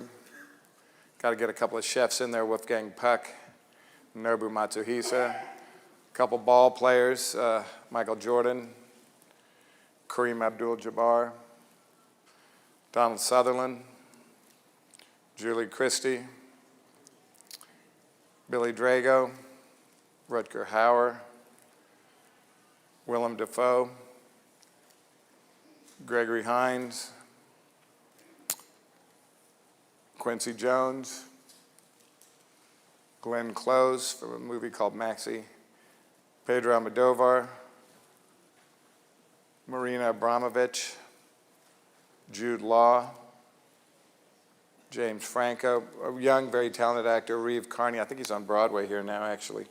And my dear friend, the son of late Bill Paxton, James Paxton, Malcolm McLaren, Tammy Faye Baker.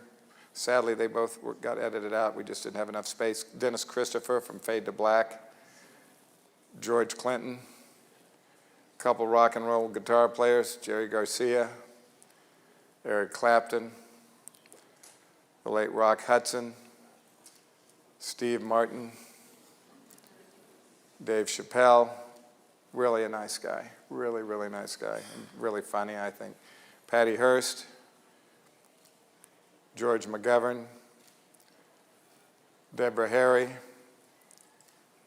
Joni Mitchell,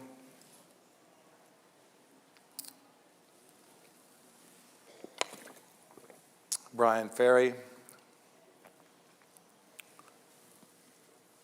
Coppola, Rod Stewart, Jane Goodall, Pierce Brosnan, Mel Gibson, the King of Tonga, Robert Redford, Mickey Rourke, Vander Holyfield, Muhammad Ali, Tom Waits, Kathy Moriarty, James Woods, Billy Bob Thornton, Howard Stern, Beatrice Dahl, Ian McKellen, David Crosby, a young Sylvester Stallone, even younger Tom Hanks, Sissy Spacek, Jeff Bridges, Winona Ryder, a very young Gerard Butler, Michael Shannon, Maria Gracia Cucinotta, Jennifer Lopez, Clint Eastwood, Gabrielle Byrne, and Meryl Streep. I think that concludes it. Thank you so much, and we can do some questions if you like.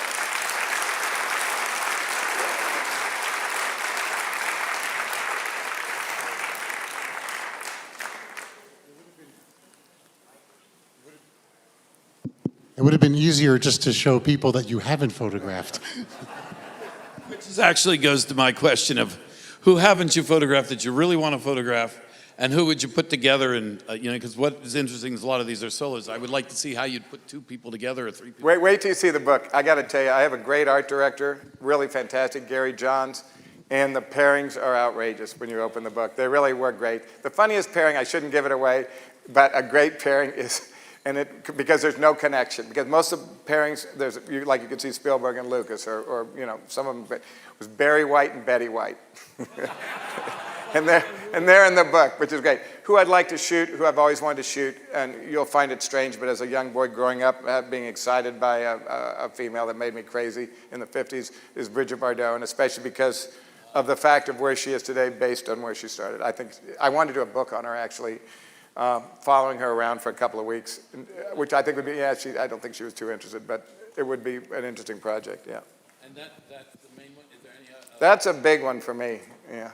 I always wanted to shoot Gorbachev. I've met him a few times, but yeah. Thank you very much. I'm Setu Arunde with Old Media TV. Question is, how do you know what type of backgrounds or settings to position all these different personalities? It's very creative, and it's excellent how it's been Well, done. I basically shoot neutral background, so that should be an easy one for you to see. I shoot mostly on black or thunder gray. I don't even really like white very much. And so if you look at my pictures, it's pretty minimal props, minimal backgrounds. And learning the angles, it's just like, studying a face. Like I mentioned, I start in close. I'll turn them left, turn them right, try the light on the left side, try the light on the right side, and then figure out what's working. And sometimes if I'm not sure, I'll download the pictures and take a closer look, and then come back and realize I'm wrong or something and figure it out, yeah. Did you shoot the Station to Station cover for David Bowie? No, where am I? I'm not looking at whoever. Sorry. I did. No, I didn't shoot Station to Station. I did I worked on Ashes to Ashes, that album, Scary Monsters, Super Creeps. I worked on that, some of the pictures, Blue Jean, Let's Dance, Never Let Me Down. I don't know, a bunch of them, Changes Too, Bowie Rare. And did you ever shoot pictures of Tracy Lord's new? Tracy Lords, I showed you today. Well, nude after No, she was not legal. nude. No. Tracy just did a play, and she was amazing. She just did Women Behind Bars in L.A. and was awesome. Yeah. Okay, let's do 2 more questions.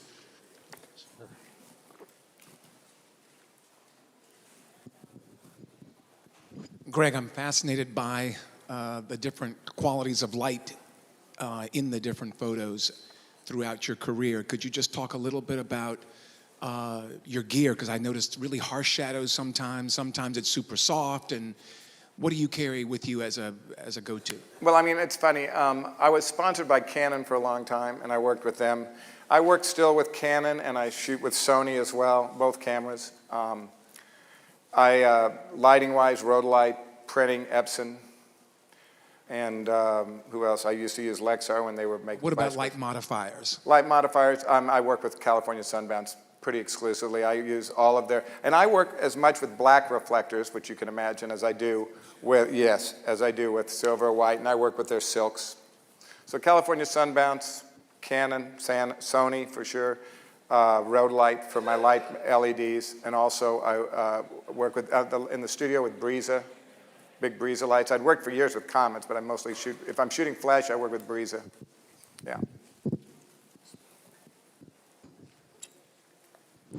Hey, amazing pictures. I think one of the questions when I was looking through your photographs was, how did you get all these people to do the poses that you captured them in? What were the tricks that you used? How did you get them to do what you wanted to do as an artist? Drugs. No. Primarily, I always broke bread with them 90% of the time before the shoots. I always had a full-time chef on staff with me that made exquisite meals, and food and wine, not a lot of wine prior to the shoots usually, but sometimes after. But basically spending time sharing my vision with them, showing them the captures on the back of my camera, showing them Polaroids, winning their trust and confidence. I mean, it starts with that, if they're going to trust you. It's like taking your clothes off in front of somebody and, they're insecure. And at the end of the day, if you don't win their trust and confidence, you're not going to get their cooperation. And some you don't get. I had very few, and I won't name them, but where there was just no connection. And the person was like sour. And I said, listen, are you miserable? Well, sort of. I said, well, then we got to regroup or this isn't going to work. So, it's a two-way street. It's a give and take. It's not one-sided ever. Sir, in the early days of film, did you process your own work and print your photos? Yes. I had a darkroom. I had my own black and white darkroom, and when I started doing color, I had a friend, Larry Stevenson, that worked for Eastman Kodak, and I would go in his darkroom at when I was young, at 6 o'clock at night, and come out at 6 in the morning printing all night, yeah. And after that, I always had my own personal printer in terms of my work. Yes.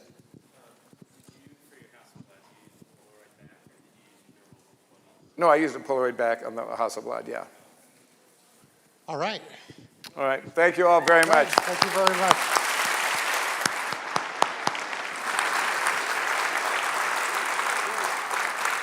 Okay, guys, don't go anywhere, because this next presentation is going to rock. By the way, who wants to be Greg Gorman when they grow up? Right? I mean,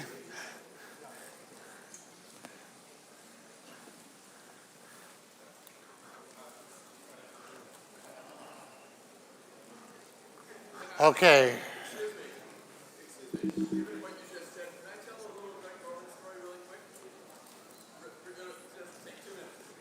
Jerry, hand that man a microphone for a second. He's going to tell a story. When I first came to New York, I had a background in photojournalism, and I'd be really excited when I would get a photo credit. And I worked as a temp for a little while for HarperCollins in the department where we did book magazines. We hired Greg to shoot an author photo, and I was just shocked when we worked through his agent, and I found out that if we were going to give him a photo credit, it was going to cost twice as much as if we were to publish the photograph. I think it was Alice Harris.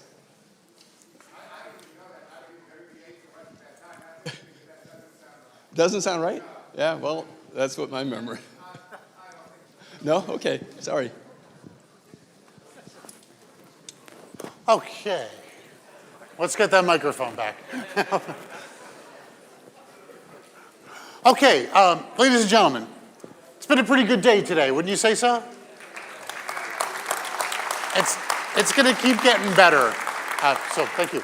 So I got two good things for you. First off, the next speaker is, I think, arguably one of the greatest voices in wedding photography in the world. And yeah, it's no joke. I mean, this is depth of field. This is B&H depth of field. We don't fool around here. So we give you the range. Sal Cincotta, I'm sorry, Sal, I speak Italian, so I gotta call you Cincotta. Cincotta. So Sal Cincotta, otherwise known as the Cannoli King, spoke at the first depth of field, and he also runs Shutterfest. Shutterfest is another conference very similar to depth of field. Takes place in St. Louis. And it's pretty amazing. So it happens every year. So take a look at shutterfest.com and go take a look at that if you want to continue with the education. Now, we lost a couple of people, so I don't know how this is going to work here. Everyone's hanging out, but I think somebody's going to be disappointed. You think so? But some people are going to be very happy. Someone's going to be very happy. There's a lot of options here. So what do they got to do? All right, so here's the deal, guys. You should start paying attention right now, because if you want to win a free Canon EOS R and kit lens, yeah? 24105. 24105. Does anybody want to win that, by the way? Hold on. Yeah, that sucked. They that don't was want horrible. That's not New York. That's not the New York I know. Does anybody want to win that? Yeah, now we're talking. All right, so here's what you got to do. Pull out a $20 bill out of your wallet, start passing it to the center. We can't do that here? Can we do it? Sure. I feel like we can. We're New York. splitting it. Yeah, it's East Coast. We're splitting it, 70-30. All right, so here, I don't even want to touch that. All right, so here's what I want you to do. You got to reach under your seat, and if you have a lens cap taped to the bottom of your seat, you win a brand new Canon EOS R and kit lens. Come on, who's got it? Do not flip the chairs. What's wrong with you? Ding, ding, ding, ding, ding, ding, ding. Winner! You're the winner. Congratulations. All right. Woo! But dude, he had 3 seats to pick out of, right? He had three chances to win. Everybody else had 1 chance. Whoever was sitting there during Greg and got up and left. Yeah. That was like not a good move. Yeah, dumbass. Shouldn't have gotten up. Sir, we're going to take that lens cap and you're going to go to the B&H table. We don't have to do it now, but we're going to give a name and address. We'll get that camera out. Congratulations, Congratulations. Also, yeah, pretty good. If you could bring that lens cap also back over to the Canon guys. I borrowed it from them. Yeah, you didn't get the lens cap. You got the camera, so keep it straight. All right. That's extra. That was fun. Congratulations. You ready to go? I'm ready. All right. Ladies and gentlemen, without further ado, we've got the legendary Sal Cincotta. Thank you, Sal. Thank you. All right, so how's everybody doing today? Excited, good New York City energy. For those of you who don't know who I am absolutely a native New Yorker, born and raised in Brooklyn, Bensonhurst to be specific. Anybody from Bensonhurst? That's why they call me the Cannoli King. It's kind of racist, but I'll take it. All right, so today we are going to, first of all, do not take me serious. We got to laugh. Life's too short. We live in a crazy environment today, and we got to have fun, man. Laugh at yourself a little. So we're going to talk about today creating a standout shooting style. How many of you as photographers feel like you're struggling with your style? Anybody? Yeah, we all do, right? This is not new to you, right? I love when you're dealing with established photographers who like to act like this is, like, no, I've had it figured out my entire career. Like, no, we struggle. I struggled from the day I started, and I got to be honest, if I am, I still struggle to this day, trying to figure out my identity, who I am as an artist, as a photographer, right? And we all do the same thing. We go into Lightroom, and then we edit like 8 versions of the same picture, right? Anybody else do that, or is that just me? Right? Oh, should it be black and white, or should I crank clarity to 100? Right? What should I do? Right? And then you go back and forth. Is it black and white? Is it sepia tone? Like, it doesn't matter. Just pick one and move forward. But of course, that's just editing style. The other thing is, how do we shoot? Do we use off-camera flash? Do we use natural light?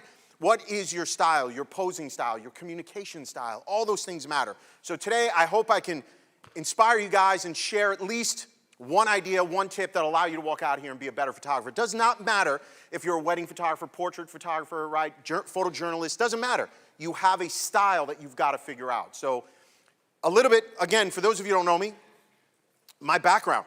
I am not a formally trained artist. I didn't go to art school, didn't go to film school, didn't go to, I went to business school. I mean, that's how I started. And I personally, you might disagree with me, we can have a great conversation and argue over nothing, but I think business skills are actually more important than creative skills. Anybody agree with that? Right? If you follow my message, it's one of prosperity. It's one of success for photographers. I'm tired of feeling like we're some orphan bastard stepchild, right? Because when you walk into a room, you're like, I'm a photographer, right? I don't want to say that. I want to walk into a room and be like, yeah, I'm a photographer. What do you do? Oh, you're a lawyer? That sucks, okay? So that's what I want us to feel like. So I'm very proud to say that I am a photographer, and we should all be proud, but we need those business skills, Been working as a professional for 14 years. So you've got to remember, I run a full-time studio in O'Fallon, Illinois, right? So I'm born and raised in New York. Don't ask me how I ended up in the Midwest. It's Witness Protection Program. I can't talk about it. Okay? But started in my basement, and I still to this day, even though I've been doing this for 14 years, I still to this day remember the struggles of starting out. Okay? It was very difficult when I started out, again, in my basement, which I'm sure many of you are probably still in that place in your career. You're just getting going on all of this.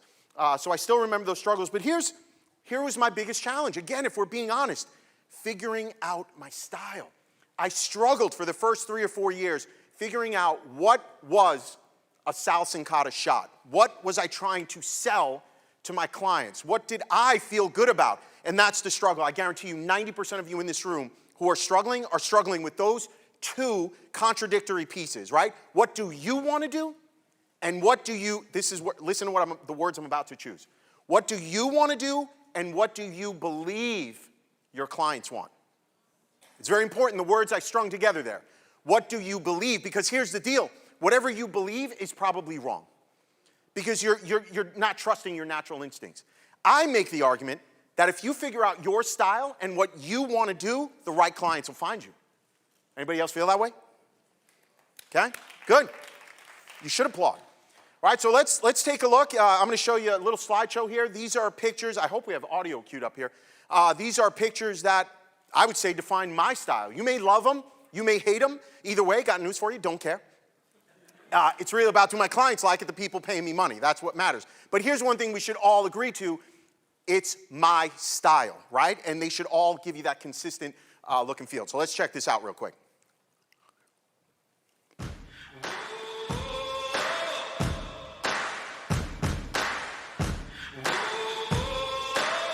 I've been waiting for the chance to prove myself. Take the wheel, hit the gas, gonna raise some hell. Gonna know my name, gonna hear me yell. Nothing holding me back far as I can tell.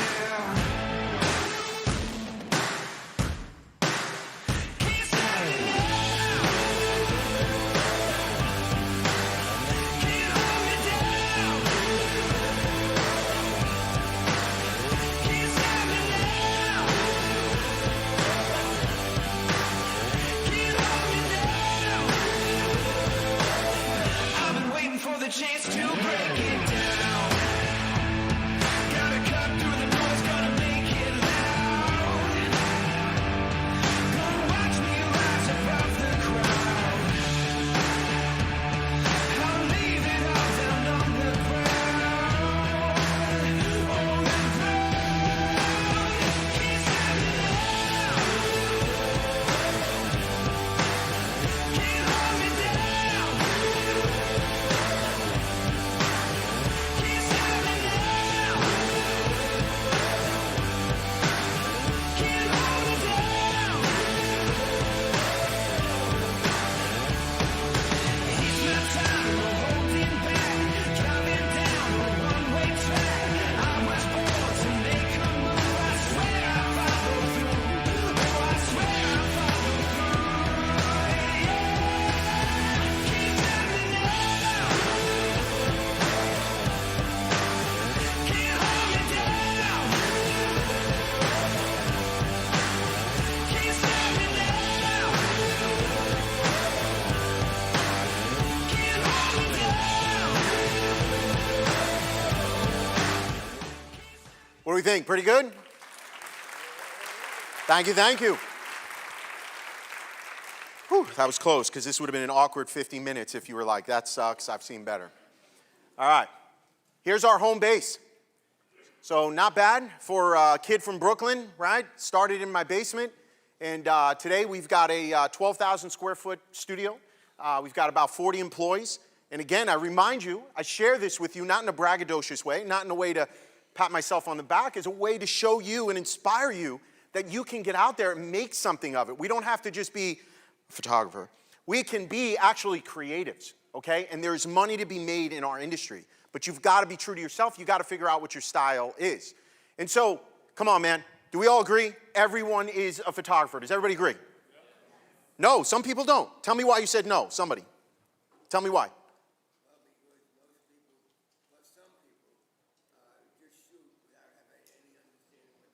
Okay, hold on. I know where you're going. So here's what he said. Some people shoot without having any understanding of where they're going. Correct. That's 95% of my family. They have no idea what they're doing, right? You know what I'm talking about? They take out their phones. God knows what they're taking pictures of. But it's not people. But they think they are photographers. Anyone with a camera today is a photographer. Are they a good photographer? Well, that's subject to debate. But this is what we're up against today. This is different than the days of film, right? When I was a kid, I grew up, dark room, learned how to do photography there. You had to understand exposure. You had to understand how to use a light meter. Now it's just kind of point and shoot and go, and we'll fix it in post, right? That's the kind of the mindset. But if we understand that we are operating in a world where everyone with a camera actually believes that they are a photographer, and more importantly, the new word creator, how are you going to stand out? What's the difference between you and everybody else? What is the difference? And if you don't know what that difference is, you are screwed as a creative. You're not going to make money. If you're a hobbyist, by the way, nothing wrong with that. I think everyone should enjoy photography. It is one of the coolest things in the world. You saw some of my portfolio, traveling the world, creating great images for our clients. That's a blessing. That's an amazing job that I feel like I have, an amazing responsibility. But what is the difference between me and somebody else who just picked up a camera because they got married and they had a friend who was a photographer, but not really, and now they think they can be a photographer, right? What's the difference between me and them? What is your difference, right? It's all capital for a reason. What is your difference? What makes you better than anybody else? Remind you, I don't want to get into the technical aspect of this. This is the wrong direction to go. Getting technical, right, is the wrong direction to go. Why? Because people either like your work or they don't like your work. You realize it is no more complicated or simpler than that. I either look at your picture and it moves me, or I'm indifferent to it, and we'll talk about that in a second. But what I want to challenge you to think about, everybody in this room, everybody watching online, is what makes you different. And if you do not know the answer, that is the place to start.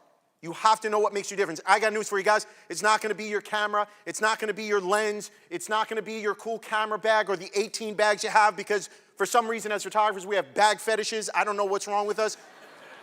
Is there anybody in here who doesn't have a closet full of freaking bags? Because I do.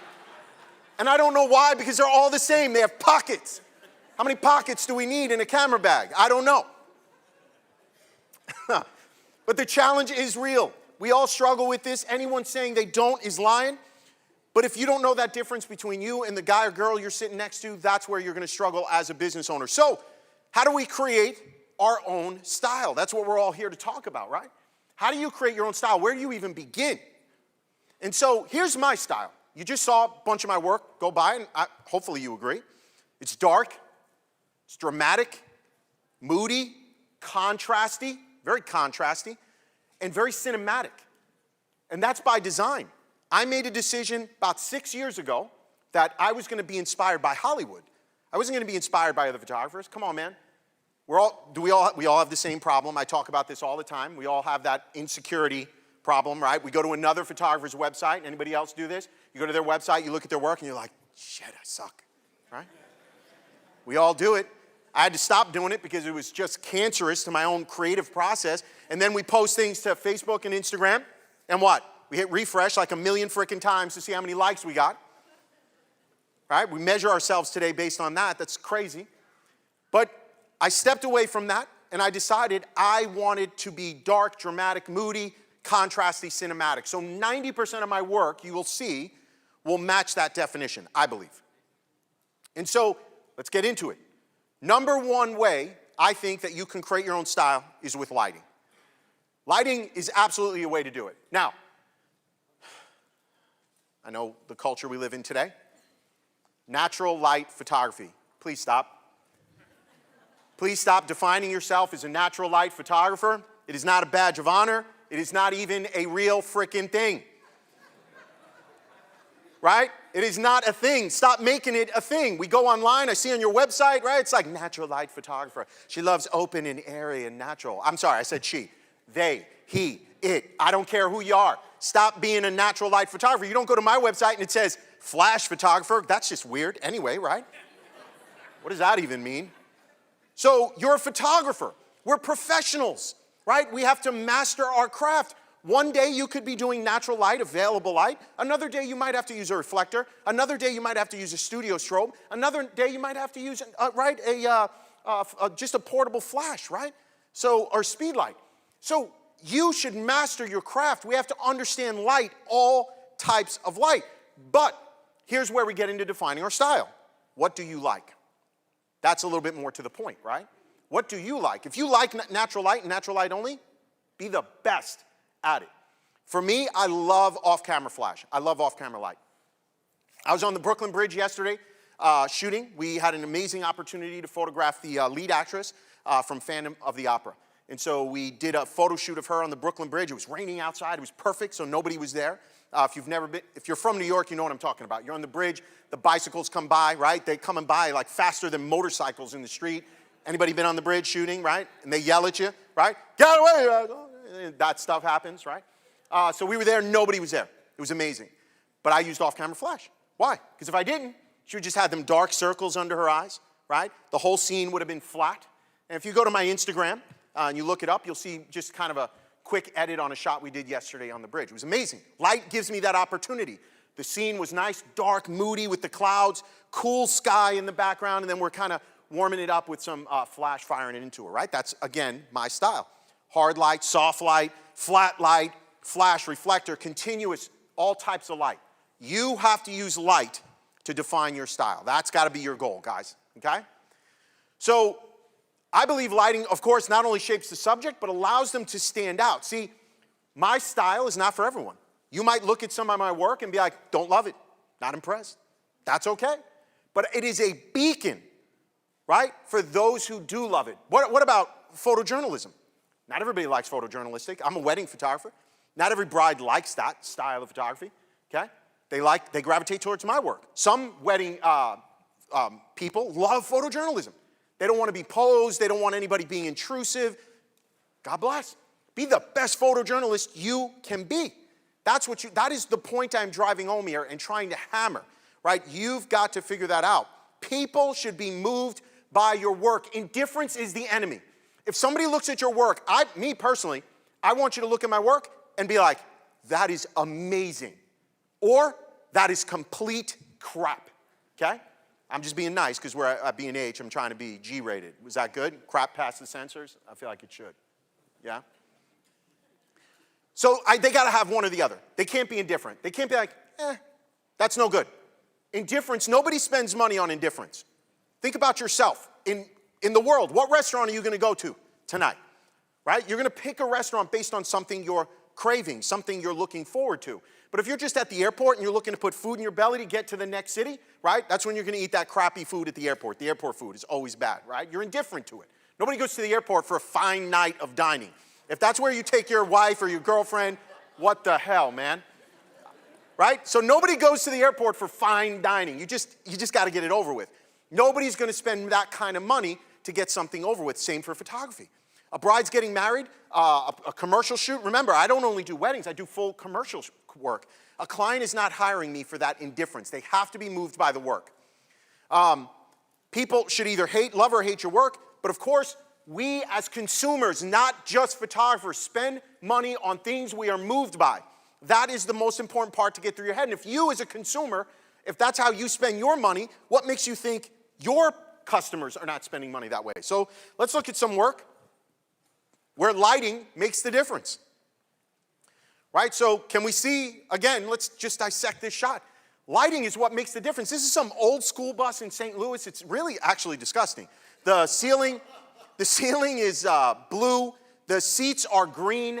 And then the bottom of the floor is just gummed up in some, it used to be a color. I don't know what it is now. So now I'm in a school bus and I got to make this look cool, right? How do I do that? I have to change the color. I'm not going into Photoshop and 18 layers later, I still can't figure it out. I'm doing this in camera. So we put on gel and we're using lighting to change the mood of this picture. But this is very much a cinematic looking image where we're using light to accomplish that. But not only light, the pose is lending to it, right? So she's standing there in a very aggressive pose, right? And that's what I'm looking for in this scene, okay? So obviously we have two lights here. Red light behind her, gelled, so it's a Profoto A1, gelled. And then on her face is a Profoto B10 with an octabox on it. Of course, I had to edit the big octabox out in post-production. But that's how we lit that. Okay? So a bridal portrait on a staircase. Okay, we're using, again, look at the contrast and mood to this. I love, my style is the background is dark and the subject is bright. Where does your eye go? This is photography 101. Your eye will always go to the brightest part of an image, okay? So I'm using, by the way, you wanna know where I figured this out? I was in London, and I went to the art museum in London, and I sat there for 3 or 4 hours looking at pictures from the Renaissance period. And this is how they drove you through images back then, by light and dark. And they could be these grandiose portraits. I'm talking like 10-foot portraits. And that's how they would do it. They would drag you through with bright tones and muted tones, and I took that and I started applying it to my work. It's about 5, 6 years ago, and that's when my style really started to develop. So I don't look to other photographers. I look to history. I look to real artists from back in the day, the painters, the masters of the day. Again, your eyes going to the brightest part of the image, right? Well, of course, they're being framed up. We're using light here. So this isn't, by the way, the purple and the yellow, that's not Photoshop. This is a real wedding. They are, I always like to close out a wedding album with this kind of like dramatic portrait, something that, they wouldn't normally have. And so we had this frosted window, and I took a Profoto A1, fired it with a CTO gel, orange gel, to warm up that light. And the purple light is from the DJ's light, the uplighting that was on the wall. And of course, as you can imagine, the most difficult part of the shot was not the lighting, it was the posing, right? Because it's a silhouette. So notice how you can see her body and his body. You ever see some of these photographers today try and do silhouettes? You may be guilty of this yourself. They just create a giant blob, right? Because they're touching in the middle, right? So we're creating a blob. We got to create a little bit of space, right? So we see the bride. The bride doesn't want to be looped into the groom's blob. Nobody wants that, okay? So she needs her own shape, own figure. They weren't kissing. They were almost kissing. So these are those little details that start lending to a better shot. What about a shot like this? This was taken in Venice, right? Light, we're talking lighting. Lighting as a way of separating yourself. What kind of, how many lights you think were used in this shot? 1? How many? 2? I think what are we gonna do, just count? There's no camera to give away if you get the right number. It's not Price is Right. 200, yes, that was it. We had 200 Profoto A1s at a street value of $1.2 million. Everybody should pick one up today. No, believe it or not, this was 6 lights. We had 6 Profoto A1s for this. Started out, by the way, I thought I was only gonna need 1. That would have been amazing. But we were in Venice. This was shot at about 1 o'clock in the morning so that there was no traffic walking back and forth. And of course, we started in the natural place, just light up the couple, right? I mean, that's where you start. We started with the couple, but then that wall on the left was pitch black. So that was a problem. So then we threw a second light and lit up the entire building on the left side of the frame with the camera, with the light. Well, then the building to the right also went pitch black. So then we threw a third light to light up that building. Then the alleyway that goes straight behind them, that went pitch black. So then I ran down the street and put in, I don't know what I was thinking. I'm like, I'm Italian. They know I'm Italian. They won't steal my light. That's not accurate. That's not how it works. But in that moment, my brain was frozen. I did it. So we fired a light down the alley to light up all that in the alley, okay? Then I had to put a kicker light behind them on the steps to create some separation from the background. And then who knows where the sixth light is, right?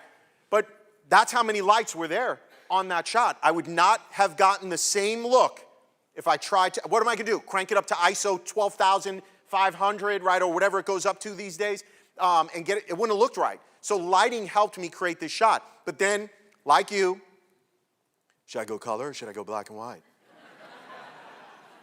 And then you just sit there and obsess, right, for no reason. Now, I went black and white with it because I felt like the color toning on this, I don't know if it's driving you nuts, but like color's part of the shot as well, right? I mean, when we talk about contrast and color balance, the color that's in the scene, not just skin tones, matters. So that orange building on the left is driving me batshit crazy, right? Is that bothering anybody else? No? You love it. I went black and white because that was driving me crazy. See, I love the muted tones on the right side, that muted gray stone, but then that orange was just screaming at me. So I went black and white. Was it more dramatic? The black and white, more dramatic? Yeah, I like it. All right, so here's another signature Sal Cincotta shot, right, where we're using lighting, right, and this cinematic look to create something that is amazing. Now, what I'm going to show you, most photographers at my level would never share with you. How did I get this shot, right? I could walk around on stage and just be like, well, I mean, you know, when you're as good as I am, you get these shots. It just happens, you know? I got the greatest cameras, the greatest lenses, the greatest lights, and wind just blows at my mercy, okay? This doesn't happen for you guys? But that would be a lie, okay? So I want you to see kind of the behind the scenes of what brings all this crap together. This is 5 frames brought together, but this is how my brain works. This is absolutely a composite, okay? Now they are there, they are on scene, that car is there, it is on scene, but there is no way I'm getting the building lit correctly, the bride and groom lit correctly, the car lit correctly, and her veil just perfect, right? In one fell swoop. Hey guys, go stand there. Wind, now, right? That's just not gonna happen. It's not how it works. So we start with the same thing, right? We get the scene framed up the way we want it. Shot number 1 is making sure we've got light on the couple. Okay?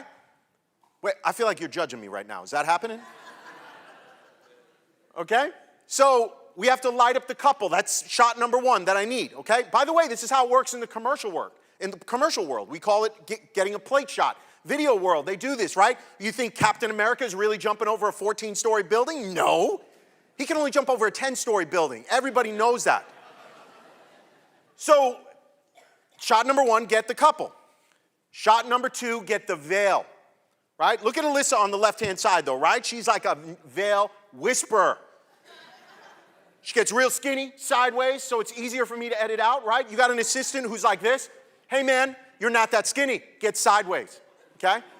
Alyssa making it easy for me to edit it out. So now I've got them lit. I've got the perfect veil. I'm not painting a veil in Photoshop. Come on. Now the car has to be lit, right? We need good light on the car. So, by the way, I know what your questions are going to be. Were you on a tripod? No, not on a tripod. Come on. If you shoot, first of all, I'm standing in the middle of the street. You can see the arrow, right? I mean, I'm standing out in the middle of the street with a wide-angle lens.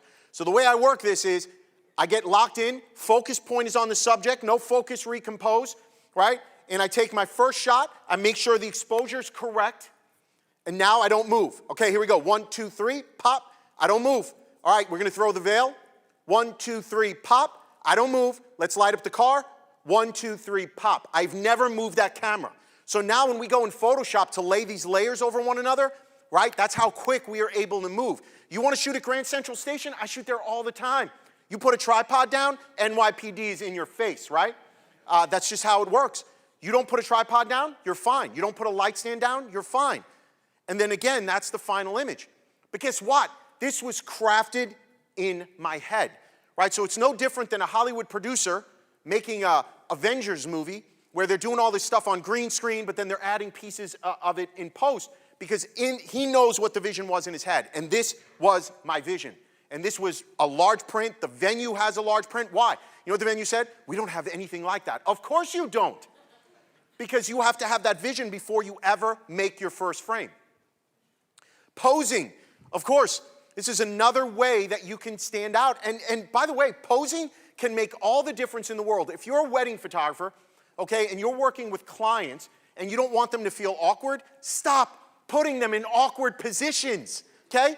What is this pose where the groom comes over the back of the bride and holds her like this? That's prom, right? Come on, how old are you guys? A lot of you are the same age as me, right? We went to prom. I stood behind my girlfriend. I held her with this kind of pose. Like, that is not what bride and grooms want today. That's not what they see on TV. That's not what they see in Hollywood movies. They want to look, right, cinematic. They want their friends to be jealous. So the pose matters, okay? And you can get away, by the way, with a lot of technical mistakes, but if your subjects look awkward, they're going to hate their picture. And you got to be a good read of people. Right? If you know what I mean, right? Like if you're standing in a certain, maybe you don't. Maybe you're just that awkward. You don't even realize that you are that awkward, and you're making the people around you awkward. But read body language. If people are just standing there and they look awkward and feel awkward, you know what I do to break the ice? I'm like, hey, what are you doing? You look ridiculous, right? I had a bride a couple of months ago. She was giving me the duck lips. You know that look? That's what she was doing in all her pictures. I'm like, hey. What are you doing, right? She's like, oh, I do this a lot on Instagram. Well, we're not on freaking Instagram, okay? I'm telling you, you're going to hate your pictures. And she kept doing it. So finally, I took the back of the camera, I walked it up to her, I go, hey, just FYI, this is what you look like. Is that what you were hoping for? She's like, I look ridiculous. I'm like, bingo, now stop doing it, right? But posing, expression, all that stuff matters. And so if we look awkward, we feel awkward, we don't like those pictures. So you, right? And many of us as artists, we're the king and queen of awkward with our clients. We've got to talk to them. We've got to break the ice, get them, tell them like, I don't really think you look good, right? Like, I know, it seems weird, but you got to say that. Client feedback. By the way, you should get a chuckle out of this. This is what clients say to me when they come in to book me for a wedding. I always ask my clients, why us? Why Salvatore Cincotta Photography? Why are you hiring us? This gets said 7 out of 10 times when I ask people why they're booking me. We love how you don't pose clients. Have you guys been paying attention the entire morning? That is all I do is pose people. Everything about my portraits is completely posed. But you know why they say this? Because everybody looks comfortable in the shot. Does that make sense? So that means they can't tell that they're being posed. That means I'm doing my job. That's how good posing can absolutely help you. Potential clients want to envision themselves in the shot. This is another thing for you to sell when you're sitting there working with clients. If they can envision themselves in that shot, when I have brides and grooms come in and they're like, oh my God, I just love that picture. Where was that? We want something just like that. That means I'm doing my job, guys. That means I've connected to the right client.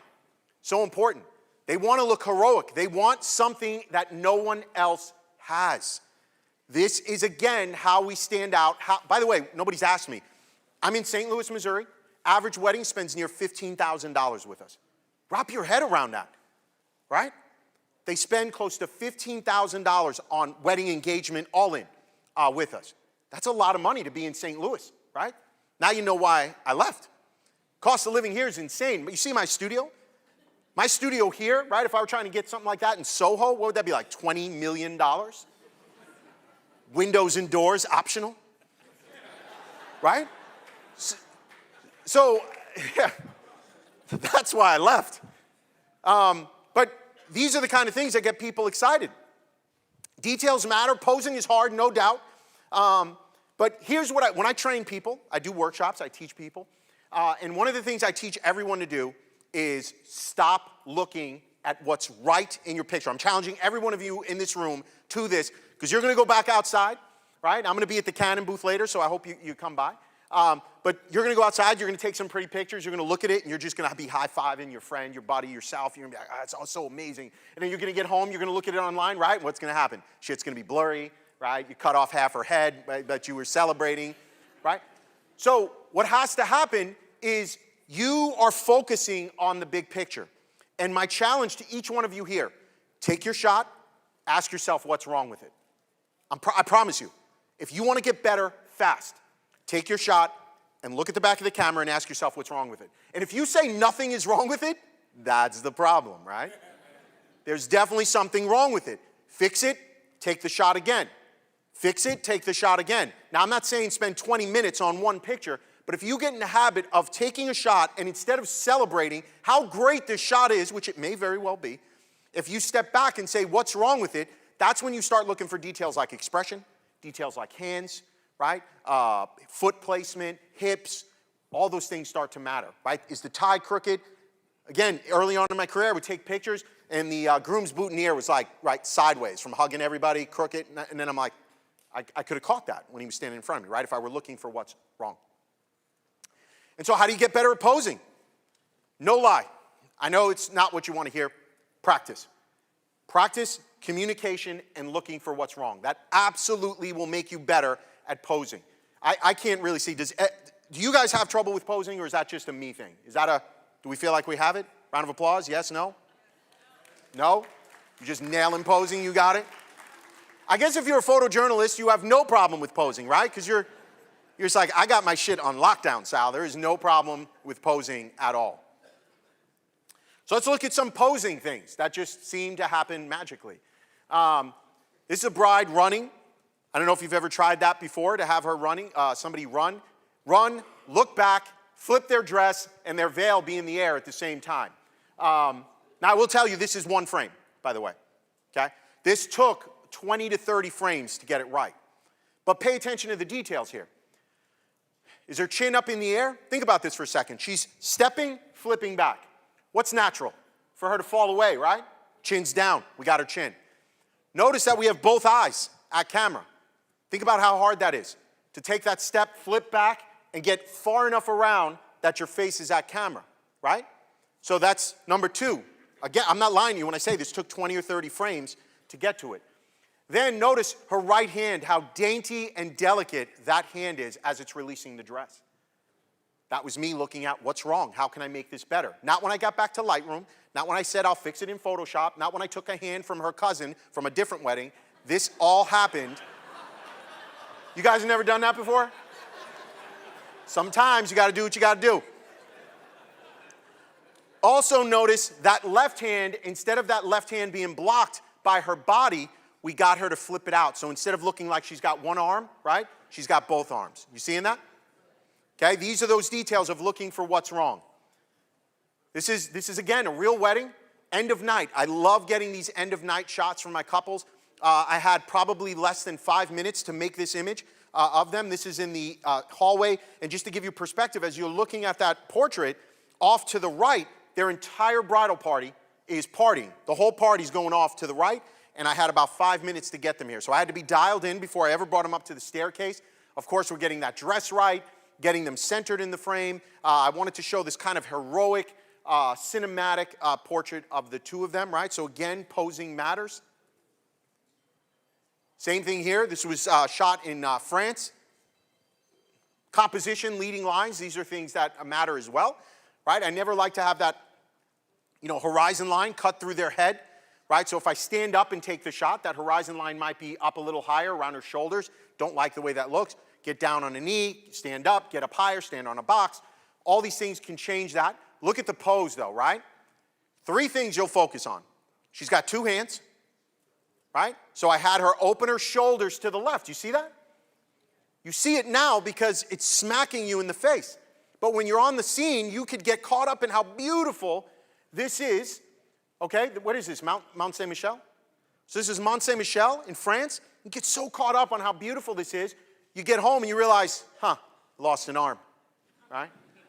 It's like, so I've opened up her shoulders, so we had both hands, had her arch her back, right? So her shoulders are out and drop that left shoulder a little. So that's what you should be focusing on there, is her waist pushing forward and the 2 hands separating and the wrist broken up and delicate, right? Instead of gripping that material with the death grip, okay? What about this? I love this portrait. You saw the original scene, right? Happy accident, by the way. What do you think happened here that I figured this one out? Flashed in fire, right? So the flashed in fire because I was firing too fast, and then I'm thumbing through. I'm like, oh, shit, these are good, right? But now I got to make it better. What's wrong with it? So the first frame, right, her arms were at her side, and she was looking straight at camera. So she turns into, you would expect, a blob, just a blob of black. So notice how I have her separate her arms just a little so we show off her shape and we can see that she's got two arms, right? And then notice how I had her turn her face to the left so that instead of just seeing a circle, right, like a stick figure, she turns to the left and we get the profile of her face. This making sense? Again, this is a real wedding day. You're probably thinking like, does this guy really do this crap on a real wedding day? And I do. This is what they hire me for. This is what's on my website. So this is, they're laying in grass. There's no blankets or anything underneath them. They gave me full range on their wedding day. They said, do your thing, Sal. I'm like, well, I just picked up this new drone. I figure let's go to the park and use it. But the posing, right? His arms are separated. Notice her back elbow, the elbow that's on the ground. Notice how I just pulled that elbow out a little bit so that we could see that there's a second arm there. Notice how we have her legs staggered so that we could see she has 2 feet. And then, of course, spread out her dress. Is this making sense? All right, let's jump to composition. Remember, so we're talking about how to find your style. We got to figure out lighting. We got to figure out our posing, what works for you. Is it heroic? Is it more intimate? Is it photojournalistic, natural? What is it for you? You figure it out. Now, composition, oh, I love composition. Okay, that's where I geek out, get super nerdy. I think I'm pretty good at composition. Leading lines, architecture, love that cinematic look, right? And so composition can actually set the mood of the entire shot. Now, I don't look to other photographers. I look to Hollywood. You want to be blown away by some cinematic, like just magic? Watch these 4 movies. 1917. If you haven't seen that, check out that movie. Cinematically, it's just beautiful. The Irishman, beautiful. Grand Budapest Hotel. Anybody ever watch that?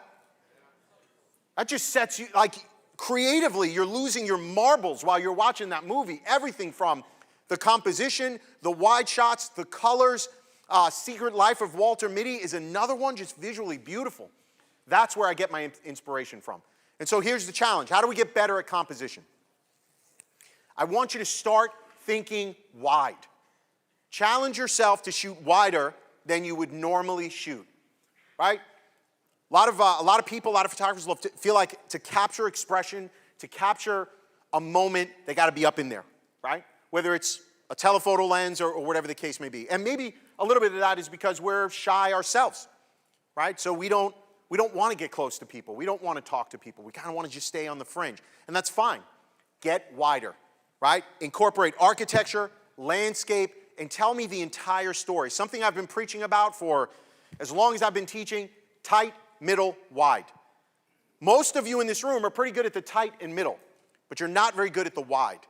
Okay, we've got to take those wide shots. So for wide shots, I love 1635, 1535, whatever your wide angle lens is, right? And tell the story of where I am.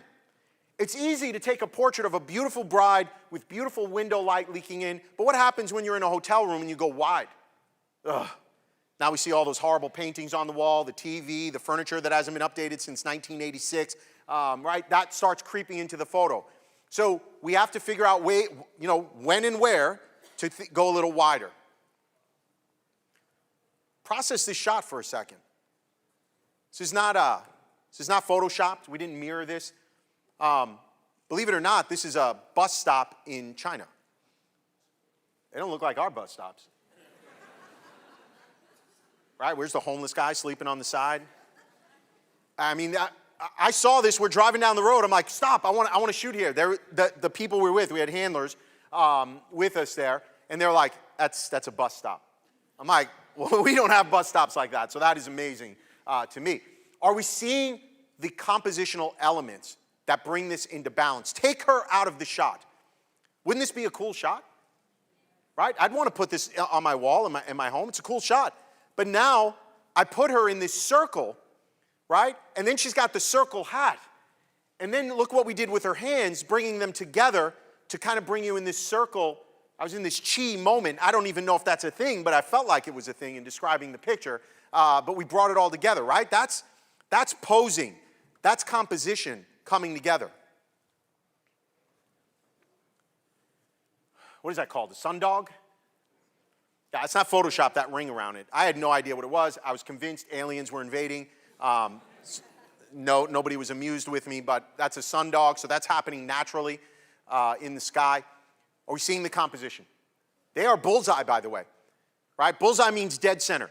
So as a photographer, something we're actually taught not to do is put them dead center, right? That's a rule. Put them in the thirds, thirds, thirds. Well, here's a rule. We broke it. We put them in the center. Where are all the leading lines taking us? Where's the mountains taking us, right? Right to them. Then we've got this incredible long shadow, right? And the sun is right behind them. Again, we created separation in the body. And then we've got that sundog circle driving us to almost creating a bullseye, right? So again, composition, super cool. Again, China. I mean, I could have put her anywhere, right? But here we are. We've got, take her out of the picture. This is a great architecture shot, right? So we've got her there. It's sunset. And we got all the lines right. I'm squared up. This was shot with a 7200, by the way. That's why there's some skew. I had to adjust that. But man, if you take a shot like this with a 24 millimeter or something like that, you're screwed. The skew is going to be all over the place. So here I want compression. So I got my 7200, went way back and shot it at 200 millimeter to get as little skew as possible. What about composition here, right? Your eye goes left to right, top to bottom. Again, could have put her anywhere. This is in Iceland. This is Miss Iceland. We got to photograph her. And we chose something called tension. She's looking out of frame, but we can't really see where she's looking, right? So naturally, we want to know where. Where's she looking? Where's she going? Right? And that's something they do in Hollywood, in cinema. Okay, but that was a conscious choice to put her in that bottom corner. This is a real wedding couple again. This is in Salt Flats in Salt Lake City. You're one person. You got to read the room, man. I do love it there. So we had one ProPhoto A1 lighting them up. Alyssa's in the frame. I had to edit her out. I'm shooting this with a 7200 far away, left to right. And here I had the horizon line cut right to their hands, right, driving us right to them. And notice the pose, right? Very cinematic, very bold, right? Not an accidental shot, so to speak. Portrait, high-key portrait. This was taken in a hotel room with ugly, ugly furniture. So we fired two B10s into the back wall, so we created our own high-key shot, right? So we didn't need a psych wall.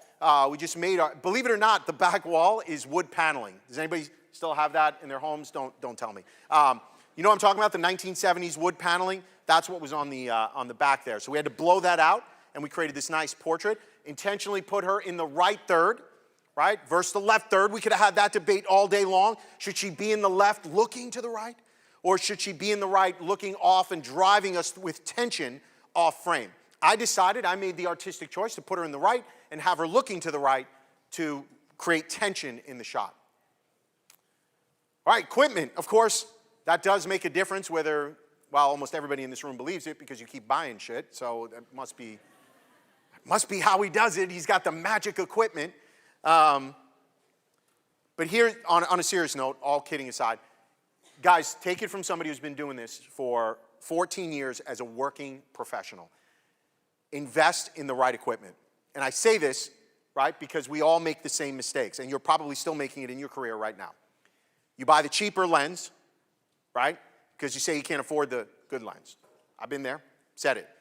And then 6 months later, you realize the cheap lens is complete garbage, so then you have to go buy the more expensive lens. Does anybody do that, or is that just a me thing? Yeah, a lot of people nodding their heads that you're guilty of that. And so my advice to you, there's only one piece of advice, do whatever you want with it. Save your money, buy the right lens, buy the right camera. Your lenses will last you years and years and years. I still have my original 7200 2.8 lens. I use it all the time. Okay, so these are the things you want to invest in. Invest in good lighting, same thing, right? It's going to last you a lifetime. Buy it once versus buying it twice. So I wish somebody would have told me that my first 2 or 3 years of my career. Let's wrap with what's in my bag. Everybody's always curious about that. Here's what I shoot today. Used to be a Canon 5D4 guy. That's what we would shoot all our weddings with. Fashion, portraits. I mean, we were using 5D4 for everything. I mean, there really wasn't much we couldn't do with it. Today, we've switched over to the R platform. I'm obsessed with it. Okay, so for any of you out there like wondering, like, okay, is he just saying it? No, I was out in the rain on the Brooklyn Bridge yesterday shooting with my R lens, all my RF glass, shooting with the R, and this is what's in my bag at any given moment in time. 7200 2.8, you guys can read. So this is what I use for weddings, commercial work, fashion work, any high school seniors. That's the camera we're using in our studio. So we've officially switched over from me and Alyssa, from using 5D4s to both of us using EOS Rs, and we absolutely love it. Lighting, ProPhoto B10 and B10 Plus, we have 6 units with us at any given moment in time. ProPhoto A1Xs, 6 units with us at any given moment in time. Never know when you're going to be in Venice and need 6 lights, so it just happens. ProPhoto Silver White Reflector. I'm not a gold guy. I'm not a mixed guy. I hate the way those look, so I really do like silver and white. It's more specular on the silver side, so I really do. Again, I like contrasty, right? So that's why I do like that. And then, of course, host of lighting modifiers, triggers, Westcott, all those kinds of things, whatever's going to work and help get the job done. And when we travel, believe it or not, right, I'm in here from St. Louis. We have our suitcases with our luggage, and then we have 2 bags with all our lighting equipment that we bring with us wherever we go. Because you just really, truly don't know what you're going to need. All right, you guys, be you, create, and get out there and embrace. You guys have a good time?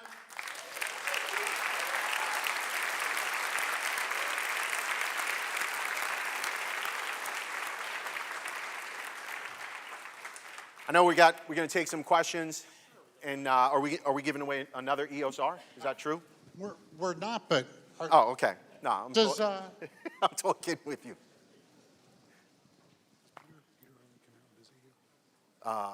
Can he?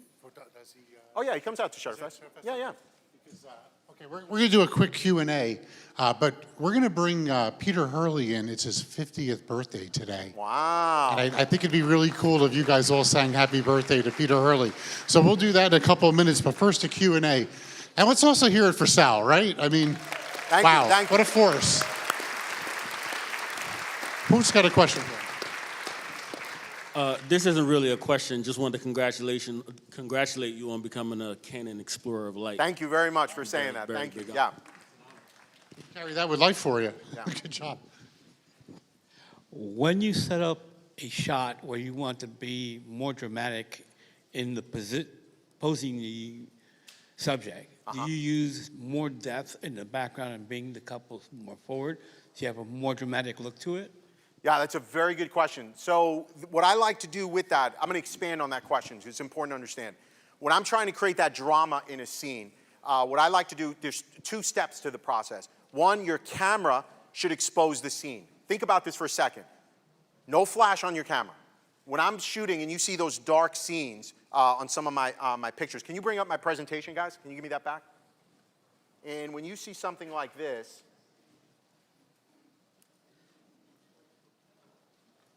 technical team is like, why? When you see something like this, it'll come up. When you see something like this is a 2-step process. Camera's exposing for the scene, meaning no flash is on, I take a shot. If the shot is exposed, meaning the building's bright, it's wrong. So what I do is expose that building to be super, super dark. So what does that mean for your subject? Your subject's going to be dark, right? They're going to just look like they've got no light on them. That means your camera is currently set up correct. So your camera exposes for the scene, your flash exposes for the subject. So that's the 2-step process.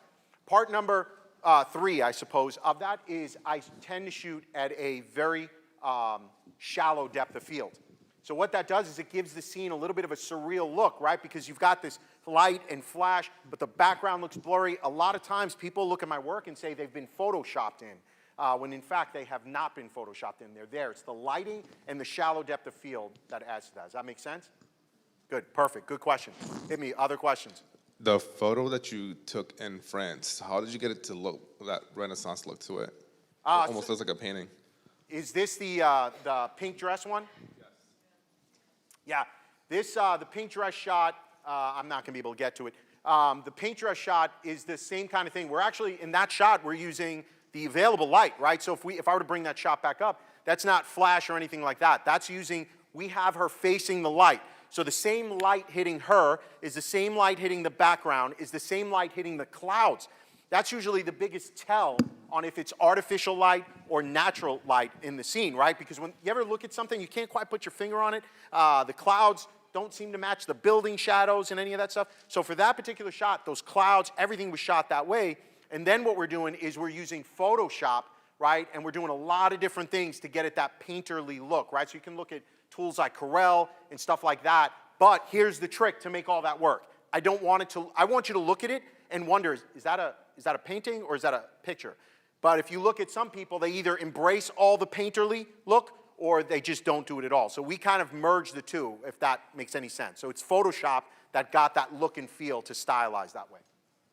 Yeah. As far as posing and hand placements, what's our do's and do nots for the groom and for the bride? Ooh, okay. Hand placement, do's and don'ts. I'm just going to give you a couple off the top of my head. We could probably spend an hour talking about that. Something that I do like doing, or I don't like doing, is cutting off at any joint. Let's actually start there. So when it comes to posing, we tend to want to get in close, whether it's vertical or horizontal, and we start cutting off joints. Joints being arms, elbows, wrists, fingertips, right? So that's the rule of thumb.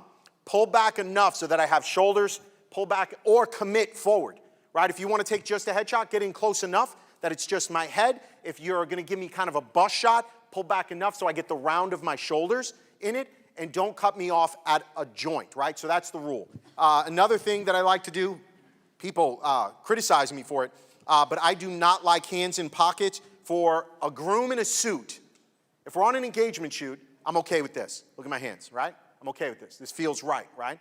But a groom in a suit, this would not be right. I don't like this. Too casual, doesn't match the scene. I also don't like entire hands in the pockets, right? So now I don't have a thumb, right? And you can't, and depending on what shirt I'm wearing, you can't see that. So I tend to keep the thumb out, right? And so those are some quick tips on what I'm doing. So this might not seem like a big deal if you just have a bride and groom, but when you're shooting bridal party portraits and you've got 8 groomsmen, right? And you've got one groomsman who's standing there like this, one groomsman who's got his thumbs in the pocket, and another who doesn't, the portrait just looks like crap, right? It looks super sloppy. So I tend to tell everybody if they're gonna have their hands in the pockets, thumbs are out. And that's kind of my style, right? But I like the question. We could just talk forever about it. Got more? You could throw the house lights on, guys. Let's give one more, and then we're going to move on to our next. First of all, Utah born and raised, I appreciated the attention given to the Salt Flats. I'd like to know, for those who are in the first 5 years of the profession, like myself, and I want to learn, I don't have the capital yet to purchase all the equipment, what did you do to get to where you are now? 250 words or less. Yeah, expand on, I'm going to force you to expand on your question. When you say get to where I am now, in what respect? Business, skill set. Skill set. Okay, fair enough. When you're just starting out, I think the challenge of starting out is everything is so new, right? Everything is so new and it's so overwhelming. We're trying to learn the technical side of photography as well as the business side of photography. So when you're new and you're trying to learn the business acumen of it, here's what I can tell you I did. Early on in my career, I would grab, and I still do it to this day, this is why I'm telling you about this. Every year, I spend about 2 weeks photographing for me, okay? Think about this for a second. No clients, doesn't matter what I get, every picture could suck, but I do it for me. And every year, to this day, 14 years later, I still take 2 weeks of my time, and now, yeah, I've made it in my career where I can go to Ireland, I can go to Iceland and do things in different regions. Do it in your own backyard, right? Are you still in Salt Lake City or are you now here in New York? Okay, my gosh, right? You could be in Boston, you can get down to DC, right? So you can kind of from New York get to all these regions, just go, you know what? Every year we're gonna do a weekend getaway, grab a model and practice. And if you do that, I promise you quickly, you will get better and better and build more confidence. Because at the end of the day, it's a confidence thing, right? To this day, I still, and I challenge any one of you to tell me this hasn't happened to you, right? If you're a wedding photographer, you will know exactly what I'm talking about. You walk in and you're gonna use off-camera flash, right? And maybe you're good at it and maybe you're not. And you take that first frame, you look at the back of your camera and you're like, inside, you're like, oh shit, right? The frame is all white. Anybody know that? Your shit was wrong, right? Your settings were wrong, but you go into panic mode because you believe your client can read you like an open book, right? And you start, oh, I hope nobody can see what's happening right now. Okay. And then what you do is you don't work through that problem, you run from the problem, right? You're like, you know what, this doesn't look good anyway, right? And you want to go someplace else. Push through those moments, because I got news for you. 14 years later, it still happens to me. I still make those mistakes. I still do a full dump, on my flashes, and I get something, or I was at ISO 1600 outside, no idea why. I blame my assistant at all times. So really, that is my piece of advice to you. Get an assistant who you can blame everything going wrong on, all right? There it is. Okay, ladies and gentlemen, Sal Cincotta. Thank you. Thank you, Sal. Okay, so don't go anywhere for a moment. Wait, are we doing a video and then doing it? I'm gonna do a video of it. Okay, so I want you to talk to me first. I'm gonna intro it. Okay. Is he here? He's I don't want him, Jim? I don't want him to be here. You don't want him to be? Okay, we're gonna sing happy birthday together. We filming? We're filming, we're live. Peter Hurley, you old bastard. Just because you're running around taking pictures with your shirt off, shaming the rest of us, right? That's not cool, okay? I'm body shamed now. I'm 49, you are 50. You are older than me. But I feel like I'm better looking. But on that, oh shit, okay. We are just making a birthday video. You're not supposed to be here. Somebody brought me in the room. Ruining our plans, David. Okay, everybody. All right, let's give it up. Let's to give Peter. it to him. Happy birthday, Peter. Happy birthday to you. Happy birthday, dear Peter. Happy birthday to you. Woo! Thank you, buddy. Thank you. Right on. Thank you. 2, 1, shebang! I just want to say the reason why we did this is because I'm 50. It's just not your average birthday. So 50 years on the planet. I picked up a camera. I picked up a camera 20 years ago. I was 30 when I did it, and I can't believe I did. I feel so lucky that I picked up a camera, and this store is a big part of that because it's the first place I went and bought everything. Like, I bought my first darkroom there. I got emotional during the Headshot Redefined last year. I'm not going to do it now. But I love being here. Thank you for having me. And I can't believe I get to spend my 50th birthday with you guys. Thanks. Happy birthday, brother. Take care, man. Thank you so much. All right, thanks, Sal. That was fun. Thank you, everybody. All right, guys, we got some coffee outside for you guys. We're going to take a half-hour break. See you at 3:30. Thank you very much, everybody.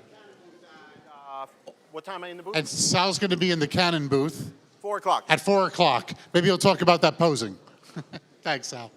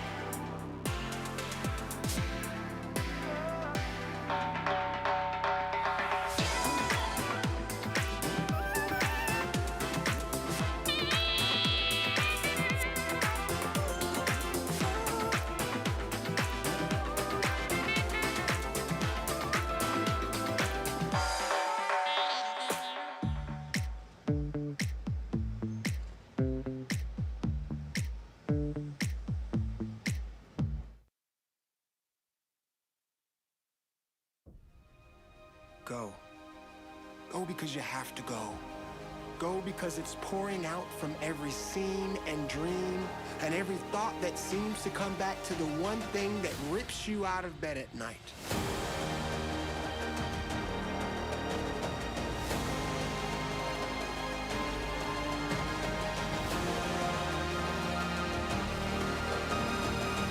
The world is waiting for your perspective.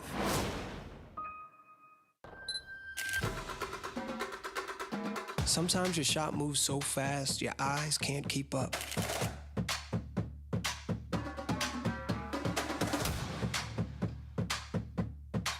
Good thing Alpha holds focus in real time, so you can blink every once in a while. Keep up. The world is waiting for your perspective.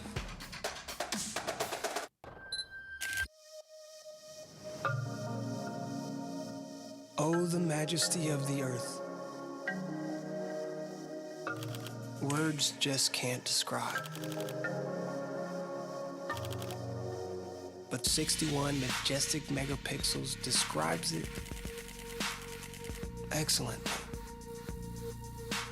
So do excellence. The world is waiting for your perspective.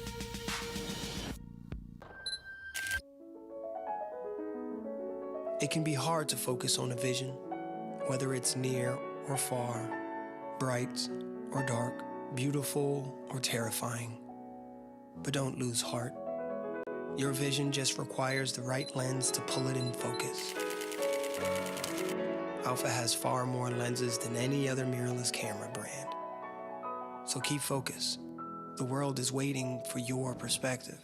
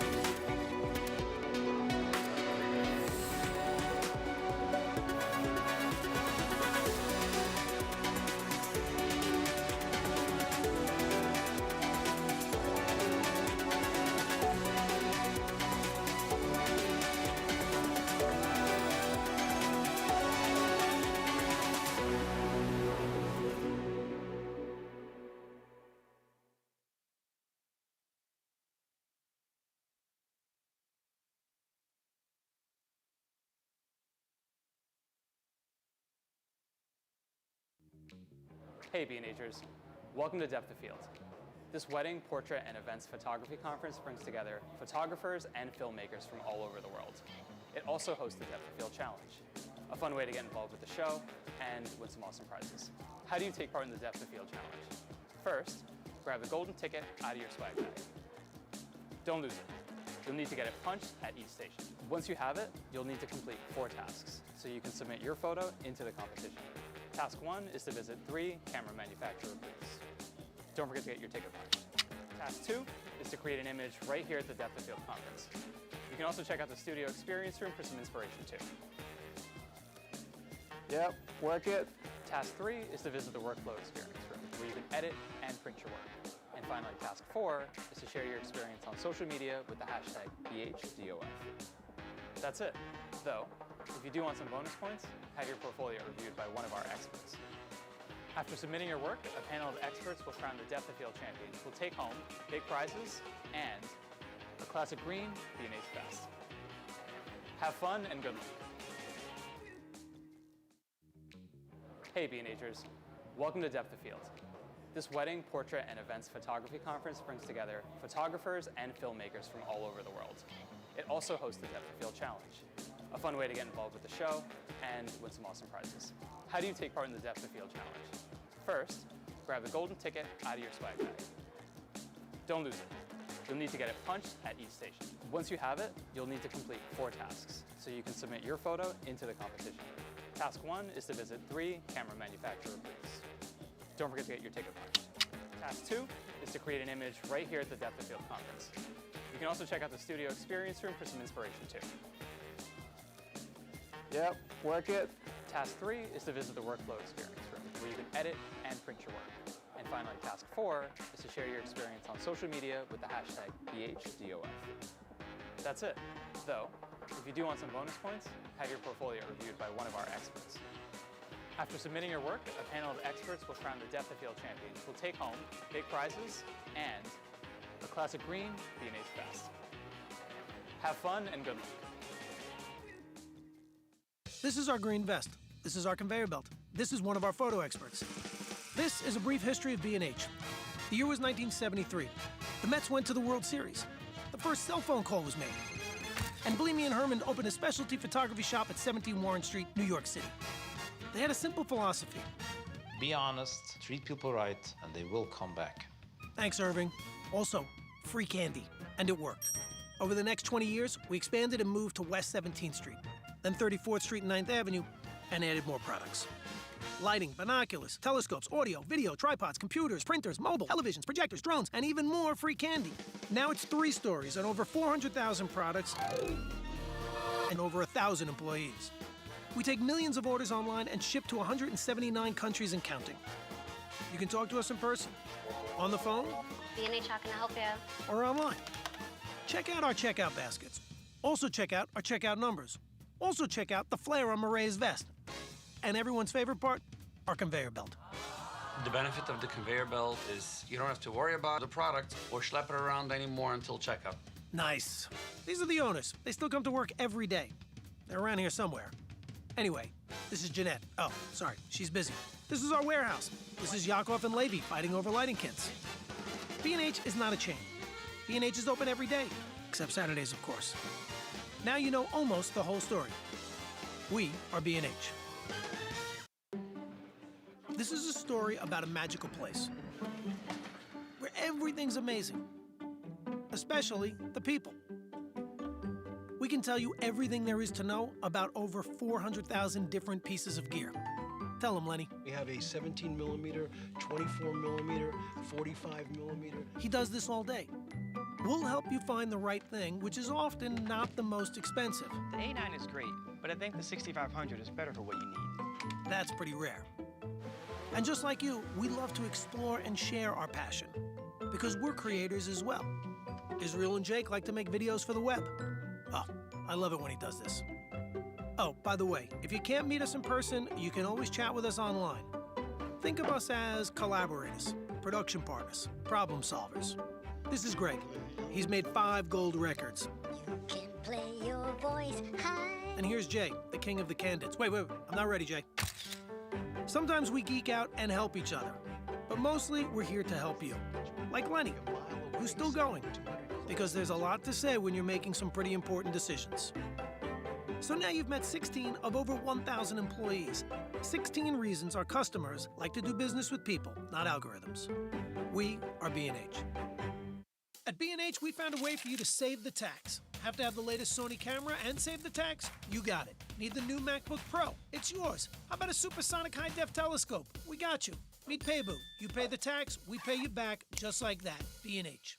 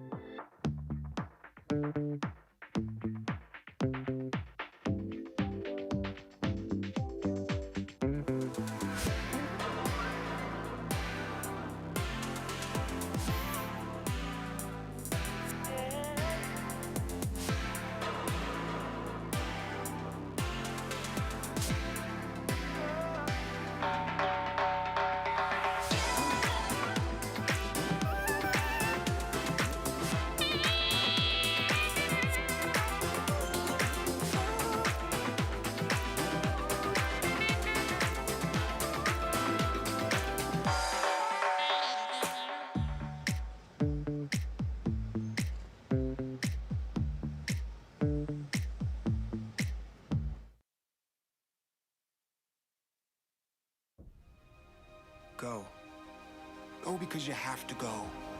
Go because it's pouring out from every scene and dream and every thought that seems to come back to the one thing that rips you out of bed at night.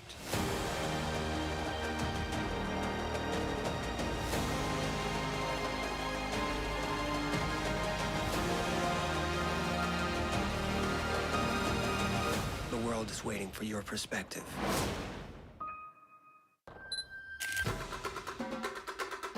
Sometimes your shot moves so fast, your eyes can't keep up.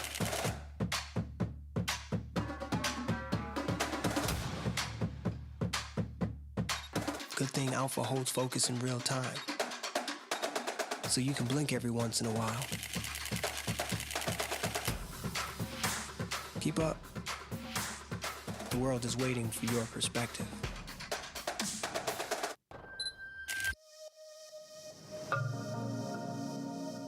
Oh, the majesty of the earth. Words just can't describe. But 61 majestic megapixels describes it excellently. So do excellence. The world is waiting for your perspective.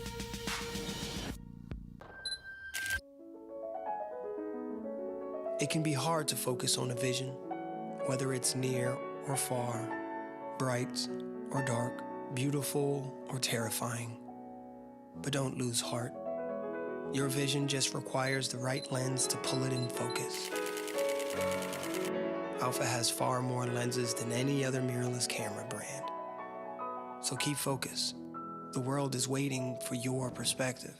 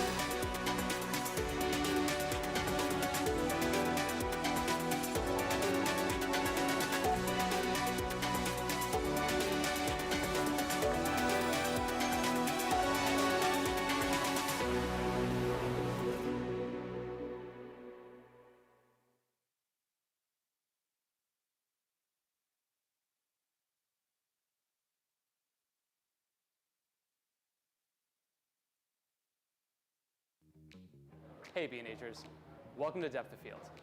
This wedding, portrait, and events photography conference brings together photographers and filmmakers from all over the world. It also hosts the Depth of Field Challenge, a fun way to get involved with the show and win some awesome prizes. How do you take part in the Depth of Field Challenge? First, grab the golden ticket out of your swag bag. Don't lose it. You'll need to get it punched at each station. Once you have it, you'll need to complete 4 tasks so you can submit your photo into the competition. Task 1 is to visit 3 camera manufacturer booths. Don't forget to get your ticket punched. Task 2 is to create an image right here at the Depth of Field conference. You can also check out the studio experience room for some inspiration too. Yep, work it. Task 3 is to visit the workflow experience room where you can edit and print your work. And finally, task 4 is to share your experience on social media with the hashtag BHDOF. That's it, though. If you do want some bonus points, have your portfolio reviewed by one of our experts.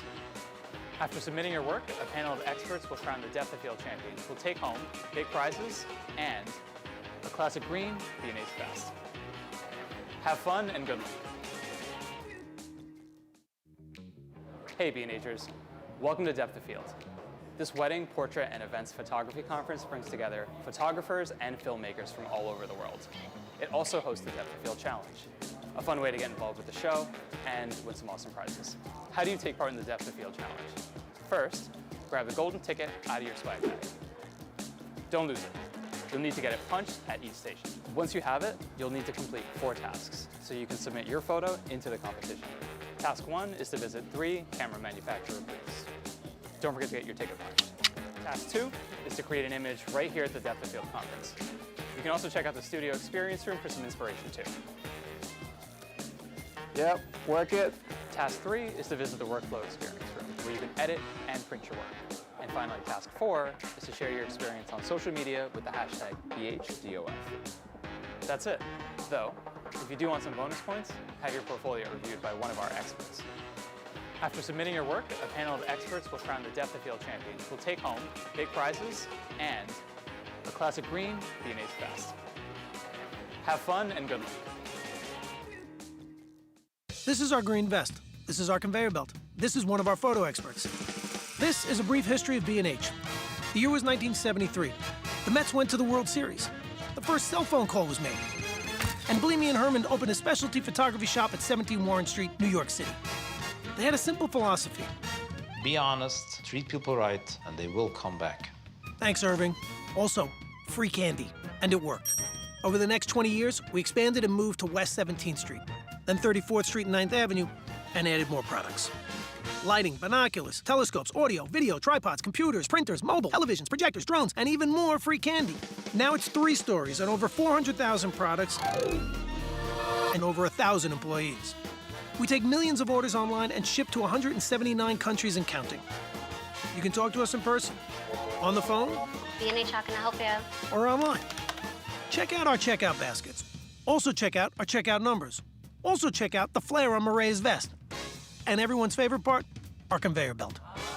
The benefit of the conveyor belt is you don't have to worry about the product or schlep it around anymore until checkout. Nice. These are the owners. They still come to work every day. They're around here somewhere. Anyway, this is Jeanette. Oh, sorry, she's busy. This is our warehouse. This is Yakov and Levy fighting over lighting kits. B&H is not a chain. B&H is open every day, except Saturdays, of course. Now you know almost the whole story. We are B&H. This is a story about a magical place where everything's amazing, especially the people. We can tell you everything there is to know about over 400,000 different pieces of gear. Tell them, Lenny. We have a 17 millimeter, 24 millimeter, 45 millimeter. He does this all day. We'll help you find the right thing, which is often not the most expensive. The A9 is great, but I think the 6500 is better for what you need. That's pretty rare. And just like you, we love to explore and share our passion, because we're creators as well. Israel and Jake like to make videos for the web. Oh, I love it when he does this. Oh, by the way, if you can't meet us in person, you can always chat with us online. Think of us as collaborators, production partners, problem solvers. This is Greg. He's made 5 gold records.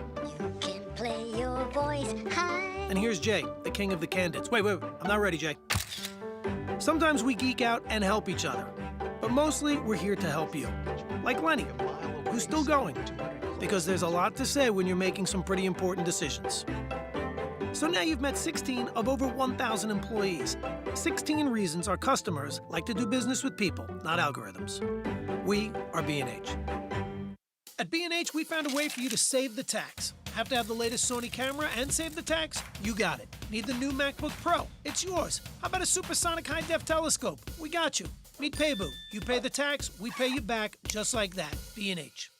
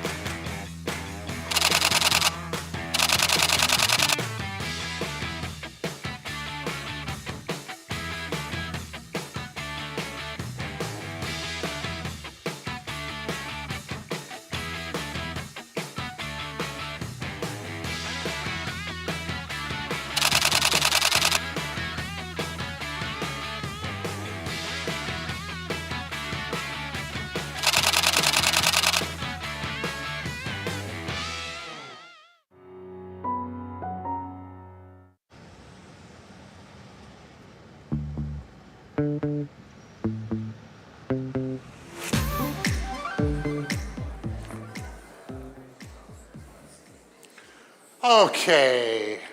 Wow. Today's been an amazing day.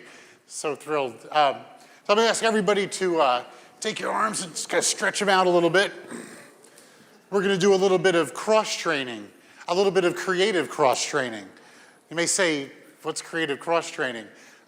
There was a guy, his name was, you may have heard of him, his name was Leonardo da Vinci. And he was part of the Medici Renaissance. And one of the tenets they had was to be a Renaissance man, was somebody who was multidisciplinary and could do many things. They could play an instrument, they could paint, they could do frescoes, they could sculpt, they could sing. And what we found, the Renaissance man found that If you do all these art forms and you embrace them, all the art gets elevated. That doesn't mean I'm going to sing for you guys, okay? So that's where I draw some lines there. I've always said I'm a great CD player. I can tap that to the 5th song better than I can strum a guitar. But we have an amazing speaker for you guys. She was sourced by one of our own B&Hers as an influencer. She runs City Love Photography in Queens. And I adore this presentation, and when I got it dropped to me, I was like, wow, this is super cool, because you guys have learned business techniques, you've learned inspiration, you've learned that Gorman is a god and we are all worms in his presence. So we've learned many things today, but now you're gonna learn how to pick and choose from all the creative outlets you have and elevate your whole game. So let's give a warm welcome for Alexis Buryk. Alexis. Yeah. Okay. Just gonna set up here real quick. Hi, everyone. Hi. How's it going? Happy 3:30 p.m. on a Tuesday. So I hope you're all feeling really energized. I know we've had a really amazing group of presenters here today. So many amazing vendors outside. I've been doing portfolios today, portfolio reviews as well. How many of you have gotten your portfolios reviewed? Yeah? Awesome. If you haven't, I highly suggest you do it. It's an amazing room, very much creative energy up there, and it's been really great. So, okay. So thank you for that amazing intro, David. I am Alexis Buryk, and this is Sharpen Your Art, creative cross-training for photographers.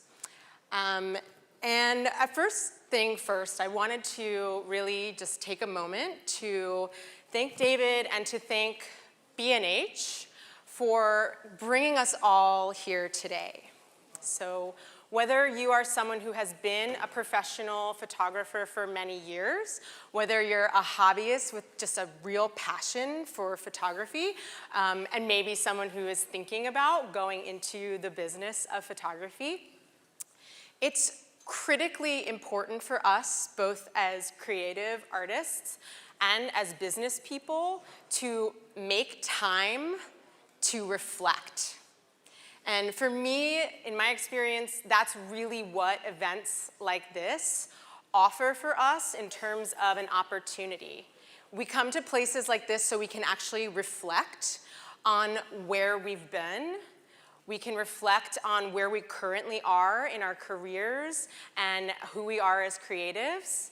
And by really, really digging deep and thinking and learning and connecting with each other, that is really the thing that's going to allow us to move forward and continue to have creative, sustainable photography businesses, but also just creative practices over the course of our lives. So thank you, B&H. Thank you all for being here, because just by being in this room today, you are communicating your dedication to your creative path and to your creative photography business. So give yourselves a round of applause.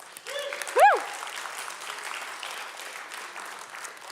Secondly, I really wanted to thank you for coming in and being here in this room with me.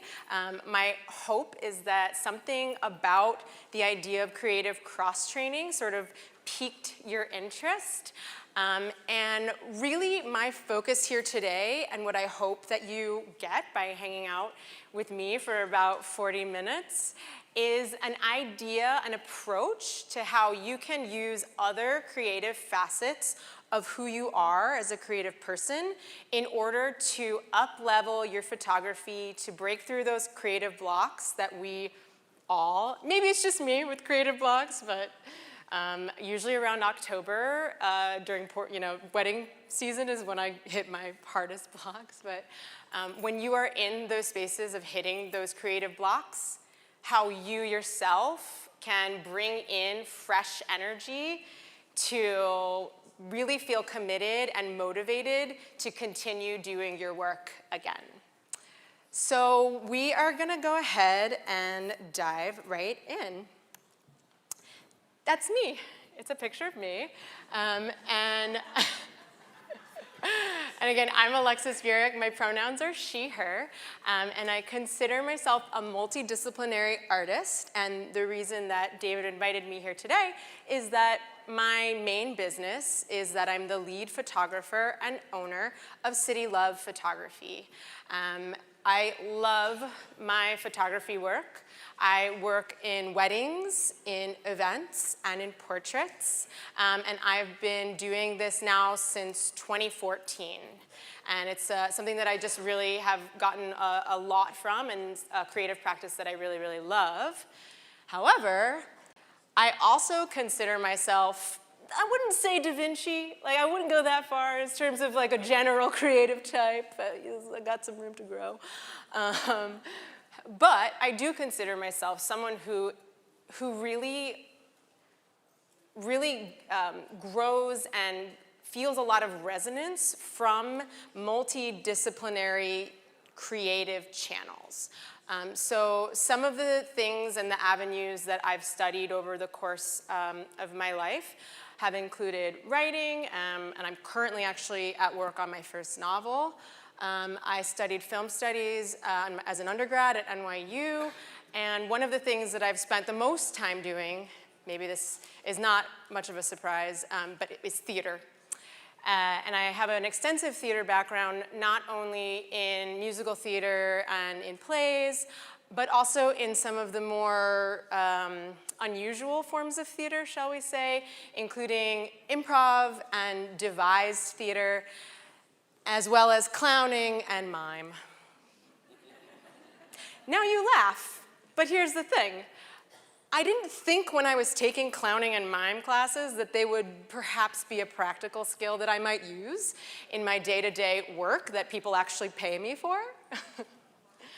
But it turns out that something like mime and clowning teaches you tremendous amounts, not only about the human spirit, but also about the human body.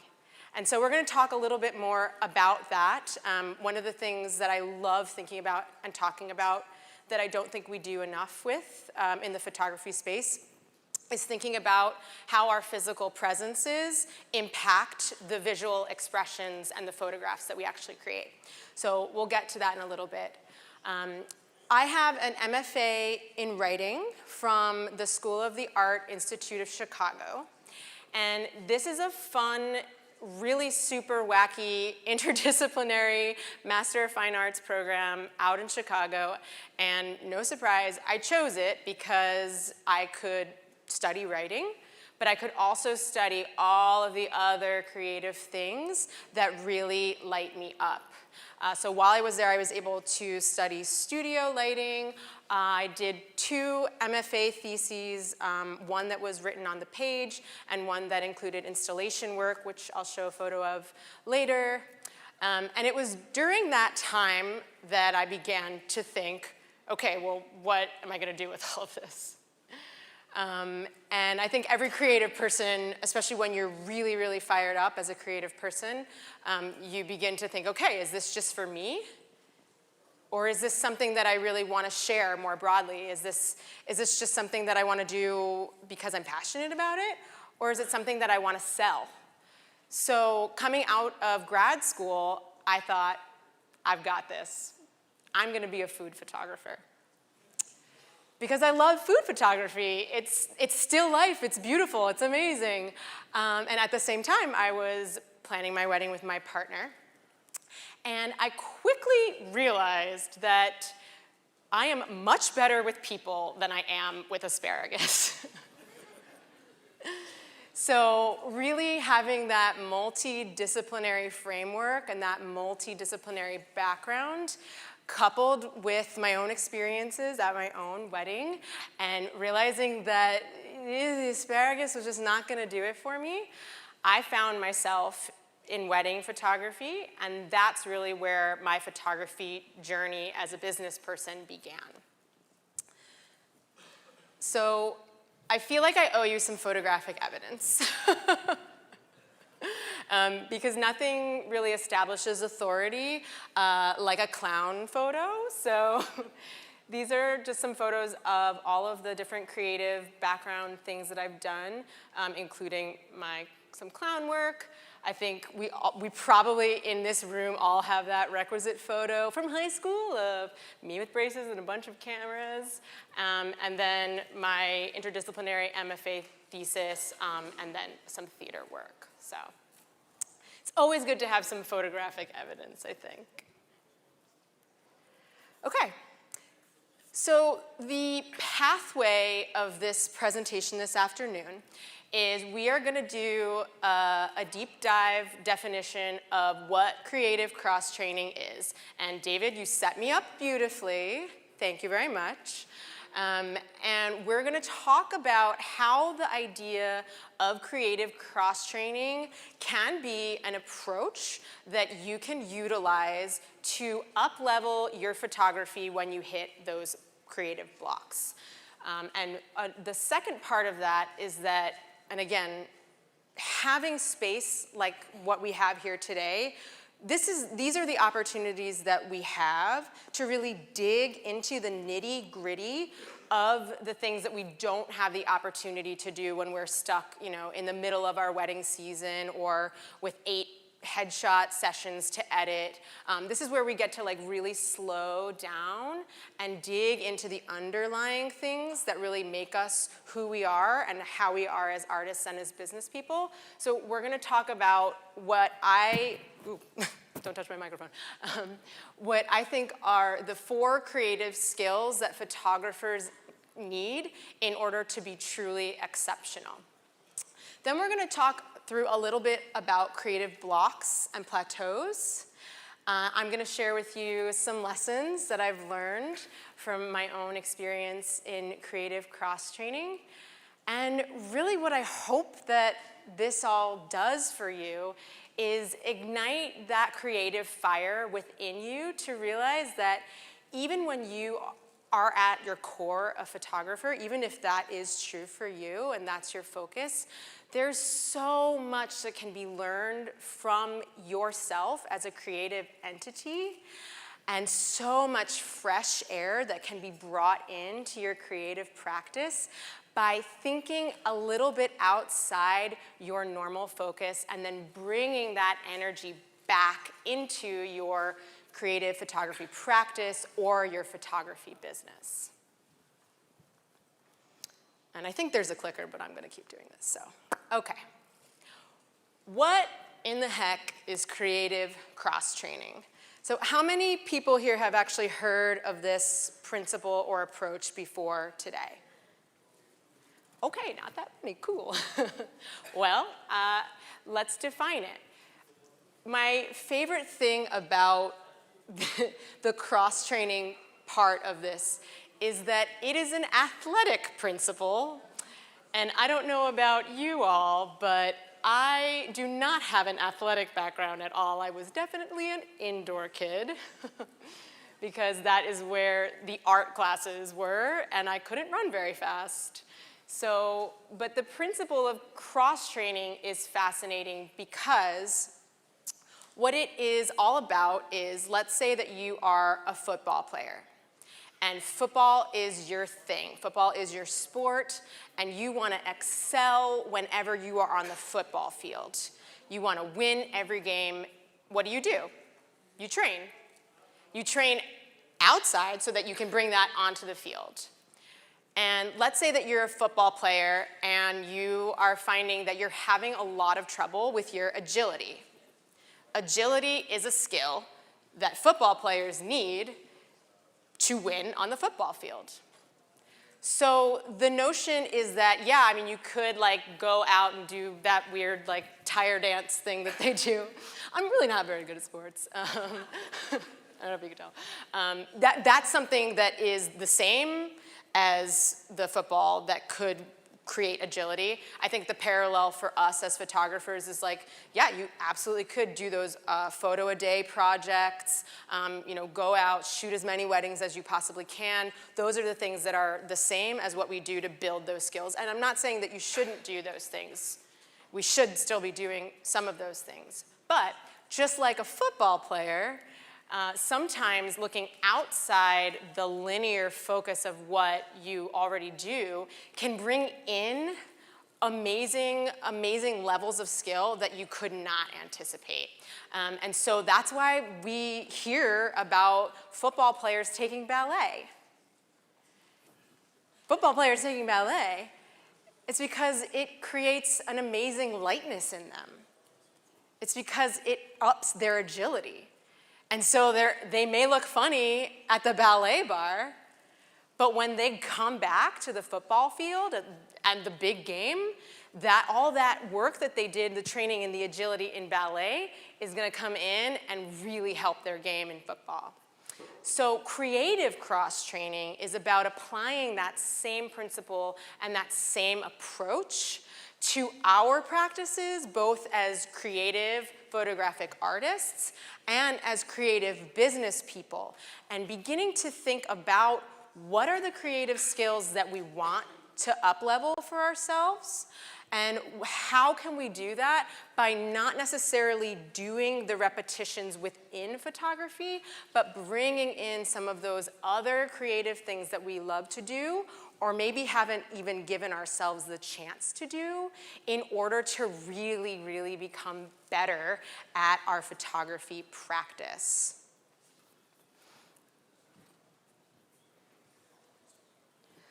And I wanted to share with you this really great quote from Srinivas Rao, who is the host and founder of the Unmistakable Creative podcast. And Rao says, "The point of creative cross-training is to immerse yourself for a short period of time in an art form that is not your primary one. When we're willing to play outside our primary domain and experiment, we open up a lot of possibilities that may not have occurred to us before." I love this quote. I think that one of the things that we can do, that as just humans, when we get into blocked situations, when we're photographers and we're kind of hitting up against these walls when it comes to our creativity, we can get so focused in our businesses, in just thinking in terms of the photography aspect, that we forget what it's like to play. We forget what it's like to be more open to experimentation and to, honestly, the failure that it requires for us to really fully express ourselves in terms of our creativity. And I think we're, in this room today, we're kind of a mix of photographers who run businesses and photographers who are hobbyists. But particularly when you run yourself as a business or when you run a photography business, part of that compact, that commitment that you make to clients, is that there needs to be a consistency to what you do, right? We create consistent photography products and experiences for our clients. But at the same time, that consistency comes from us as creative individuals. And creativity isn't always consistent.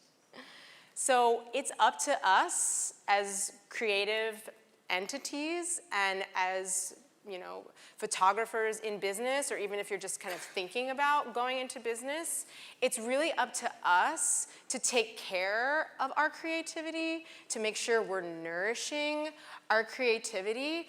And sometimes that means stepping outside the linear pathway of our photography work in order to give ourselves that sense of play, that sense of freedom, and to lower the stakes a little bit. You know, I primarily photograph weddings. Weddings are not low stakes by any stretch of anyone's imagination. Weddings are high stakes situations across the board. So, you know, while I still advocate that we find spaces within our photography work and within the space of a wedding day or an event to bring in play and to make sure that we're taking those photos that are for us once we've got what we need to get for our client, a wedding day is really not the day to do all of that extra creative experimentation. So we owe it to ourselves as creative people to find those spaces for ourselves. So what creative things do you enjoy doing? So it's just a hand raise, I promise I'm not gonna make anyone come up here. But so we all, I would imagine most of us in this room, we self-identify as photographers. And do we have videographers in here as well? Yeah, some motion, all right, cool. Do we have some musicians? Yeah, that absolutely. Music, rhythm, cooks, culinary arts, there you go. How about some fellow theater people? Oh, yeah, oh, hi everyone, hi. Comedians? Oh, are you saying photographers aren't funny? Oh my goodness. And then how about dancers? Oh, cool. And how about painters? Painters? People who draw? Oh, lots of people draw. That's where you hear my New Jersey accent. Do you draw? Awesome. That's great. That's so beautiful, everyone. That gives me a lot of like a beautiful light feeling inside, because I can hear that there's so many other things that you love doing in addition to your photography. And that it doesn't need to be this like weird either or situation, that you can find ways to connect the dots and begin to really see how the different creative things that you do can feed on each other. So I want you to keep these thoughts about the creative things that you like doing in your mind as we continue through the presentation. Okay, so again, I know that not everyone here is a business person. Actually, I'll ask you. This is what we're doing here together. So how many people actually run their own photography brands? Yeah, okay. How many of us are very passionate hobbyists who might run a business someday? Awesome, cool, all right. So this is applicable for us all, and I touched on it briefly, but it bears repeating. If you are here and you are selling your creative work to clients, we are in the business of art. And that's got two different parts to it.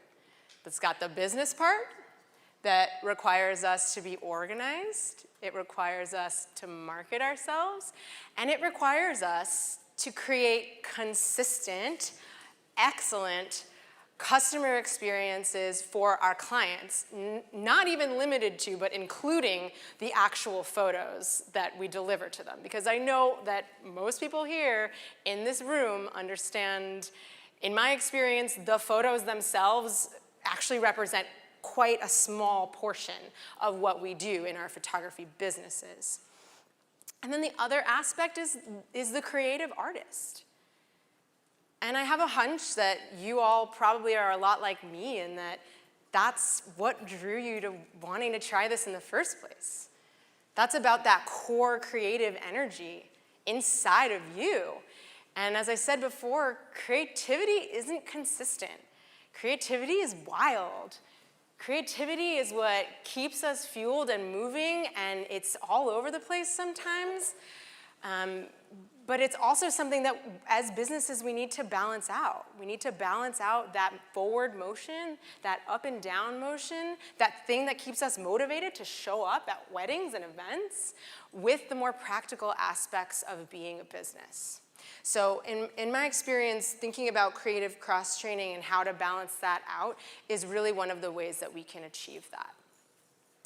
So this is a nerd moment, and I'm so glad we're all here for this. I think a lot about what it is that I actually do when I'm at a wedding. What is my actual job when I'm at a wedding day? Because it's not just taking pictures. There's a lot of things that go into that moment on that day. And those creative skills are something that I wanted to share with you today for you to think about the ways that those skills are things that are natural to you, and the way that those skills are things that maybe you have blocks around, and how you can lean into the things that you already have strengths in, and how you can move and unblock the things where you have trouble. So in my experience, there are 4 major things that really, truly exceptional photographers have. And that's vision, technique, spatial timing and awareness, and empathy. And we're gonna go through all of those in depth. So when I say vision, this may seem a little obvious because we're photographers and it's a visual medium.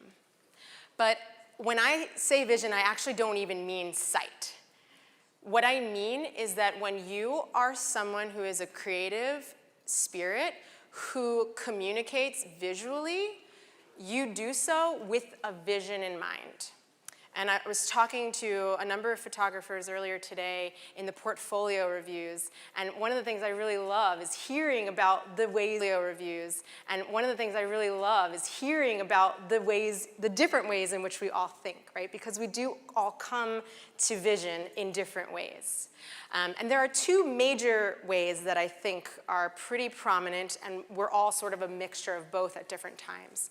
But the first way that we have vision is seeing something in our minds and creating it through our photography tools. And this is much more of that fine art approach about really thinking and understanding that the photography method is the only way that you're gonna get this creative expression out into the world.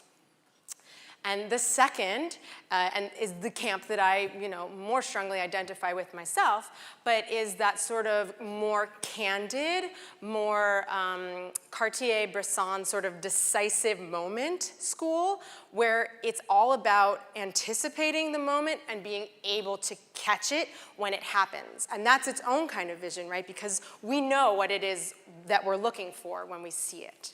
So the first creative skill that we have as photographers, as creative entities, is vision.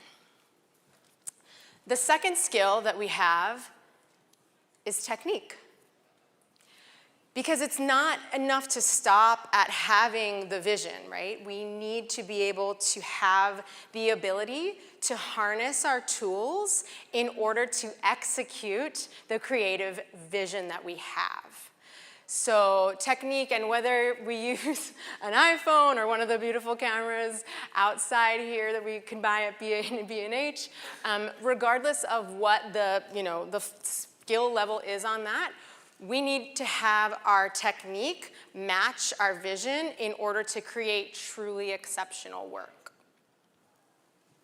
And the third thing is spatial timing and awareness. And this is the thing that I really think, for me, clowning and mime have had the most impact on, because one of the things we don't think about, one of the things I haven't really heard a lot about, is the fact that photography is such a physical art. It's such a physical art. It's our bodies behind every single photo, our heights, and our ability to crouch in a certain way. Like, it is such a physical process.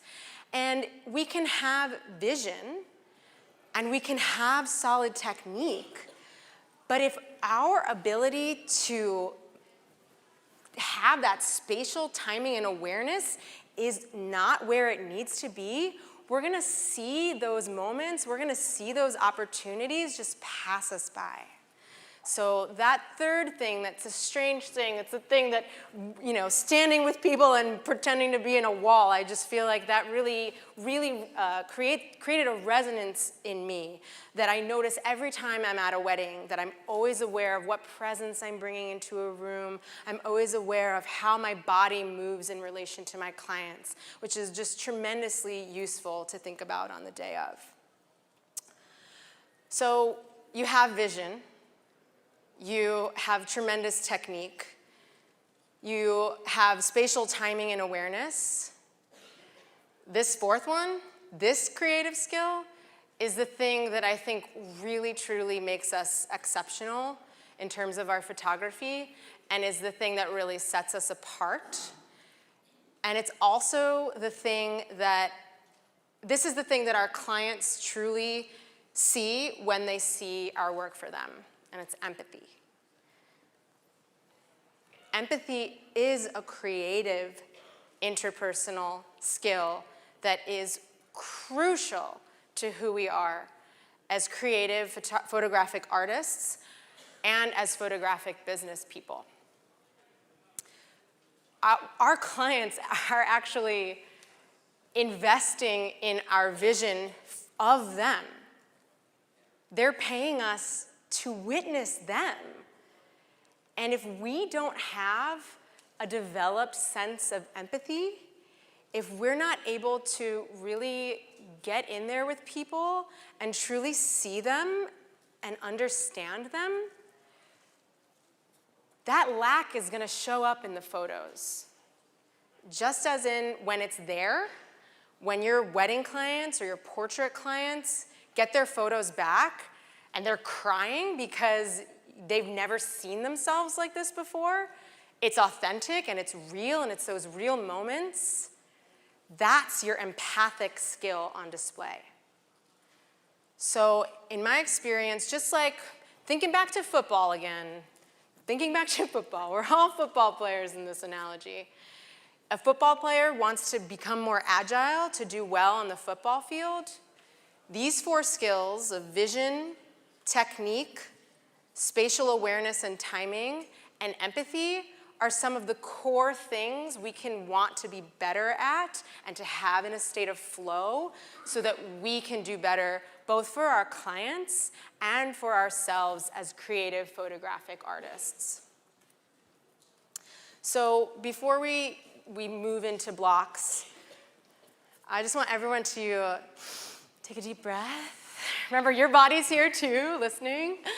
And I want you to think about, of those 4 creative skills, which one comes most naturally to you? So think about your natural strength as a photographer: vision, technique, spatial awareness and timing, and empathy. I'm sure that you, as I, definitely lead with one of those. So it's important for us to know what our strength is. And then where are you feeling really blocked right now? Where are you feeling like, oh, this energy is so heavy and hard and I don't like it and I don't want to do it? Like, where do you hit those blocks when it comes to those things? Because the first is where you need to lean in, because that's your natural creative strength. And the second one is where you need to bring energy in order to break up those blocks. And that's why creative cross-training as an approach can bring in that fresh energy to you to move around those blocks. Because blocks are gonna happen, right? Creative blocks are a natural part of any creative process. They're certainly a natural part of any creative business process. So rather than feeling that resistance in ourselves when we hit blocks, we can look at them as opportunities to become better, to become broader, to become more enlivened by a well-rounded creative process. Because there's good news, everybody. Creativity itself is a renewable resource. I love this. Creativity itself is a renewable resource. And we owe it to ourselves to continue to nourish this aspect of ourselves. So these are some lessons that I have learned from my own experiences, creative cross-training, that I apply to my photography business. These are things that I'm just gonna use my own example. Maybe some of you have a similar feeling. Like, usually like end of October, portrait sessions during the wedding day, I feel like I always hit blocks because I'm less about a vision for things and more about capturing moments. So I find that part of the day to be really challenging creatively at that time of year. So these are some lessons that I think about from the other creative things that I've done that can help me push through those moments. And the first is to embrace flexibility within limits and constraints. The second is don't be afraid to collaborate, right? The third is play. And the fourth is to embrace your core strength. So flexibility within limits, to me, is all about not letting limitations, especially because our art is also like a time-based art.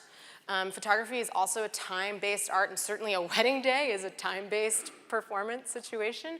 And I think it's very easy, or I know I've experienced, and maybe you've experienced this too, where you can feel like the limitations on you over the course of the day are like something that are so frustrating and constraining. But I think one of the things that we can do is just embrace those limits, right?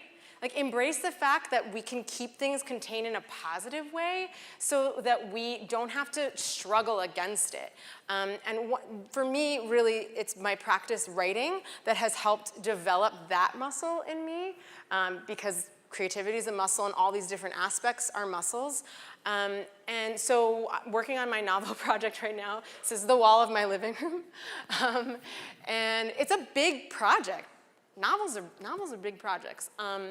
And so thinking about the ways in which I can break it down to create limits for myself so that it doesn't seem so overwhelming. It's the same thing that you can do if you do poetry. There's lots of different art forms that utilize limits, and then you can apply it to your work. I think about this photo all the time in regard to limits. This was a really beautiful wedding day, but there were a number of limitations that we were dealing with. First of all, I don't know if you noticed, but it's raining. And the number one thing that this client wanted was to not have rain on her wedding day. So number one is we had someone who is in a heightened emotional state. I believe one part of hair and makeup might have run over, as you know, things happen on the wedding day. And we were up against a time crunch. But I really, really wanted to deliver for this couple, and I wanted to deliver for myself. And so I kept things as visually simple as possible. And I was lucky to be shooting at the William Vale Hotel here in Brooklyn, which is very clean. And I just embraced the simplest background I possibly could and put her in front of it. And I'm tremendously proud of this photo. And my client is tremendously delighted by this photo. And in a moment during portraits where I know I always get bogged down with like being super overwhelmed with choices, this was such a good muscle memory from all the other creative things that I do to just remind myself to keep things simple, let things happen within constraints, and honestly just let my client shine. Because she's got a bottle of champagne in her hand and it's her wedding day, and she accepted the fact that it was gonna rain. And that's really the success of this photo, is that the composition is really simple and it's really clean, and her emotions and her authenticity are what shine through. So the second aspect that I think creative cross-training has really helped for me is collaboration. And collaboration, I think, can be super challenging for us to think of as photographers, because photography can be such a solo, sort of auteur kind of art form. But bringing in diverse perspectives can do tremendous things for your vision. Allowing in external ways of seeing can really, really open up the way you see. It might even teach you new techniques, you know? I still second photograph for people sometimes just to see like, oh my gosh, that's how you do it? That collaborative energy is just such a heart opener. It's something that can really, really, really up level when you're hitting those blocks. So I'm gonna use portrait time again as my example. And really, for me, collaboration has come from theater. If you've never taken an improv class, you should think about taking an improv class if collaboration and empathy are things that you want to work on, because you'll work on those skills really fast. But this is another situation during portraits in September where I was feeling like, what else do I do? It's the Bowery Hotel, it's beautiful, but I was like, we only have so many minutes left, and I already did this, and I already did that. And these are amazing, collaborative, brilliant, creative clients in and of themselves. And we collaborated on this. They said, hey, let's sit here. What if we did this? I was like, great. So when we set boundaries with people and can have those collaborative moments within our art, awesome things can happen. And again, this was a situation where I was like, kind of pulling my hair out, and it worked out beautifully. I'm tremendously proud of this photo, and they're tremendously happy with this photo. And it was a collaborative effort, something that where we both have our thumbprint on it. Okay, so the third lesson I think is super, super, super important, because one of the things that is tremendously difficult when we are running our business is to remember to bring in a sense of play, right? When was the last time you felt really playful during one of your sessions or during one of your wedding days or events, right? Like, play is one of the essences of creativity, right? But play also involves the possibility of failure or vulnerability. So if you find that, and this is obviously also like a tremendously empathic skill builder, play is just opening up that heart space. So if you find that you are hitting walls when it comes to being playful with your work, get out there, do something different. Do a creative art form that does not have the same stakes for you as your photography. It's gonna open up all of those spaces for you so that you can begin to feel playful again and bring that energy back into your work. This is a photo of me at clown school doing some mask work, because I don't know anything that's more playful than that. So theater is tremendously, playful. All of these things, can really, really open up your heart. Okay. So we're rounding things down, and this is really one of the most important lessons that I think creative cross-training has taught me. And I think it's important when we think about, the market is saturated, or, there's so many photographers. Like, here's the thing. It doesn't matter how many of us there are. Really, it doesn't. Because we are all unique, creative beings. We all have different visions. We all have different techniques, combinations. We all have a different vibration of empathy. And the more we can understand that about ourselves, the more you can understand that about yourself as an individual, and name your strengths and lean into the intersection of those strengths, the better off you're gonna be both as a business person, because it's gonna be way easier for you to communicate externally to potential clients who you are and how you are and why you do what you do. But more importantly, beyond all the external stuff, it's gonna make you feel more authentic as an artist, as a creative visual photographer.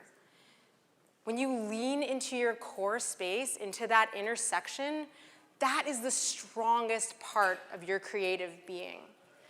And that's something that I always thought I was super weird for, loving all these different things.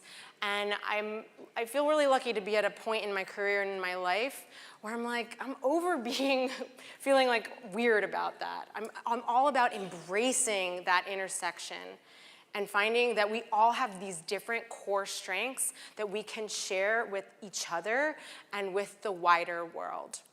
So this is a photo that I took of my physical installation MFA thesis. Again, I was in the writing program, so it's a poem, but I did it in a 3D form and installed it on the wall in our MFA show. So I really encourage you all to think about your own core strengths, because I know that this room is full of these beautiful, interesting constellations of creative things.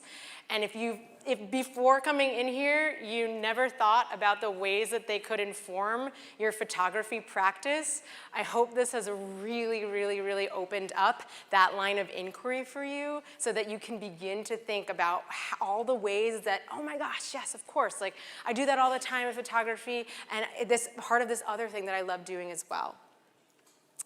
So I'm gonna finish the presentation with this quote, which I love. And it's Stephen Fry, and he says, "We are not nouns, we are verbs. I am not a thing, an actor, a writer. I am a person who does things. I write, I act, and I never know what I'm going to do next. So I hope that this presentation has helped you consider an approach with creative cross-training that you can now, think about what are some other creative avenues you want to explore to bring in some fresh energy into your photography practice and business. And I hope that it keeps you sustained for many, many, many years to come. Thank you.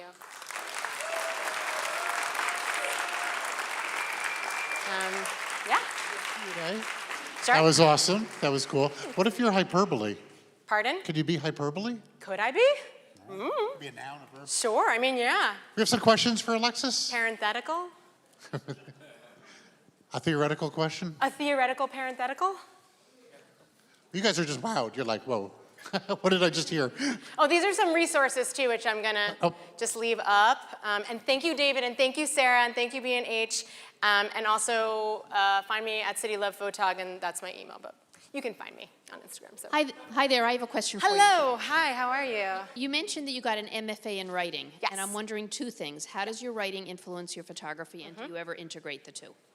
Okay, so one of the questions that I was thinking about, actually even when I was doing this presentation, is am I an interdisciplinary artist or am I a multidisciplinary artist? And I believe that the definitions are that an interdisciplinary artist merges the two, and a multidisciplinary artist, explores them separately. So while I did a lot of interdisciplinary work at my MFA, I believe like the poetic units were absolutely pure interdisciplinary. I don't do as much of that anymore, and I've kind of let things sort of stay in their multidisciplinary areas. But one of the things, and hey, everyone, I'm going to be talking about writing tomorrow. Writing for photographers, 3 p.m. upstairs. And what we're really going to be doing with that is talking about writing and photography and how they relate to each other. And one of the things that I'll be talking about is just that I believe that they're both, and really all art is based on the power of observation. So there's really no better way to think about character than to stand at a cocktail hour where your job is to photograph people. So I find that they really flow back and forth pretty wonderfully along those lines. So thank you. Okay, well, any more questions? I just want to throw out, well, we had our discussions about... Oh, the quote?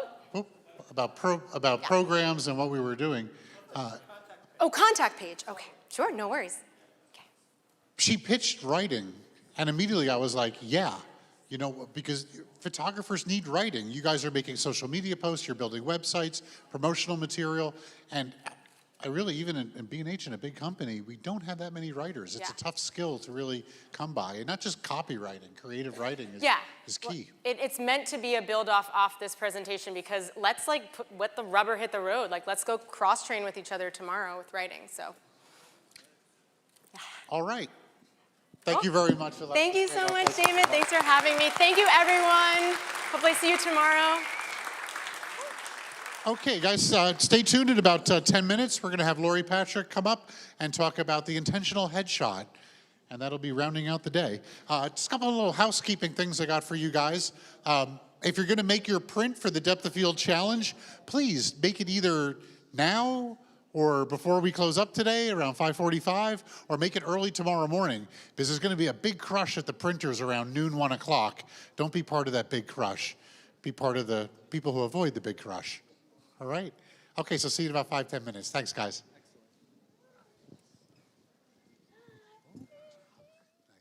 Very cool. Late in the day. I'm impressed.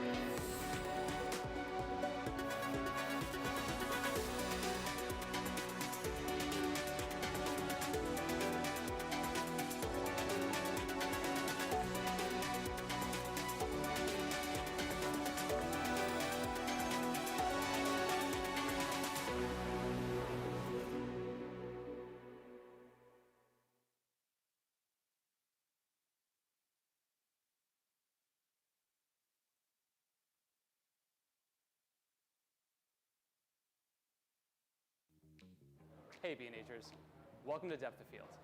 This wedding, portrait, and events photography conference brings together photographers and filmmakers from all over the world.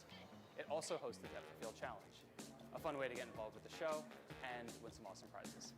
How do you take part in the Depth of Field Challenge? First, grab the golden ticket out of your swag bag. Don't lose it. You'll need to get it punched at each station. Once you have it, you'll need to complete 4 tasks, so you can submit your photo into the competition. Task 1 is to visit 3 camera manufacturer booths. Don't forget to get your ticket punched. Task 2 is to create an image right here at the Depth of Field conference.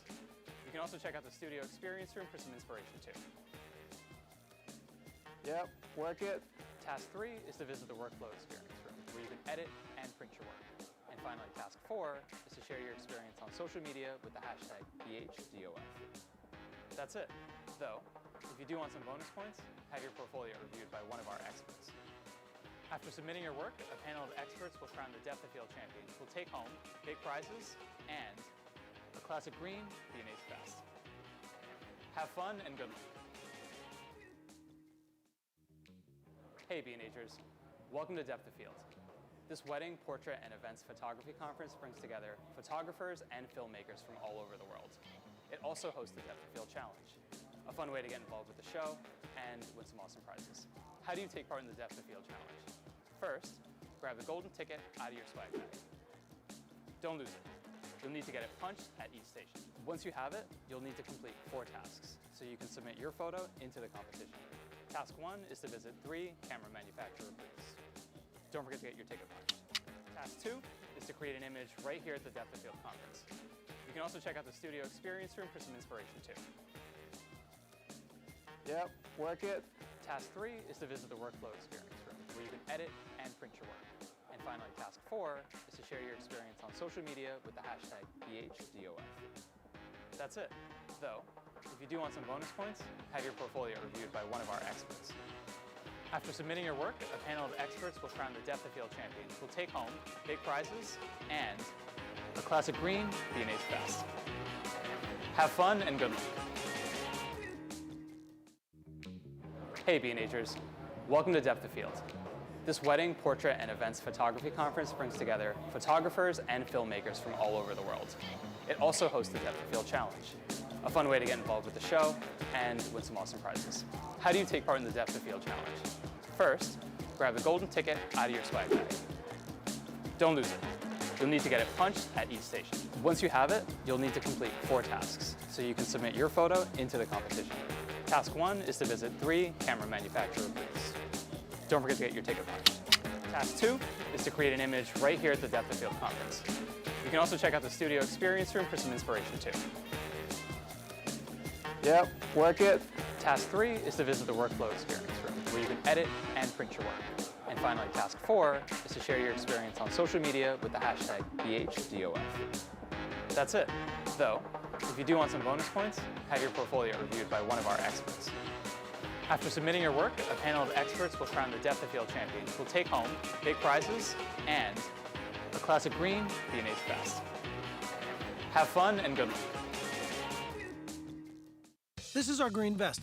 This is our conveyor belt. This is one of our photo experts. This is a brief history of B&H. The year was 1973. The Mets went to the World Series. The first cell phone call was made. And Bleemy and Herman opened a specialty photography shop at 17 Warren Street, New York City. They had a simple philosophy. Be honest, treat people right, and they will come back. Thanks, Irving. Also, free candy. And it worked. Over the next 20 years, we expanded and moved to West 17th Street, then 34th Street and 9th Avenue, and added more products. Lighting, binoculars, telescopes, audio, video, tripods, computers, printers, mobile, televisions, projectors, drones, and even more free candy. Now it's 3 stories and over 400,000 products and over 1,000 employees. We take millions of orders online and ship to 179 countries and counting. You can talk to us in person, on the phone, B&H, how can I help you? or online. Check out our checkout baskets. Also check out our checkout numbers. Also check out the flare on Marae's vest. And everyone's favorite part, our conveyor belt. The benefit of the conveyor belt is you don't have to worry about the product or schlep it around anymore until checkout. Nice. These are the owners. They still come to work every day. They're around here somewhere. Anyway, this is Jeanette. Oh, sorry, she's busy. This is our warehouse. This is Yakov and Levy fighting over lighting kits. B&H is not a chain. B&H is open every day, except Saturdays, of course. Now you know almost the whole story. We are B&H. This is a story about a magical place where everything's amazing, especially the people. We can tell you everything there is to know about over 400,000 different pieces of gear. Tell them, Lenny. We have a 17 millimeter, 24 millimeter, 45 millimeter. He does this all day. We'll help you find the right thing, which is often not the most expensive. The A9 is great, but I think the 6500 is better for what you need. That's pretty rare. And just like you, we love to explore and share our passion, because we're creators as well. Israel and Jake like to make videos for the web. Oh, I love it when he does this. Oh, by the way, if you can't meet us in person, you can always chat with us online. Think of us as collaborators, production partners, problem solvers. This is Greg. He's made 5 gold records. You can play your voice high. And here's Jay, the king of the candidates. Wait, I'm not ready, Jay.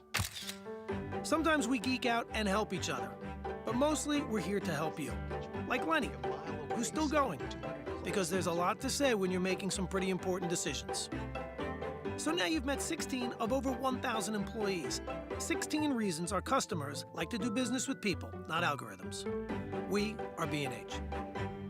At B&H, we found a way for you to save the tax. Have to have the latest Sony camera and save the tax? You got it. Need the new MacBook Pro? It's yours. How about a supersonic high-def telescope? We got you.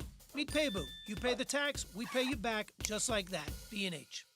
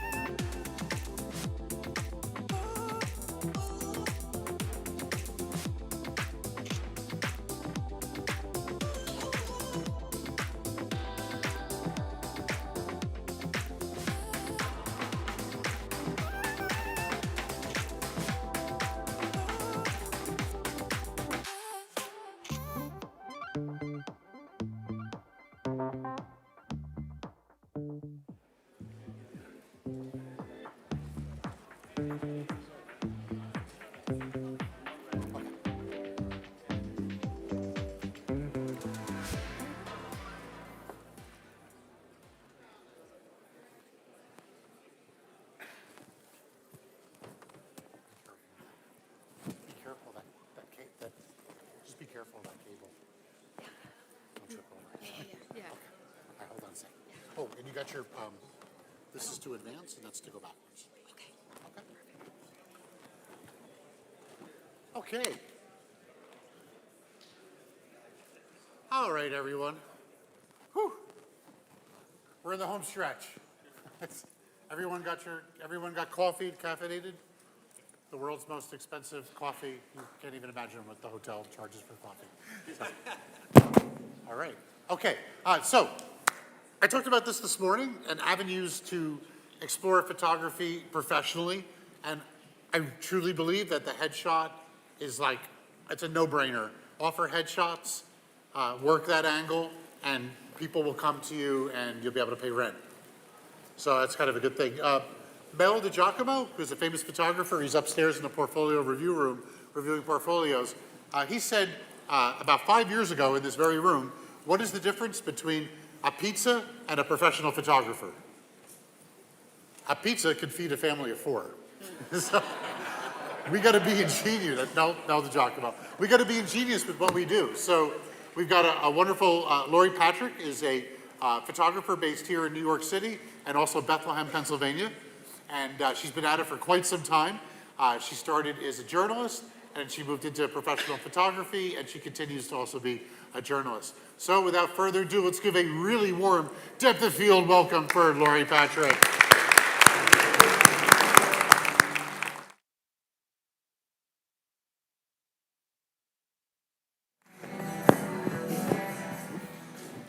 Thank you, David.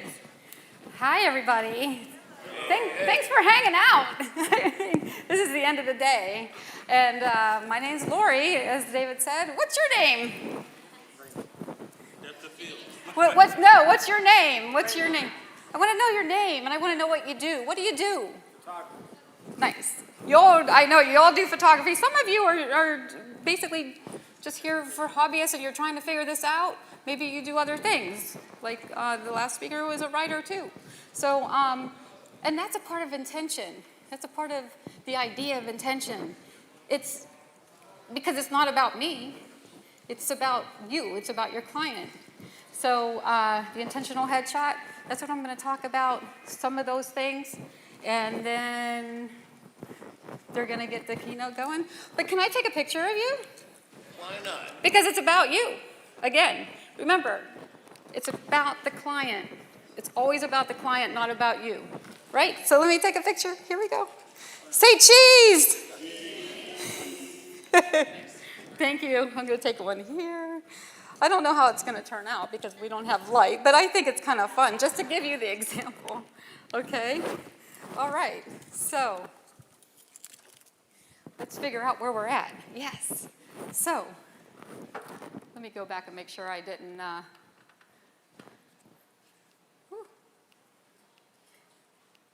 Am I going backwards or forwards here? Okay, I'm sorry. It wasn't on the first one, so I'm sorry. Here we go. Okay, we're back to the first, the intentional headshot by Lori Patrick, and that's the class. And actually, if you look at the splash page here that I have, it's just an example of how I work with headshots. You're going to see a lot of speakers speak about different ways that they work. Dylan Patrick does a lot of things on environmental, cinematic shots, where it's the landscape view, and it reminds you of how they shoot movies. And he decided that it should be cropped a certain way because that's how it's going to view nice on the screen and so forth. Peter Hurley, he's very much studio and outstanding, one of my mentors. I'm a little bit, you can see, I'm in the studio, I do both styles, and then I do my own thing.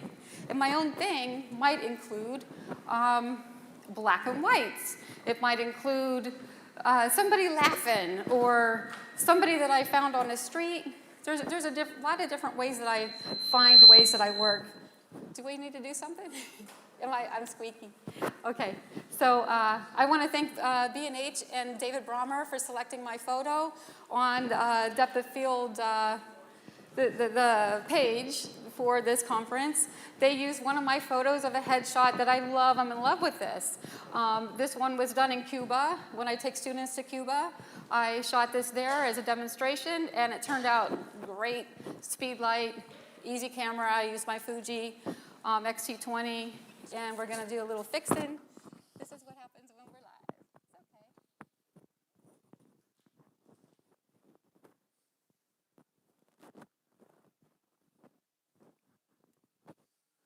But I'm really psyched to be here, and I wanted to shout out to David again and B&H for having me. And then also, we'll move on, and I want to say, David alluded to this, everything I have done in my career started in journalism, and it remains the same today. Anybody in journalism here? Anybody write for the newspaper, write for magazines? take photos for, yes, nice, nice. Oh, yes, it's a good base. I mean, it's a good place for you to go and drop yourself into and to get yourself out of your head so you can find the story and the people that will become your clients. And journalism actually has given me the base to meet the people on the stories that I can give my card to and say, by the way, and then that brings people to your studio, and it's a whole vortex. Tomorrow I'm teaching on concert photography as well, you know, going into the pit and all that at noon, and this story kind of like all goes together, and it all began with journalism. So it keeps me on my toes. So here's just a sample. Okay, I write front page stories. That was the Christmas tree last year in Bethlehem. So they put it on the front page, and then there was, whenever they had the solar eclipse, things like that. So it gets you in front of people. It gets you in front of like leads, the people that are in charge of things. That think about, you're trying to market on LinkedIn, and it's just screen, you know? So yeah, market on LinkedIn, but get in front of the people. This class isn't about that. Don't get me started on marketing, because I can tell you a lot about that. But it led to headshots, which led to commercial work. And then also here I have Elton John on the left for concerts, and I have the Music Man on the right. Why am I showing you that? That's tomorrow's class, right? Nope. Because theater is where I started with headshots, all right? So that last slide showed a play where it was the Music Man, and I'm meeting the cast and the characters, and that started for me a long time ago. So I worked with a local theater. It was called Wright's Theater in Du Bois, Pennsylvania. Shout out. I was photographing their performance and their headshots for 5 years. I had already started performance with concerts, but then I went to them. I decided I wanted to do their headshots for the lobby. They paid me to do that, not much, but you know what it did? It opened my mind, and it opened my eyes, and then what it did was it brought me to a place where I learned about intention. So here's just a couple headshots here that I took back in those days, and I really didn't have my feet wet yet with it, and Arsenic and Old Lace and Aesop's Fables. But what I did was I learned how to get expression from people. So I learned the fine art of capturing expression through direction. So those people, they're actors, but whenever they're in front of the camera, you know what they do? On stage, they're just like all over the place. They got it down. They're so good, right? So, but when they get in front of my camera and I have to take the lobby card, which is, those are the portraits that hang on the wall and that tell you who the actors are, and we always kept them in costume. And I was big on, right away, I was like, I want to see the expression. Get into character, show me what you got, and I would say, move this way, turn your head this way, give me a growl, do something. And that's where I learned expression. Expression, which leads to intention, all right? Because intention is actually, look at these ladies here. Same play, Arsenic and Old Lace, it was my favorite one, obviously. But these ladies holding their little, real shady. I wanted it real bright. I already decided that going in. But now, we got the guy that was drinking too much all the time. And I said, go grab your flask, give me a look. So he did that. He did that bright, wide-eye thing and everything. These two ladies here, I put them in horrible conditions, like the worst. It's not portrait quality. It's not a Jerry Ghionis shot, for sure. This is for that play. That was an intention. So you always got to think, all right, I'm going to take a portrait. Do I want it to be a beautiful look, this and that? Or do you need it to be a high contrast, crazy, that she had see that glass there?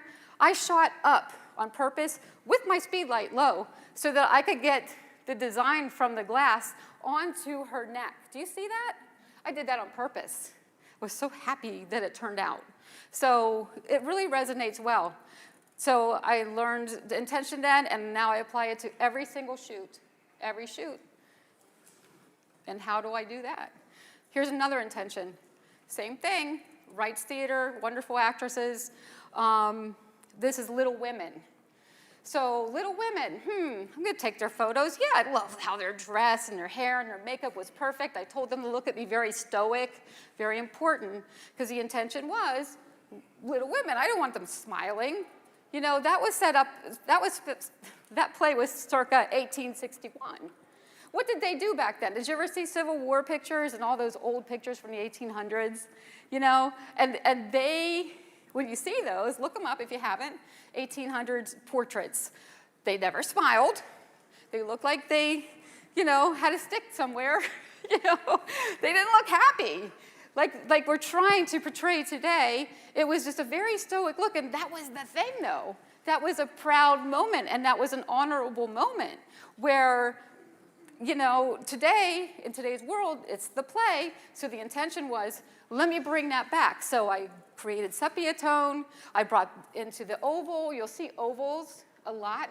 They used to frame, like mat them in oval mats and so forth. So I wanted to make sure that when those guests came into that theater, they saw what they thought that they were gonna get with the play. It set the mood, intention from me.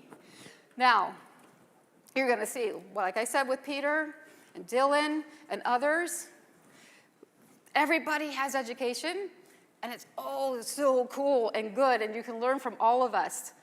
You know, you really can. So I was thinking about that, and I was thinking, but somebody's gonna think, yeah, but Peter says this, and Dylan says that, and that one says this, you know, but we need something to believe in, right? And it can be coming from all the sources. That's what you need, especially if you're getting started. You need a lot of people to learn from. I've learned from Sal Cincotta. He was here. Jerry Ghionis, my goodness sakes, right? If you were here this morning, did you see? Holy cow, that presentation was so good. Education is an everyday coincidence when you are open to receive it. So don't shut yourself down, and don't say to yourself, yeah, but Peter lights everybody this way, or he does this now. Because he has changed his lighting, and I love it. It's so great, contrasty. I loved his old light, too. As a matter of fact, whenever I took Peter's class at Event Space, it was a while ago. He could probably tell me when it was. I think it was the first time he was there. I had already done theater headshots and so forth. I was so excited. I was so excited after his class, because he really brings it. He's speaking, too. And you're going to see that, right? He got me so excited that I went over on Manhattan Bridge, and I saw this guy standing on a rail, and I was like, oh my gosh, I just want to make a headshot, something really great. It needs to be great. And right now I'm going to say to this, practice. Okay, you've got to practice. So I found my way to practice. I found a guy, he had guys around him just hanging out. They were walking across the Manhattan Bridge. He had a little point and shoot camera, you know, and he was standing on like the edge, and they were holding him, and he was taking a picture of the city. It was the coolest thing. I was like, and I'm just standing there like, holy cow, who's this character? So whenever he came down, I just stayed there, and I was timid, and I was like, dang, I want to get his headshot. I just need to take a headshot right now, and it's got to be something good. I like a character. That's because I come from theater, right? So there he is. I said, may I please, I think you're so cool, may I please take a photo of you, a portrait? And he goes, yeah, with that same attitude that you see on his face, the same expression. And I said, cool, you know, and it took me like, I'd say less than a minute. It only, you know, if you're gonna do something like that, you got a minute or two. All right, they're not gonna, it's not a photo shoot. It's a photo, all right? But the funny thing about him is that he was carrying a Canon, because I asked him, because I'm interested in photography and I'm interested in cameras. And so he had a Canon. And I said, oh, what do you shoot with? Because I had a Nikon. And he said, oh, Canon. I said, oh, that's awesome. Okay, cool. And it was just like that. And then he said, you want to know the funny thing? And I said, what's that? My name is Mr. Nikon. I thought that was so cool. So you're going to meet cool characters out there. Just give yourself a chance to practice. I have a group on Facebook. If you like what I say, if you don't like what I say, you're going to like people in my group. If you're on Facebook and you like groups, this is Headshots with Lori Patrick, and I have a lot of wonderful, Dylan and Peter in there. There's Gary Hughes is in there, and then there's so many other ones. Oh my gosh, that talk to you about every little thing that you want about headshots. What I do is I don't make it all about me. I make it about you. My group's about you. So what do you need? And if you want to learn from somebody that learns from Peter, and you have a question about his lighting, they're in there. They're in there. A lot of people are in there. And I call them my pros. And what they do, I'll tag them or something, and they'll come in and they'll talk to you. Maybe it's about sales. Maybe it's about group headshots, so to speak. So join the group if you feel like it. It's a really cool vibe. It's been around since 2014. In there, I have critique and review.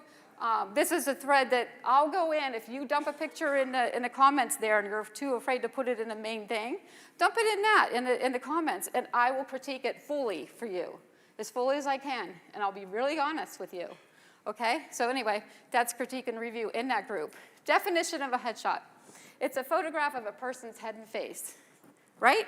When you dream of becoming a big actor, the first thing you have to do is make sure you have your headshots done. And that's from Webster's Dictionary. Okay. A photograph of a person's head and face. There's my headshot that I actually took a self-portrait for this because I didn't have a lot of turnaround time. And anyway, I'm just showing you head and face. The one on the left doesn't do it for me, right? It's just like, it's too close. It's a little crazy to me. And my intention for this headshot for this was that crop where it came down into my jacket, all right? So whenever you see it in a dictionary, you're like, oh, that's okay. No, don't follow their thing. And also don't follow some of the stuff that you're seeing out there either that they're calling headshots today. I'm gonna go into that in a minute. Who needs a headshot today? All of us. David said it this morning. We all need a headshot, right? This is what we do. You know, we're updating our image. You're updating your image, and you're updating your image if you're doing your headshot, but if you're taking headshots of your clients, you're updating their image. So I use that as a slogan. That's on my business card, update your image. So it's not only the image of the picture, it's the image of who they are, because that is what headshots are about too. You're portraying something, right? So with social media, they are not only just for corporates or small business and artists any longer. Everyone wants to put their best face forward. Hey, look at Facebook. Facebook called it Facebook for a reason. The little profile picture went along with the life that's attached to that. So think about that. And now we have all kinds of stuff. Ditch the selfie, that's a hashtag that I kind of created. I don't own it, obviously, but use it. Use it in your marketing. Ditch the selfie. Everybody's got Kim Kardashian, she's taught you well. Ditch the selfie means you're going to tell them that they should come to you, right? You're going to show them good work. Come to me. Ditch the selfie. Have something like this. Represent yourself, right? So it's a good marketing thing. All right, here we go. It's important to learn the rules of a standard headshot before charging your first client, okay? Crop, orientation, where they fit is something you will need to study and apply to each intention scenario, so be prepared. It's very important. Sometimes it takes a couple years of practice. Sometimes it might take somebody a month. But please understand your camera. Jerry Ghionis said that this morning. He said, who's read the manual? I was one of them that raised my hand. There was about 6, I think. It was kind of shocking to see. You know, you want to learn your gear. You need to understand it. First of all, shoot on manual, very important, in my opinion. Oops, sorry about that. There's a lot of things that you want to learn, especially with the crop and so forth, all right? I keep looking at that, I'm sorry. Cropping with American Standard Guidelines. Now, why do I say American? We're in America, okay? But if you go maybe Australia, if you go into Europe and things like that, they might define a headshot different than we do, than most of us do that have been doing this for a long time and actually are working in this field, all right? And what's being blurred right now out there is personal branding portraits are looking like portraits, all right? The crop needs to be a certain way. And in America, for years and years and years and years and years and years, the crop has been not below this area. All right, so let's not confuse this crop with personal branding or a lifestyle portrait. You're in a whole different ballgame when you start shooting below, I call it below the belly button, okay? A whole different ballgame. So now, because if you're shooting below the belly button, you're into a different portrait, and guess what? You should be charging a little bit more.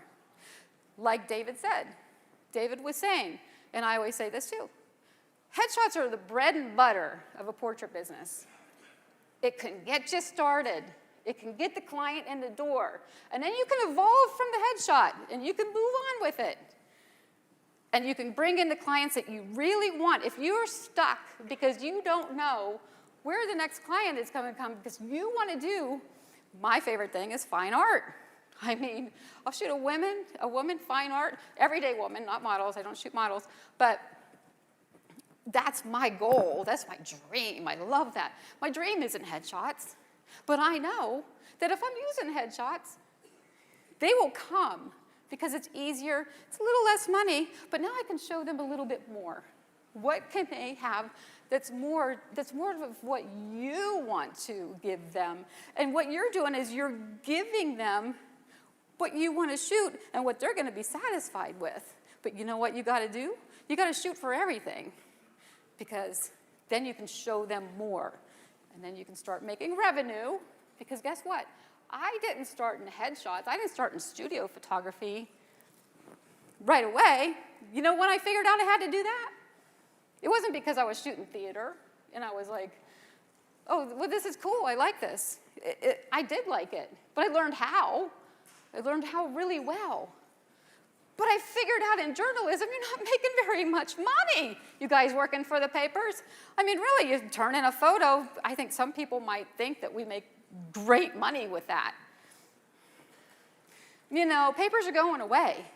Newspapers, print papers are going away. Ours is solid, it's doing well, but magazines are going away. We just lost the PDN magazine, right? It's going down. So, you know, the thing is that the budgets are tightening up and you're really not making a lot of money. So I had to decide, do I want to make a living? Do I want to feed my family? Do I want to send my kid to college? Do I want to, what's in your mind?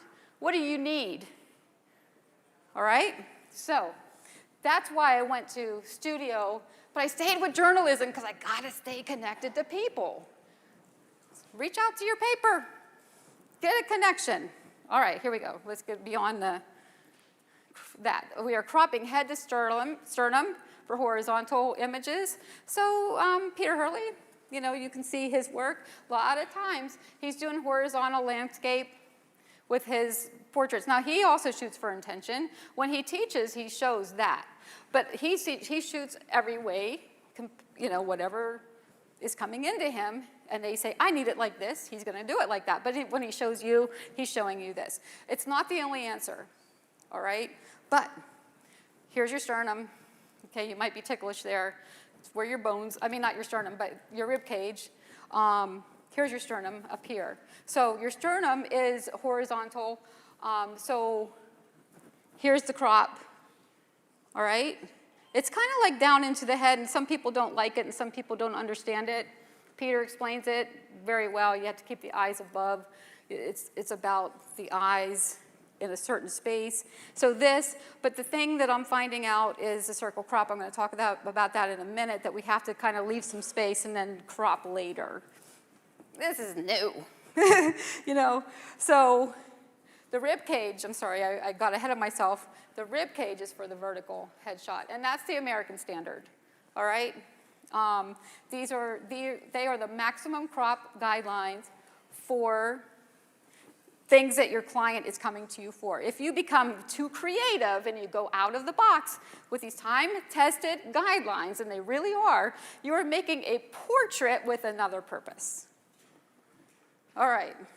When's the last time you looked in the phone book? Do you still get the phone book? I'm sure many of you, all of you are probably old enough that you saw a phone book in your life. So do some research. If you have one laying around, an old one on your dusty shelf, see how the crops are represented there. Just look in it. you'll find out who needs a headshot, who buys headshots, right? Lawyers, doctors, accountants, insurance people, real estate agents, commercial stuff. So you might get ideas about where to go to get clients, all right? But what I want you to look at more than that is how did they crop them for the phone book? And when you get a business card, and I'm sure you have a stack of them beside your desk, because we still make them, don't we? The headshot's usually cropped to the side sometimes this way. And it's true. So what we need to do is we need to learn the standard rules so that we can understand how to work with intention for our clients, all right? Watch for camera orientation and crop specifically to their needs. And so I'm going to use this picture to demonstrate that. Here we have a gentleman. He's a musician in Cuba. I go to Cuba, so I'm sorry, I love my Cuba shots because I get the most amazing things there. So he's a musician. He didn't pay me. I love this look. I went to see him at the Artists Union there. And I love his gold teeth, and I love the blue, and I love the trees there. The trees are all like these big, rooted, viney things. You can see it there. That tree was from here to here. No kidding. What a backdrop. Anyway, but I wanted to take his headshot, because I always take headshots no matter what kind of portrait I'm making. And and I was going to say, he didn't pay me. I had to pay him. I had to buy a CD. He's like, no, wait a minute. After I took the picture, wait. He's handing out the CD to me. I gave him $10 and we were both happy. So it's awesome. Anyway, so here's our vertical, and I'm showing you the one on the right. That is personal branding. That is going into a different realm. Now you're dealing with hands, you're dealing with a pose. I had him kind of like squish back a little bit like this. No, it's the same shot, I just cropped it up. He wasn't buying a headshot from me. His intention wasn't a headshot. I just took his portrait, but I wanted to show you the difference, that the one on the left is the one that they need, all right? That's the one that their office needs. If you're doing corporate work, there's so many guidelines with that. You'll find out, all right? The one on the right was just a portrait. So, and then, because it's all about that face, no trouble. Now you can see I ripped that off from Meghan Trainor, all right? But what I want you to think about that song when you're shooting headshots. Think about it. Just get it in your head, like, okay, got a headshot client coming in. It's all about that face, no trouble. Why do I want you to think about that? Because you might get carried away. Or they might ask you for a little bit more than they're paying for. Oh, can we just do this now? Can we just do that now? And all of a sudden you're posing them and stuff. Really posing them? Posing up here is just like, here you go. Put the legs apart a little bit. And you're just basically, watch Peter do it. He does a lot over at his booth that's here. He has a booth, and he's probably doing demos there. But, it's a little bit of a turn of the head. It's a little bit of a turn of the shoulders. It might be I have people just kind of like move on their axis on their waist, or I might have them go like this. And then, but I'm only looking up here. I don't care what's going on down there. But it does start from the feet up, all right? So don't let them say, oh, let's go down here, and I want to sit down, and I want my legs in it and stuff. That's not a headshot anymore. You need to get more money for that one. You do. You have to edit more. You have to retouch more. What if it's a woman with a dress on and her legs are there? Now you got to deal with legs. What if she has bruises and stuff? You got to retouch that puppy, all right? It's enough that you got to retouch the face, all right? Get paid for what you're doing. Oh, here we go. It's all about that face. So now here's the landscape version of that one. And I just love that one. I love that one. This is my favorite one. Yeah. It really pops out at you, and it shows his gold teeth really well. All right, where are we going? Your headshot reflects the character within. What do you want to portray and why? All right, this comes with a consultation. I'll be talking about that in a minute. This is intention. What do you want to portray? You want to portray something because why? because you're selling yourself. You're looking for a client that might hire you for real estate. You might be using it to get a date. On Tinder, I don't know. Match.com, I don't know which ones are out there. I never really used that before. Oh, I didn't. But anyway, why? Why are you here? Why'd you come to me today? And you find that out before they walk in the door, by the way, okay, in the consultation. Tell me what you need. What's your job? What are you trying to reflect? That's all the questions of intention. There's a million more. I'm sure you can think of them, but we only have an hour here, so I have a lot of slides. So I can really deep dive that whenever I take you on workshops. We talk a lot about things.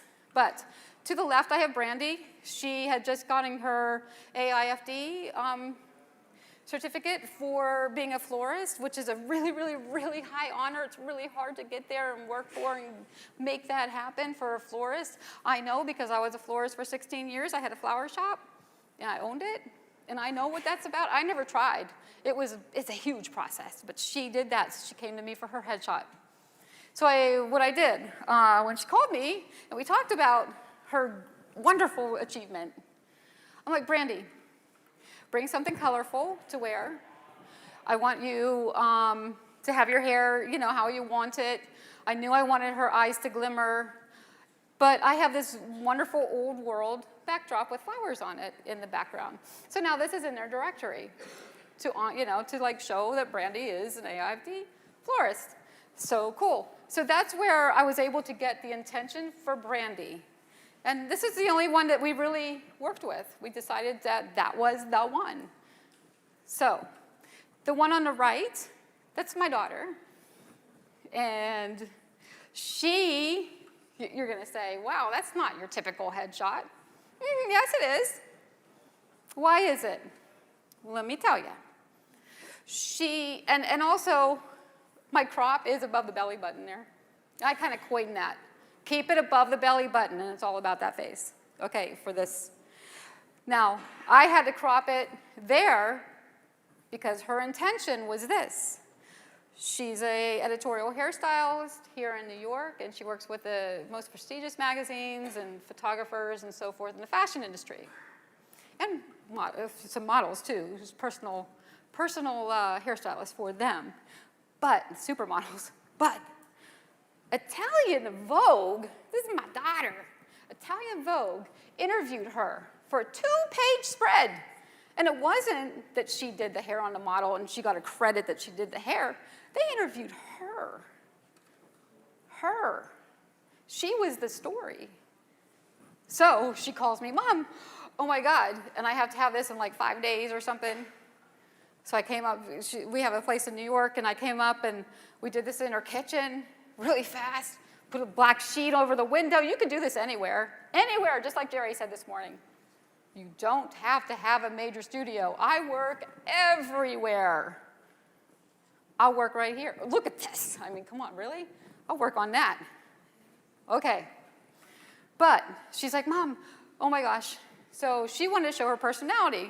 She's a little cool, and, she's that age, and she loves her Pink Floyd shirt. It has a little significance in our lives, and so she decided to do that. We gave them about 3 or 4 shots, for Italian Vogue. Unfortunately, it didn't make it in there because they decided to use this amazing hair that she did on Joan Smalls, that she actually produced the shoot herself. So they used that instead. It was 2 pages, full bleed. I was so proud of her, I still am. So anyway, that's intention. It's not your typical headshot, but is it? Yep. Okay. Your client's intention. Why do they need their headshot? Do they want to reach out to potential employers? Think LinkedIn presence? So maybe it's not the real estate agent that needs it for their business card, and it needs to be like this, and it needs to blah, blah, blah. A lot of people are trying to get hired. LinkedIn. Everybody should have a headshot on LinkedIn. My gosh, did you ever scroll on LinkedIn and see all the blank ones that they didn't even put one in because they don't know how? They don't know how. They only have selfies. That's where if you really are serious about getting involved in this and you want to do corporate work, get your stuff on LinkedIn. Just keep posting, keep posting, keep posting. all right? Will they be placing it on their website or a brochure as a business owner? Are they in a new position and their company needs it for their website or printed for the wall? Giant grocery store. Think about that. Did you ever go to the grocery store and see the manager's pictures, behind the thing? It's so funny. But anyway, do they need it printed for a wall? I'm just joking there. But are they in the acting world, pageants or dance, hair or weight changes reflecting their age today? There's a lot of reasons that you might need a headshot. You should continue to update those headshots, update your image, right? So what I'm trying to do is I'm just trying to feed your head. Where do you find clients for headshots? How do you do that? Okay? So you want to think about the intention before you even market for the intention. Make it up as you go. All right? You're going to market for it. Do some test shooting. You got a good headshot, put it out there. And show and just say, look, I can create this for you, and you're going to get the job. You're going to get the client. There's a lot of reasons because you didn't do this. I did this for you. All right. Now, another thing about intention, the journalist rules. Who, what, where, why, and when. All right? We can apply that to headshots, right? So here we have Reverend Tony. He's a cool cat that is down in New Orleans, Little Wedding Chapel. Have you ever seen that down there in the French Quarter? The French Quarter Wedding Chapel, I think it's called. Yeah, that was his intention. He's in his wedding chapel. He's sitting on this wonderful leather thing, and I purposely put the blue light. He's got chandeliers all over the place. It's nuts. It's crazy, but he had some blue weird thing in the background over there, so I made sure I did rule of thirds, and I put that in the background because I wanted to match his shirt. So you have to look at your environment and go ahead and say, I can do this. I got this. So I did this, and I did this too for him. I did the portrait mode, all right? So then I have Anjana, and she's with a touring company. She's not mine, the person that takes me and my students around, but I did meet her there, and she needed something. And, we took them at night. She wanted them a little edgy. Again, is this your typical headshot that you might see them a little edgy? Again, is this your typical headshot that you might see from other places? No. This is my style. Because I want to shoot for every client for their intention, no matter what.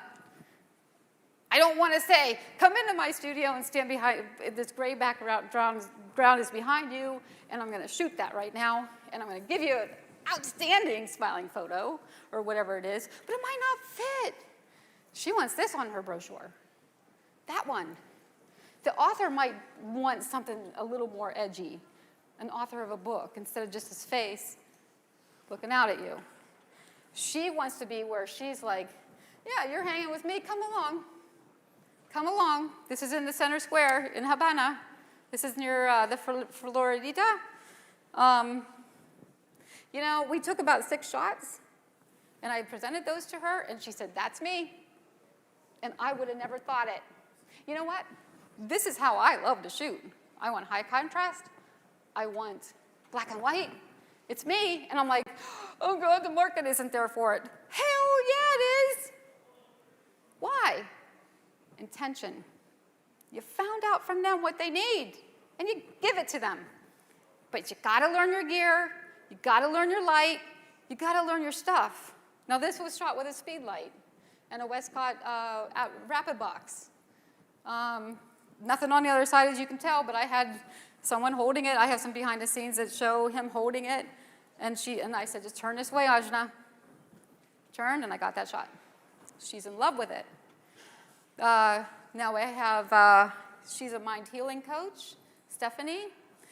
This shot was shot this spring, last spring, with the flowering trees, but we held off. We held off. I didn't put it out there in the world. She didn't put it out there in the world because the intention was that she has a blog and she needs to have storylines. So we thought ahead. The trees are blooming now. They're not going to bloom in February. So we shot it then, so that during her calendar of blog posts, she would have what she needs so that she can blog. Bloggers, oh yeah, they need it. And you know what? They don't even know that they need it. But you can help them understand that they do. No, I'll take this thing and I'll market the heck out of it, basically, because she said I could, right? And she's gonna put it out there, and she's gonna talk about me too, because she enjoyed this so much. But, you know, that's the important part, is she first came to me and she asked for edgy black and white, like I do, that she's seen.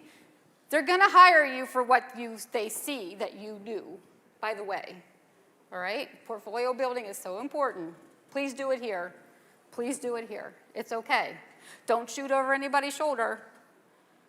One-on-one with that model, but do it here. It's okay. Put it on your portfolio. Who cares? I have things that I shot at conventions. I do. You know why? Because I can replicate everything that happened there. The light, I can replicate the look, I can replicate the expression, all right? But anyway, expanding on the shoot, what I did with her, she wanted the edgy black and white. I said, no, you know what? The trees are blooming. She wanted to do Spring Awakening, so did I. I want to shoot Spring Awakening for people. I want my clients to come to me and get shot in the beautiful trees in the spring. I'm going to do it in Central Park.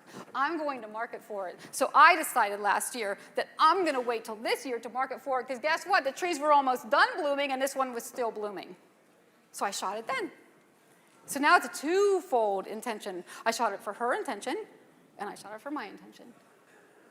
All right? So I gave her a black and white. It's not edgy, but her and I, when we were looking at them on the wall, I print them on the wall so that they can see. That's how they see their images. They don't see them on a screen. All right? We love that one, and we love a couple other ones. But what I did was I expanded on the shoot. So here, this is still a headshot. She's just smelling flowers, right? It's above the belly button, right? So she can use this somehow. She could even use it on a business card, whatever she wants. But she's in love with this one, and I think her mom's going to like it too. So now, expanding on the shoot. She is, again, she's a spiritual, like a healer. Like she heals people that have been ill. Maybe they had cancer, maybe they had something, and they got to get out of their headspace. They just got to get out of that. And they got to feel better, and they got to feel better about themselves, and they got to feel better about a lot of things, and she helps them. Transformative healing she does. She's wonderful. Spring Awakening. So I thought about that. Stephanie, it's still a headshot, basically. It's a little on the personal branding side, but now we're expanding on a shoot. Now it's going to cost more sometimes. And it did, because we ended up making it into even more. So that's why we talked in the beginning. Headshots are bread and butter, and they can lead you to a lot of different things that you want to shoot. What do I want to shoot? I want to shoot stuff like this. And I don't want it to be all headshots, but I always include a headshot, because I'm going to market a headshot to get that shoot. All right? Some people are going to come to you and just get the headshot, and that's okay. You know, sometimes that's all they really needed, because maybe it's a corporate guy, maybe it's a medical office. I do that too. I go to a medical office and I shoot their staff changes. You can get those accounts all day long. All day long, they're there, but they bore the hell out of me. All right, this does not, but I still do those, because it's what? It's bread and butter, it's money in the bank, it pays the light bill. But then you work towards this. If you want, and maybe it's not that. Maybe you want to shoot musicians. Whatever it is, just expand your mind and think about what you want to shoot beyond a headshot, but get the headshots in there to get there. So anyway, now she's reaching up, and she's reaching up to the universe, and she says, let it go. So we use emotive energy. I go back to my theater skills, and I look for expression that way. And then we took it one step further, and I said, look, let's change your outfit 3 times. Here's one of them. And it was a Spring Awakening shoot. This one wasn't even about branding or headshots or anything. Guess what this was? This was for her.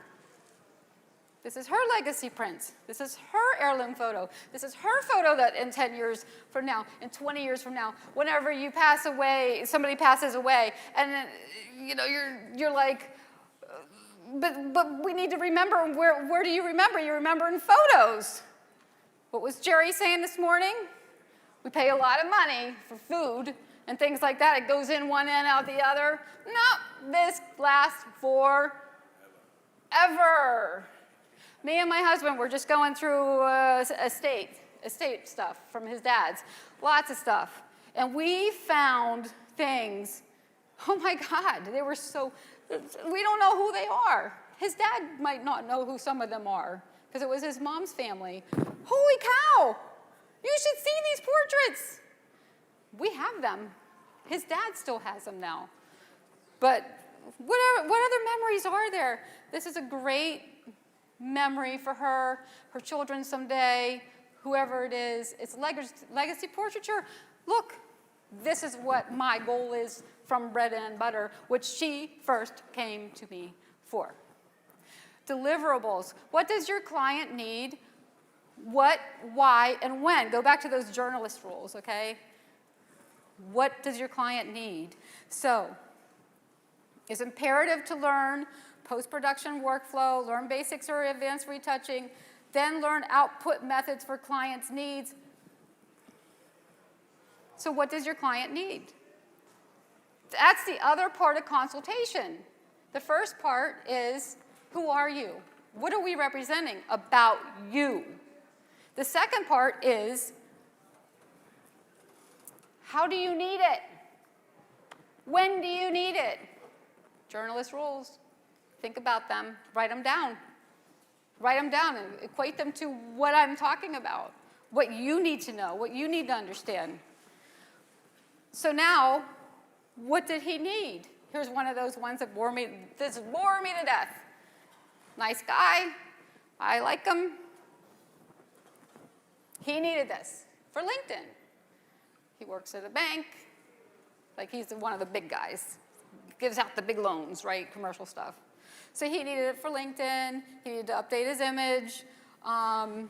So we didn't do anything else. I didn't shoot him in whatever, anywhere else. We just did his corporate headshot. Then I had to find out, how are we delivering this for you? What do you need? You need to learn retouching, even if it's basic. If you're not there yet, there's a lot of outsourcing, and I'm not going to say any of the names because I don't use them yet. I do my own retouching still. I'm going to change that very soon because retouching can really suck you dry whenever you could be out there marketing for more people. You can find retouchers for $3 to $5 an image. Why not? Use your skill set for more to make your business grow, right? So, but in the first place, I always say, please learn to retouch first, even if it's the basics. Study. Look at Phlearn, P-H-L-E-A-R-N, with Aaron Nace. Great, great, great guy that teaches Photoshop. But outsource for time, quality, or both. So I needed to know how he needed it. I gave him the full res of the one on the left. The one on the right, I gave him for LinkedIn. They were still squares then. Darn it. No, they screwed us up. I'll talk about that in a second. What's your intention? What's your intention? Why would you shoot headshots? I already told you why you would shoot headshots. I told you a million reasons. But let's just break it down easy. Your intention is your portfolio. You're going to, this isn't a paying client. This is as if you're kind of like starting your portfolio, but then you're always building on your portfolio. You better keep it updated. Your website is the most important thing that you can have if you want to be paid and you want to be a pro. It's not your Facebook page. It's not your Instagram. It's not. Those things are the things that, it's the bread and butter again. Yeah, you can market on it. Yeah, you can say, yeah, look at my stuff. Do you know how many people are oversaturated with images there? They just are. So guess what?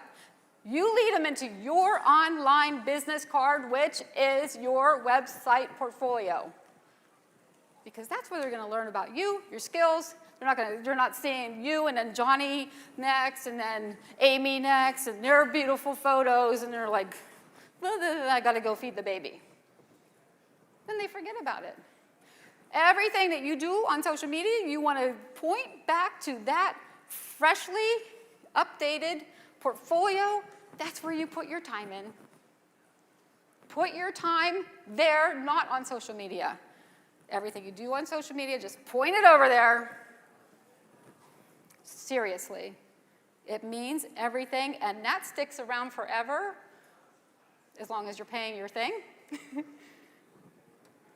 Facebook, timeline goes, it's done, right? Even if you're putting it on your personal, it's done, gone. It's like a blurb.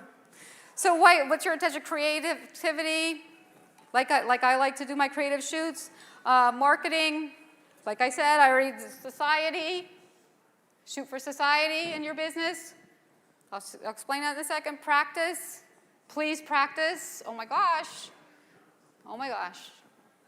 I practiced a long time. And I'm still practicing, and I'm still making mistakes. And I'll admit that to you. I'll admit it to anybody that I still make mistakes too. You know, I'm not perfect. We're not perfect. But we always strive to keep putting one foot in front of the other, and getting better, and making our craft what it's supposed to be. So let's move on. I don't want to run out of time. Anyway, so here, now we have the circle crop. Oh, God bless America. Holy cow. Boy, did they mess me up as a headshot photographer, and probably Peter and everybody else. Peter tends to shoot his headshots not rule of thirds. Him and his headshot crew kind of go in the center of the frame, I think. I'm wrong. If I'm wrong, Peter, I'm sorry. But boy, oh boy, I was doing rule of thirds for a long time. And I have been moving to the center. I don't know, maybe Peter's resonating with me more. I don't know what's going on with me that I have been putting him in the center. But holy cow, you know, if you shot it a certain way and they try to put it on their Instagram or something, and you only get, look at the top image there to the left. Sue Bryce took that of me, actually, if you know Sue. Terrific. Terrific, terrific educator. Anyway, change your profile picture. That was me a couple days ago.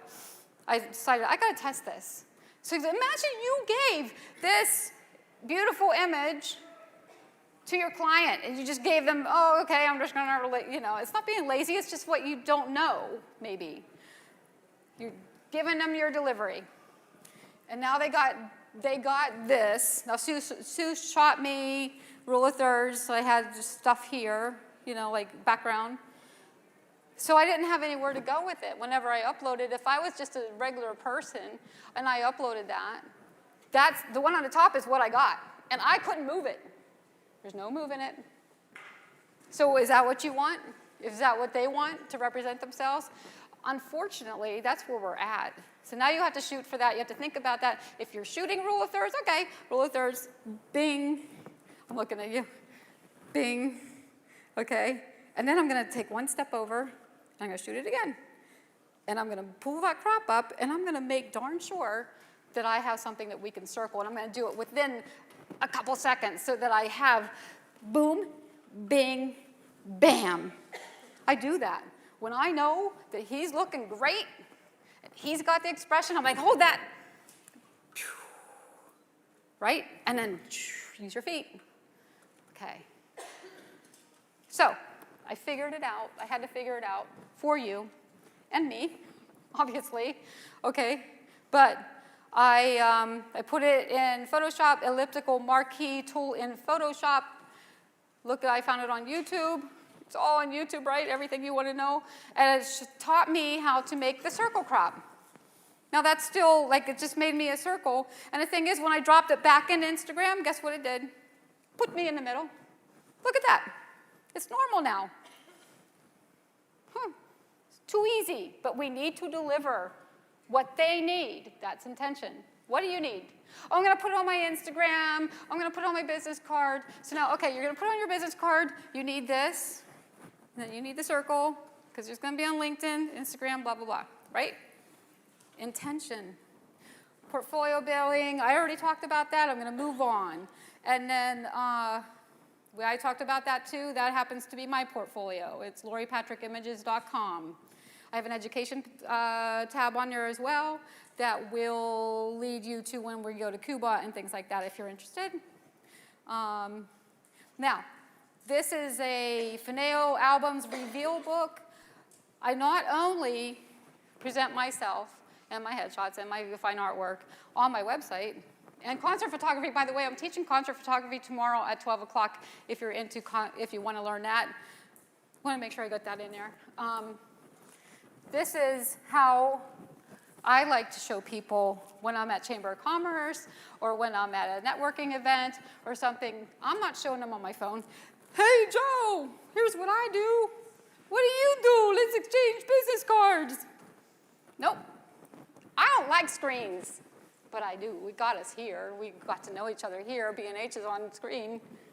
But when I want to present my work, all right, because I'm not going to stand there with Joe or Amy and say, oh, look at my stuff. Who cares, right? Who cares? Do you know why? Because, again, we're oversaturated. So instead, I use a Finesse Reveal book, Finesse albums, and this is how I present. So now I'm at a networking event. And now I have fine art prints in here, and I show what I want to shoot. Oops, not that one. That's all headshots. That's all headshots. I'm sorry. Let's get to somewhere. Okay, I want to show the people at Chamber of Commerce meetings or networking meetings that I do headshots because they all need them. They all are there representing a business, right? So, show them, oh yeah, I do headshots. What do you do, Lori? Oh yeah, I do headshots. Yeah. What's that? Now I'm going to shoot what I want. You what? You do what? I go to Venice. Yeah, this is in Venice. This is Robin. We took her headshot, and we got some wonderful, I call it Destination Diary. What a neat name, huh? When somebody's traveling, I go everywhere. Not Asia, but so far. But I will go about anywhere, and I'll shoot for the headshot, and then I'll shoot what I want. All right? This is my daughter. This is a bridal after she got married, fine art bridal. Anyway, you get the idea, right? I'm going to sell them the headshot, and then what am I doing when I'm talking to Joe and Amy? Yeah, and they're like, oh, this was in Cuba. I shot her headshot. And then I shot her in one of the 50s cabs, right? But what am I doing, Joe and Amy? Oh, yeah, you do nice work. Oh, look at the quality of these prints. Oh, this, that, the other thing. It draws Tom and Sue and Georgia. They're like, what are you looking at? It's boring. They go to these things all the time. You know, it's like, what? There's not that much to do there. They're looking at something. Oh, there's something interesting over there, and it's not a screen. So anyway, that's how I present at live events. This is the outside of it. Shoot for society projects, charity, story work, help your community appreciate your work. I shoot for Help Portrait, not for them. You can too. You can too. You can sign up at your local chapter all around the world. Help Portrait. It's around December 3rd, first week of December. And what we do is we go to city places and photographers congregate together and we help the homeless have a portrait of themselves. And my gosh, one time we met a guy who came, he said he hasn't seen a portrait of himself in 40 years. He was almost in tears. He was holding that thing. And he was like, I'm going to give this to my mom. He was like 60. And he was so proud. So this is for society. Let the people know that you care about more than your business and making a buck, right? This is what I chose. I really have a affinity for the homeless. So I shot, this is Pam. She's my girl. I love this woman. Here's, that was 2015. Here's 16. I'm holding her portrait with her. She's like, yeah. You know, the second year, she was just like waiting for me. Wait, Lori, you're here. Yeah. Comes over, gives me these hugs. Like, we're like, and I'm like, she holds on to me. And I'm like holding on to her, and I'm looking at my friends, and I'm like, my photographer friends, and they're like laughing because this woman is so like awesome. She's freaking awesome. Here she is on the 3rd year. Now, we didn't shoot in Philadelphia chapter the last couple years. I think this was in 17 or 18. Yeah. She's had a rough life, yeah. But when photographers go there, they shoot whatever they want, shoot how they want. They bring props. They do all different things. The kids come in. They have little things for them to wear. I chose, I'm a headshot girl, so I chose to give them a headshot. She loves it. She brings her daughters. Pam. Hope I see her again. Light testing. Lighting will make or break a headshot, a great headshot. Learning different scenarios for lighting is essential. Learn to shoot indoors and out for intention. It's not all about the gray background or the white or the black. You have to know that. But you also want to know how to shoot outdoors. Boy, Jerry, I keep going back to Jerry because it's like one of the only classes I saw today. But yeah. Watch that if you didn't see it. Watch it out there on the internet. Yeah, he's showing you different scenarios and how you can shoot. Learn to shoot outdoors too. Now, I have Jenna Ray Lighting has sponsored me, and you can find them in the lighting experience room, or how are they calling that? The experience room. And they have a wonderful 12 light setup, which is way more than you're ever going to need. You're welcome. Way more than I don't want to say way more than you're ever going to need, but I shoot with maybe 3, all right? So they are fantastic. New technology, and oh my gosh, are they great, okay? This is one right here. They have barn doors attached. Hello, all right? Not only do they have the barn doors, they have a remote, and if you had 3 of these puppies, I gotta get the power on and see what I'm doing.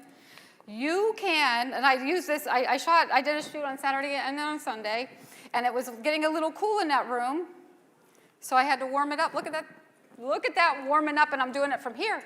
Hello. I mean, do you know that this is $249? That's chump change for lighting of this quality, okay? And guess what else I can do with my fancy remote? Is it doing anything? Is it dimming down? I can dim it down. I do a lot of dimming because I like my lights low. I shoot around 30% when I'm doing fine art. I do a lot of flagging. I do a lot of flagging, and I do a lot of bouncing off. Bouncing off. I've been doing it forever. Bouncing off, diffusion. This is diffusion already. This panel is diffused. And boy, when you talk about flagging, I had one girl, and I was like this. Yeah. I mean, that's all I can really say, because it's over, I think. But it comes in kits. Oops. Let's not go backwards. This is just a shot I took. I taught at an event space like a week and a half ago. This is John. Hi, John. I hope you're here or out there. And this was like within 30 seconds we took this shot. So it's not perfect, but I'm just showing you the light. And that was like probably at 100%. I didn't even play with it yet. This looks a little green or something. But you can see in the catch lights that I had a triangle. All right, you're going to see when Jenna Ray shows you their stuff, it's usually in a pattern that it's a triple or like it's like this, and they always have it close. You'll see the setup. They have like 6 in front of the people. Yeah, I used 3, kind of flat light, this and that. And then what I did was I dimmed down one of them. See, look in the catch lights. You can see that one went lower, so I could get more contrast. Because this is Stephanie again. She came to see her photos, and now I gave her more contrast so I could go black and white. This is Hazel. We shot her on Sunday, all right? This is her on Sunday, all right? This is what I like to shoot like. So very, very dark contrast. We did a maternity shoot, headshot to maternity. That's with these lights, but they weren't set up in the practical way that they usually have them. This isn't a retouch photo. This is just, I had her go like this so I can show you where the light was coming. Okay? I wanted to show you how I had one light lighter, one light darker. It's these lights. This is one of the signature images from her shoot, the Demi Moore pose that everybody loves. You can find these lights on the B&H website, and guess what? They're only sold through B&H, which is so cool. And the price is so good. I mean, they're really taking care of you. This is the one. This is the kits. You can get 2 lights with a C-stand and the bag. For what? $579 for 2 full kits with C-stands? I paid $200 and some just for my C-stand. $250. Right? You guys, I'm sure, you know, I'm not the only one. They have kits for like 6, maybe 6 people, 6 lights, 5 lights, 4 lights. You can buy them any size kit you want. Go check these lights out and play with the remotes, whatever you want. I'm done. Come for a hands-on headshot class and cultural experience in Havana, Cuba with me. Over 8 days with cars, cigars, rum, incredible food and entertainment. I mean, I promise if you ask anybody in my headshot group that is gone, they'll be like, we want to go back. It's so cool. I teach for an hour in the morning, and then we go off and we play all day long. I mean, we don't do headshots anymore, but you can ask me whatever you want, and I can take headshots of you. I don't care. We practice in the field. Again, join my headshots with Lori Patrick group if you like what you saw today. Find me in the land of social media. There I am. Thank you very much. Thank you, Lori. That was amazing. Awesome. Great plug for B&H Lights, too. Thanks. Of course. We have some questions for Lori.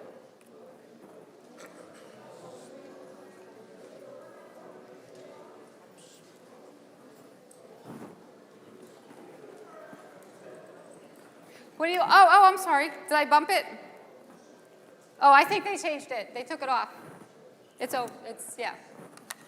Sorry. Okay, this is going to go live in a second. But you can see it. Obviously, you can watch the presentation again and of anybody's presentation and get their information. Just stop the video where you're at. I think they put it back on. I think I have to go forward. There it is.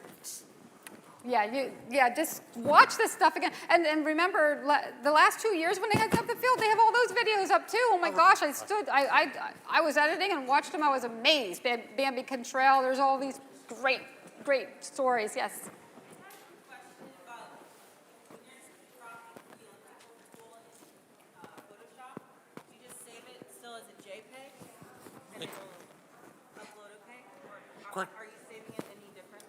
Question was if you resize a photo, resize an elliptical in Photoshop, do you do a save as or a save?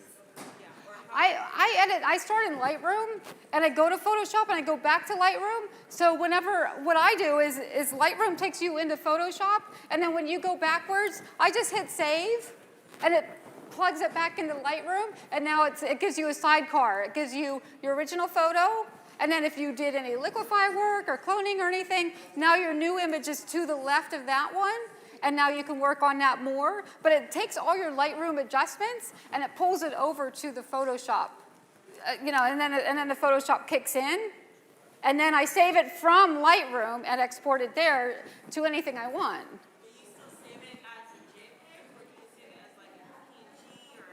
So when it's going from Photoshop to Lightroom, it's in a PSD mode, which is the Photoshop file. So it's sitting there, and then the beautiful thing about Lightroom, I love Lightroom, is that you can export from there and you make it anything you want or need. You can make it a TIFF, you can make it a Photoshop file, you can keep it original, you can make it a JPEG. So typically, now, if you're asking what am I exporting for the client, I always give them JPEGs unless it's for like a magazine content or something like that. Usually they want TIFF.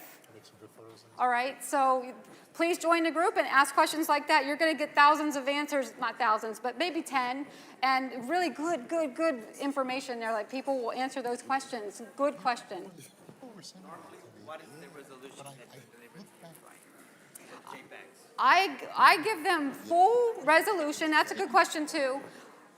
Part of the intention, I give them full resolution to use on printed material, and then for social media and so forth, I usually give them about 1800. And what I do is I label them. So if I'm exporting and I'm making it full resolution, I write for print, and then in the naming of it. And then the next one I say for web. So you give them two copies of each photo. Yep. Got it. Okay. Yep. And then if obviously if it's the circle crop and you give them that, and you should, because it's obvious Facebook's doing it and everybody is, then you say for social media, right? Or for social, and then that way the client gets it. You have to kind of make it so that they understand very easily. Yeah. Low resolution one. What's the resolution? The resolution? For the low resolution. I just keep everything, like I keep it around 180-ish, maybe 200 for the web, and I keep it at 300 for the print, for print services, because, I'm a journalist, so when I deliver to the paper, I have to give them full resolution. Yeah. So that's how I think. I don't think any other way. When I know it's going to be printed, I want it to be at 300. That's me. So for the homeless, do you give them a print? Oh, yes. Okay, good question. For the homeless help portrait, what we do is we shoot them. We all bring our little own backdrops and lighting and all the stuff that we do. And then we end up, there's other people that volunteer, and there's a whole printing station. So it's like 4x6, 5x7. And then we have a framing station. So what we do is we deliver it to them right then and there. It's not retouched, obviously. Pam wasn't retouched. I could have made her look different than she did. But this is what you get because it's live. It's right there. It's right now. So we print them out, and then the people, like she had her little frame with the photo on it. She took that home that day. It was printed immediately. You bring a couple cards, you hand it off to the printing people, and then you get your card back, and you keep shooting. It's a really beautiful thing. Lori, we got a question. Sponsored or what? Pardon? Is it sponsored? Who's paying for it? The photographers just volunteer. Yep, and then we actually volunteer. We sometimes we'll give money, we'll contribute money, we'll contribute paper, we contribute our time. It's our contribution to society, right? And it really opens up your heart and makes you sad and makes you happy at the same time, because these people are so grateful and they love you, and it's a matter of trust. It's a beautiful thing. I love doing it. I just have a quick question. Yes. About the cropping of the top of the head. Yeah. Because I was doing some photography with my daughter, and I was like, and this was a while ago, and I saw a video of Peter's video. Yes. And I noticed in his portraits that the top of the head is being chopped a little bit, just a little bit. Yeah. And so I'm doing some portraits with my daughter, and she comes to me, Dad, why are you chopping the top of my head off? And I really didn't know. I was following what this professional was doing. And I noticed that sometimes the top of the heads are cut off, and sometimes it's not. Why is that? At what point where I'm like, I'm going to leave that section there, or I'm going to bring it down here? So real people don't get it. Sometimes they don't get it. Sometimes they're like, wow, this is so cool. I've never seen anything like that. But the reason, now Peter might have a different reasoning. My reasoning is this. If you take away this doesn't, who cares about this? What you care about is the expression on the face and the connection, first of all. Number one. Second thing is, if I cropped it up here, now we're up here with the bottom, and now it's a floating head. It's not a floating head. Here's the floating, I'm sorry. The floating head is here, but you want your crop to be around here, like right, I always say right below the breast line, or the sternum, so that you can see a little more character if it's a landscape, or, you know what I'm saying. Anyway, you can see more character if it's down to here. You can see a woman's best line. You don't want it to be like this. You want it to be like this. But anyway, otherwise, you'd be here. The ratio would be here. Lori, hold on. Let me answer that question for you. Please, crop, okay? Crop. I want to look 18 again. Question over here. I love that answer. Yeah, I wanted to see the photo of the Cuba. Of who? One before that. The one with Cuba. That Oh, yeah. Okay, got it. Yeah, thank you. Oh, you wanted to see it. Awesome. I love this one. I take my students, and we were hanging. We went to this place. This is a famous place where they have tiles, tile artists, and all these artists made these. It's just like I can't even tell you what this thing is. It's a museum of tile work.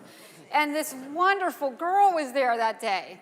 And I'm not afraid to ask, hey, you look really awesome. And I love the way you have a flower in your hair. Do you mind? I have a class here. I also bring 3 Cubans in. So I always give back to the Cubans.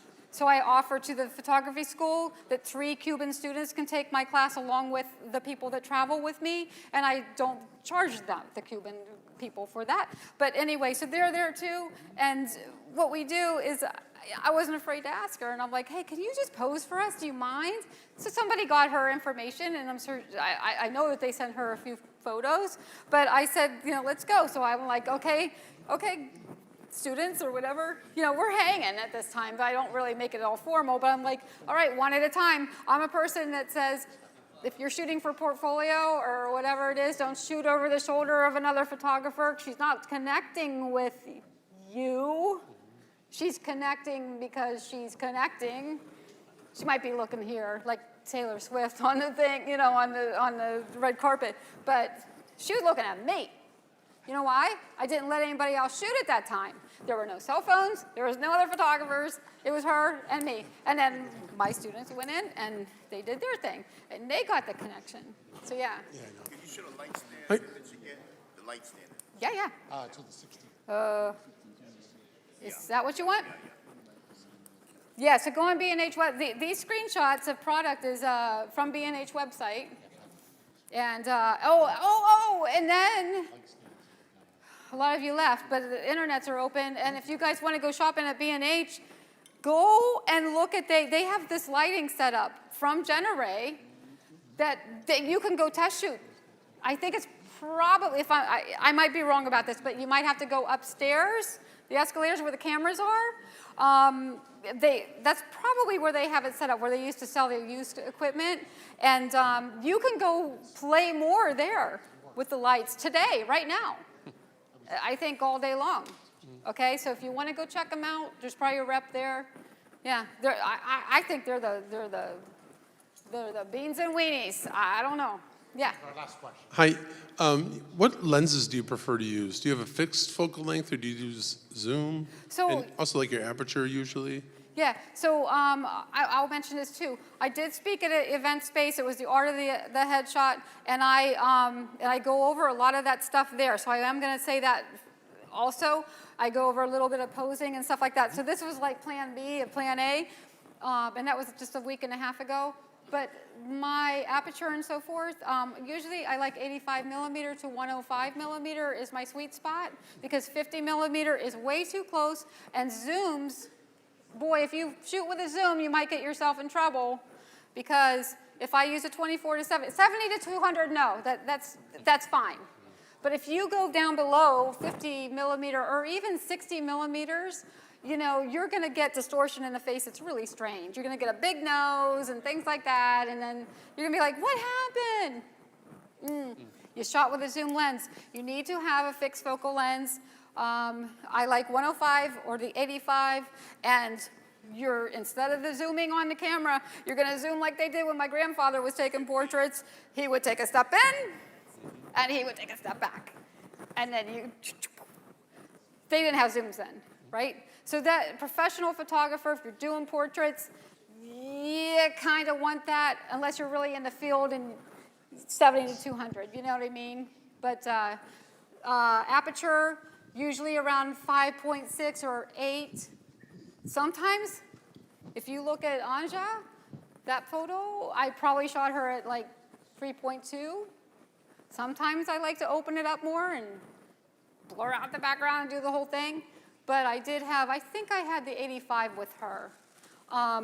Yeah, so, and then what else did you ask? So the aperture was that, and shutter speed is usually 125 or up, I like, kind of, you know. And then obviously the ISO is, you know, that's concerning your conditions of light that you already have. Sometimes you have to bump it up, sometimes you have to bump it down. So, yeah, but to get a crisp photo, you know, you need to keep, if you're posing them like this and their head's like this, one of those eyes are going to go out of focus because which one are you going to go on? So you got to get it either straight or you got to bump up your aperture so it's 8 or 11 or something like that, and then pretty much it's going to be in focus. So you got to consider all these intentions. All right. Thank you. Thank you very much, Lori. That was great. Thank you so much. Thank you. If you liked what you saw, you can see more of Lori tomorrow. Yes. Concert photography. Concert photography at 10, nuts and bolts. I'm going to take you from, you know, the fact that I shoot for the paper into the pit. I'm going to show you what to wear. I'm going to talk to you about gear. I'm going to talk to you about etiquette. Wear. I'm going to talk to you about gear. I'm going to talk to you about etiquette. It's going to be a really cool thing, and it's just like Mick Rock is going to show you what can happen in photos. I'm going to teach you how to get there, how to practice in the beginning. Thank you.